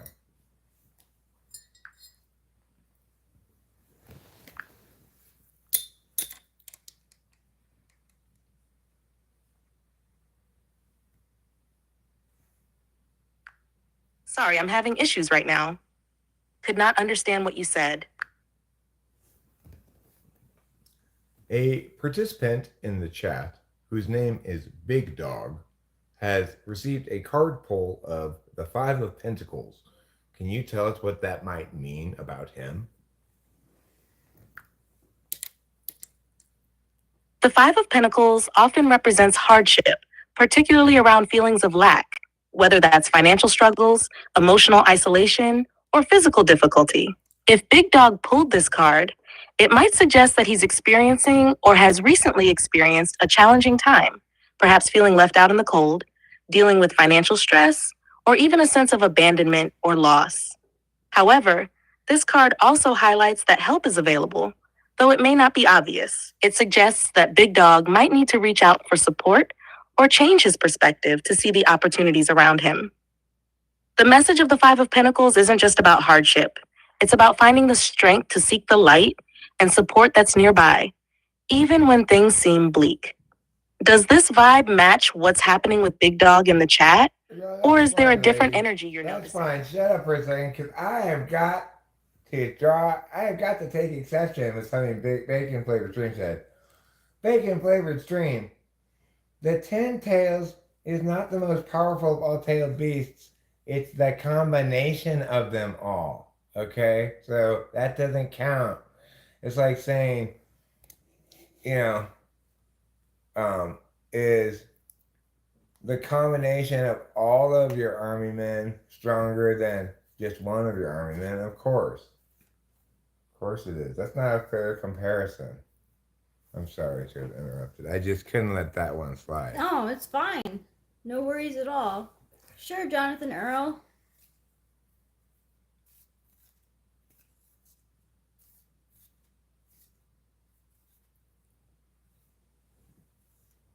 The AI is nice, huh? She's nice. I like her. She's polite. She's better than Gemini in that regard. Gemini is like condescending and scoldy and nanny-ish. Yeah, it can be.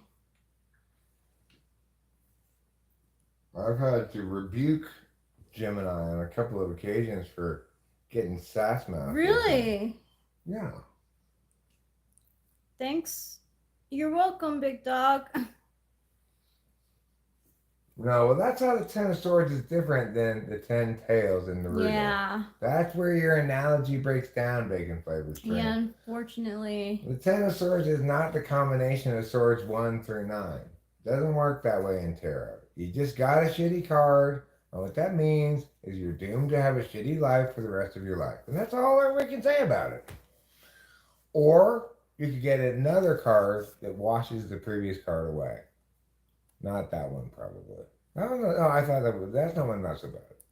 This is for Jonathan Well, that's for Earl. Jonathan Earl. Decision, enigma, flux, conflicted, 2 of swords. We could pick another one for bacon flavor stream. Is that what you're saying? Yeah, we'll do that after Jonathan. Okay. Earl.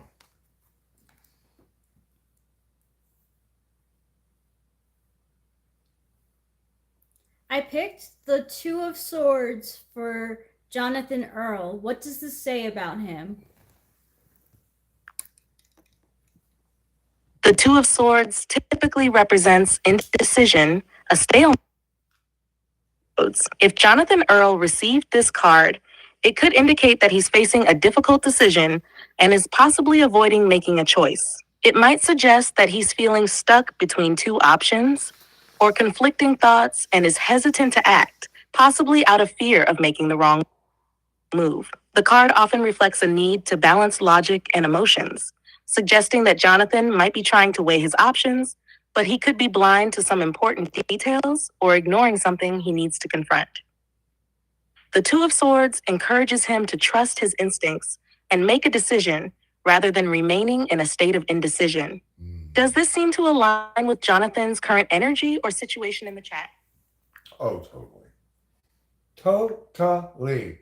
If I've ever said anything about Jonathan Earl, it's that man needs to just make a decision already. Thanks, big dog. David, yes, you are. I will say, I think Helter Skelter is much less associated with that now than it used to be. Vastly less associated with it. It used to be that there was it was considered kind of an open question as to whether Helter Skelter ought to be blamed for Manson's behavior. But I think that's no longer, and nobody thinks that anymore. I don't know what it's about. No, I mean, Charles Manson, Oh. like, kind of made that song the anthem of his little gang. Really? Like, he had them write Helter Skelter on the wall, stuff. I hope that's not true. Bacon flavored stream is next, and he got the 6 of Pentacles. Well, there you go, Bacon Flavor Stream. You got a better card. This one wipes your last one off the map. Yeah. This one is, which one's that?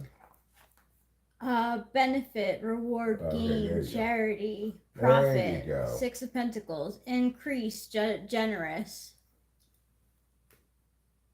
So you want yours clean too, big dog?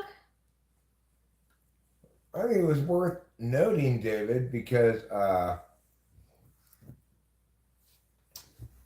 it made me aware of the interesting fact that, oh yeah, it's like that used to be kind of a big story around that song. You'd hear about it and stuff. You read about it periodically or something. But I mean, they're still gonna have the words Helter Skelter in probably any article about Charles Manson. Damn.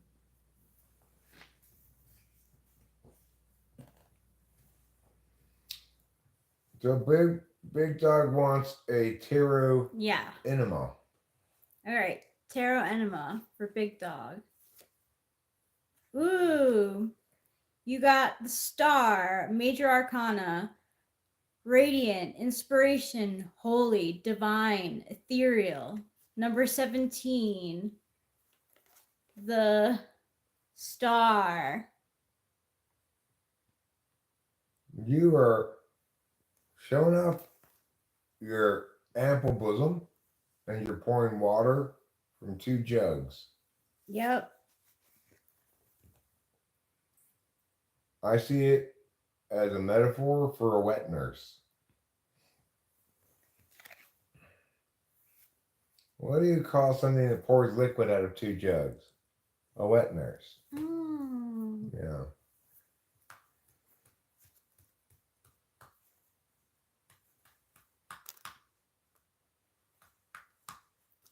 Breaking my back for y'all's water.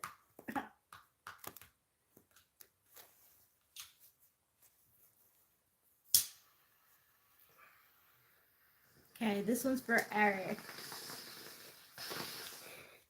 Oh. This can't be right. What is it? The 9 of rods. On guard. Doubt. Wounded. We'll see what Restraint. Miss GPT says. She might say something different. Resistant. What? ChatGPT? Yeah, ask her what she thinks it means.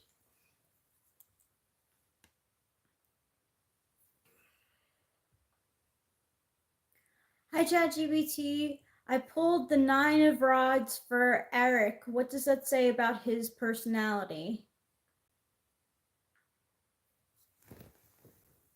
The 9 of rods or wands often represents a guarded nature. If this card was pulled for Eric, it suggests that he might be someone who has been through tough challenges but has come out stronger. He could be cautious or defensive, perhaps as a result of past experiences, but he's still standing and ready to face whatever comes next. Eric's personality might be one of determination and persistence, showing a never give up attitude, even if he feels a bit worn out or guarded. This card often points to someone who is strong-willed and has the endurance to keep going, even when they face setbacks. Does that fit with how Eric usually presents himself? Oh yeah. Now it's in my head. It wasn't prior to you saying that. What? You go back to the bottom and you're that.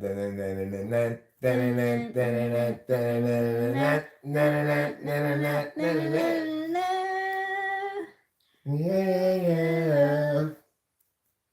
Don't you want me? Yeah, yeah. Yeah, yeah, yeah, yeah, yeah, yeah, yeah. Tell me, won't you tell me the answer? Yeah, you may be a lover, but you ain't no dancer. Helter Skelter. Helter Skelter.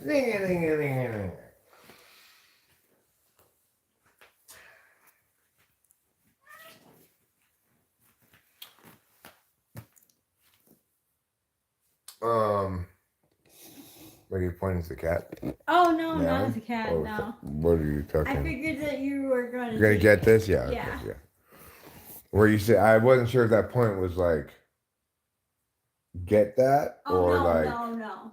or do you want that or do you hear the cat? I had several possible things. I also considered maybe you very likely were hoping it wouldn't get too jealous if you pointed to this because you wanted to see this beautiful picture of Reuben again. I'm reminded of him. It's nice to see a familiar face. Yeah. Who wouldn't have at least a little bit of a crush on this handsome young lad? I only have a crush on you. Thanks, darling. It's probably just because Reuben looks a little bit in that picture as though his soul is dead. No. But it's a good song. It is a good song. You know, it's a better song.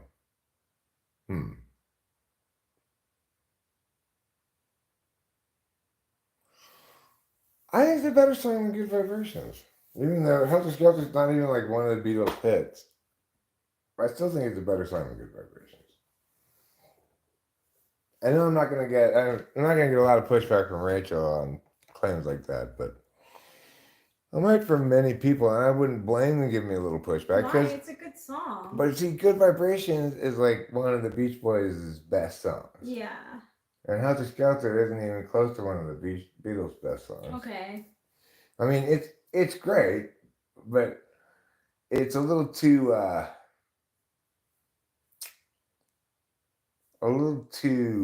specific in its aesthetic to like it.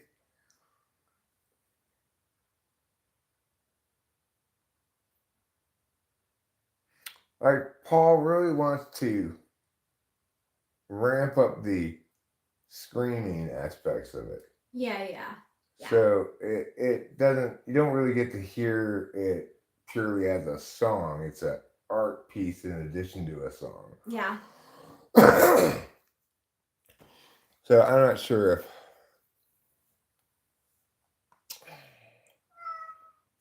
hey, G, don't be embarrassed about your deep dive into a very sensual tarot lady. Rachel was once upon a time my tarot lady. Now I deep dive into her regularly. How can musicians be so good, so young, and come up with timeless classics? Because genius works differently for different kinds of people. I've continually gotten better the older I've gotten. That's not the case for everybody. The people who do make genius timeless classics usefully probably don't keep making those indefinitely. Definitely don't keep making them indefinitely, but probably lull into failure. Like Lou Reed did. Like Frank Black did. You know? Those are two INFJs who didn't really sustain their standout creative genius into their older age. Green Day. I heard some of their new stuff and it was woefully disappointing. Good for you to look into it, though. Yeah, well, I listened to one of their new songs. That was enough to scare me away. It's kind of ridiculous the way people are like that. I'm like that too, you know. Just, you can like shit tons of things. One bad enough experience with something, you'll never want anything to do with it again. Not that I don't want nothing to do with Green Day. I like Green Day. I like the stuff that I already liked, you know. I just don't like their new stuff.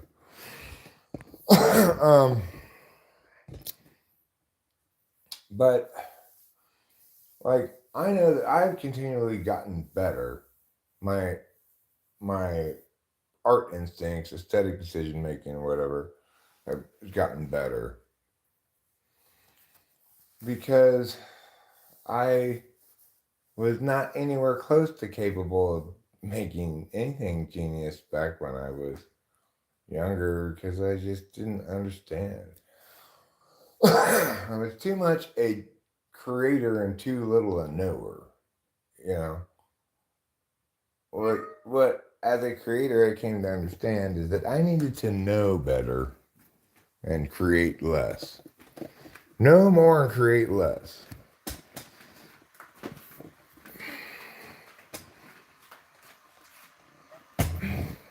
Which is to say, not create for less total time, but create fewer things better. Create fewer better things rather than more or worse things. Nothing comes easy.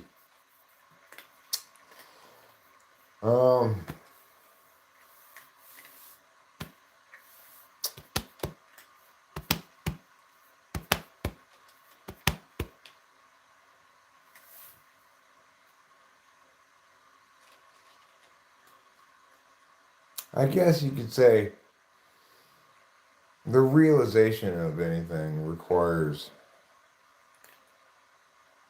some effort, some persistence, some execution. In that regard, Nothing comes easy.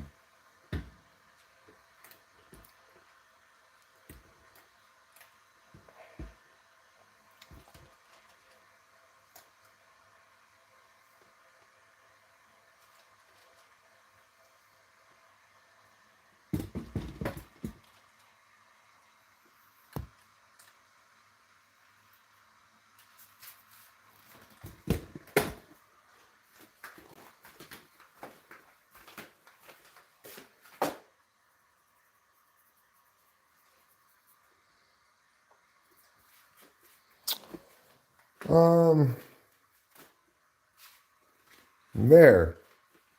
I've watched you eat again. Will you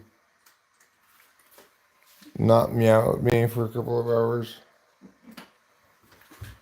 I figure when I watch him eat, I buy myself a couple of meow-free hours. Maybe more.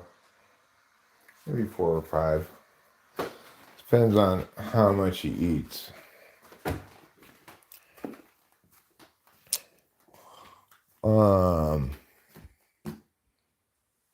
I think Warning was their last good album, but it was very good in my humble opinion. You know what? You need to pimp your opinion and make it more proud. Do you think I respect a humble opinion? No. An opinion that earns my respect knows it's right and is willing to say so.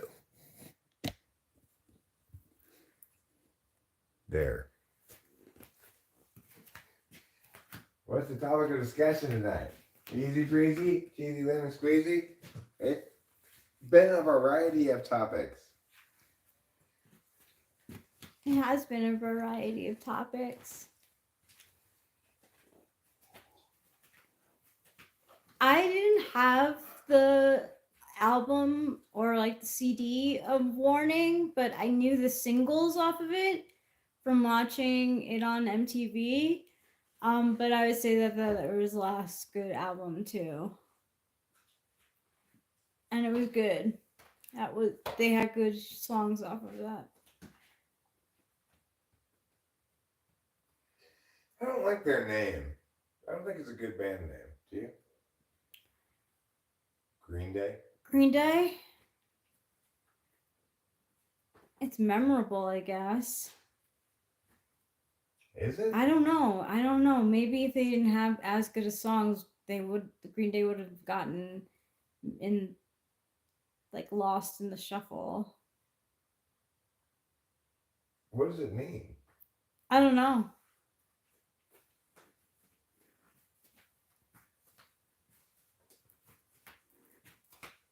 Neither do I. I wonder, it's like, normally in a situation like that, you'd think, oh, it must be some inside joke in the band. But I have no idea with them. Rachel, what's your favorite John Mayer song? I like Slow Dancing in a Burning Room. It's sad, but it's good. What's yours, Easy Breezy, Cheesy Lemon Squeezy?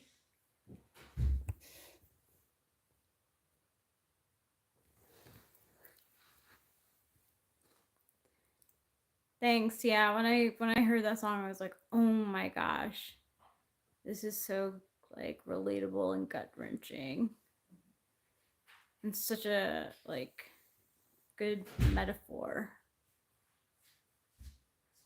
for dying interest, dying relationship. Like, I don't mean to alarm you. Don't you panic, but I think those curtains are on fire over there. I hate to interrupt us when we're dancing. That's that's actually what the song was inspired by. It's a tragic story of a couple who were enjoying dancing so much that they dance straight to death. Oh no! Yeah, the same event inspired Katy Perry's song where she says, "We can dance until we die." Yeah. Oh wow. Yeah, famous that dancing related to that.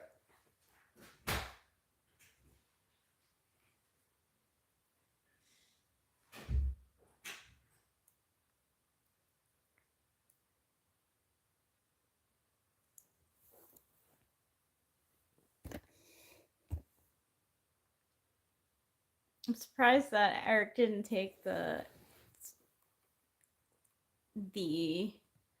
phone with him. I feel like he's on a roll. And I don't know what to say. As in, like, I don't know what to talk about.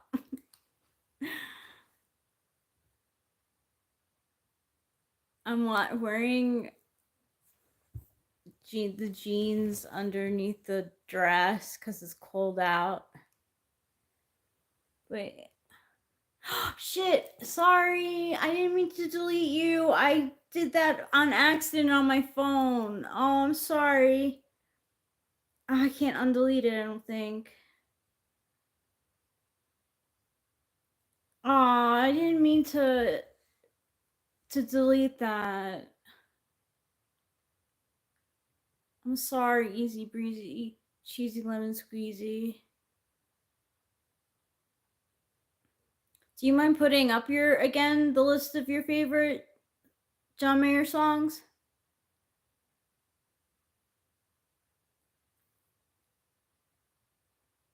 Stop the Strain is great.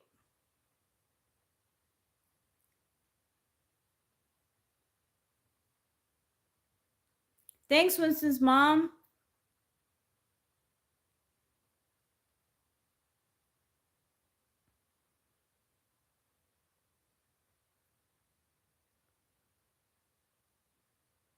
What do you mean, fave John Mayer solo?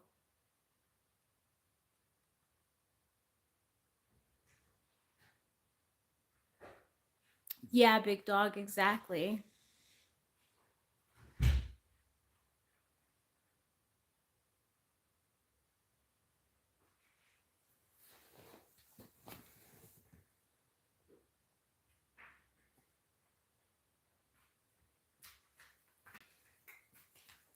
What are you thinking? Oh, I remembered the name of the band, the correct name of the band, which is Capricorn C.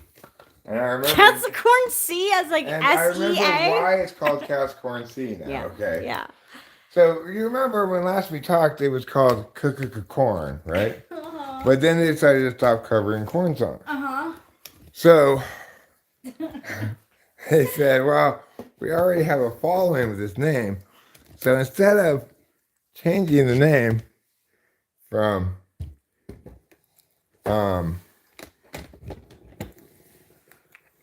corn, KCK,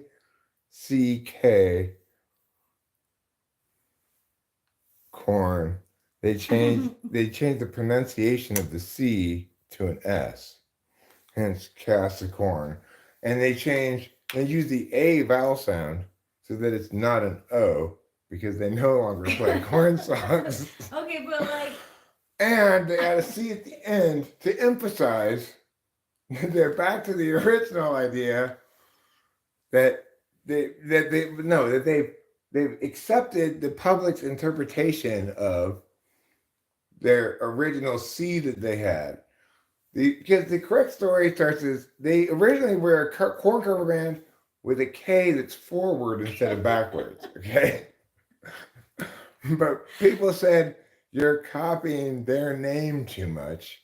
It's confusing. Uh-huh. So they put a C in front of that, right? Right. To clarify that, no, we're not that corn. And then it was no longer clear what they were. So they put a backwards K in front of that. At which point they became corn. But then when they stopped playing corn cover songs, they changed the pronunciation of the C to an S. And to emphasize it was no longer a corn cover band. They called themselves Ka and Sicorn. C. Like C as in the letter or C? The letter C, yes. Oh. Sicorn C. So her name ultimately was backwards K, no, backwards K, C, forwards K, O, R, no, I'm sorry, backwards K, little a for the K, ka, then the C, then the forwards K, then ORN, and then another capital C in the end. To just drive home the point that they no longer play corn songs. So that's how they became Corn C. And what do they start playing? What kind of songs is Capricorn C? well, they play their own originals, which sound a lot like corn songs.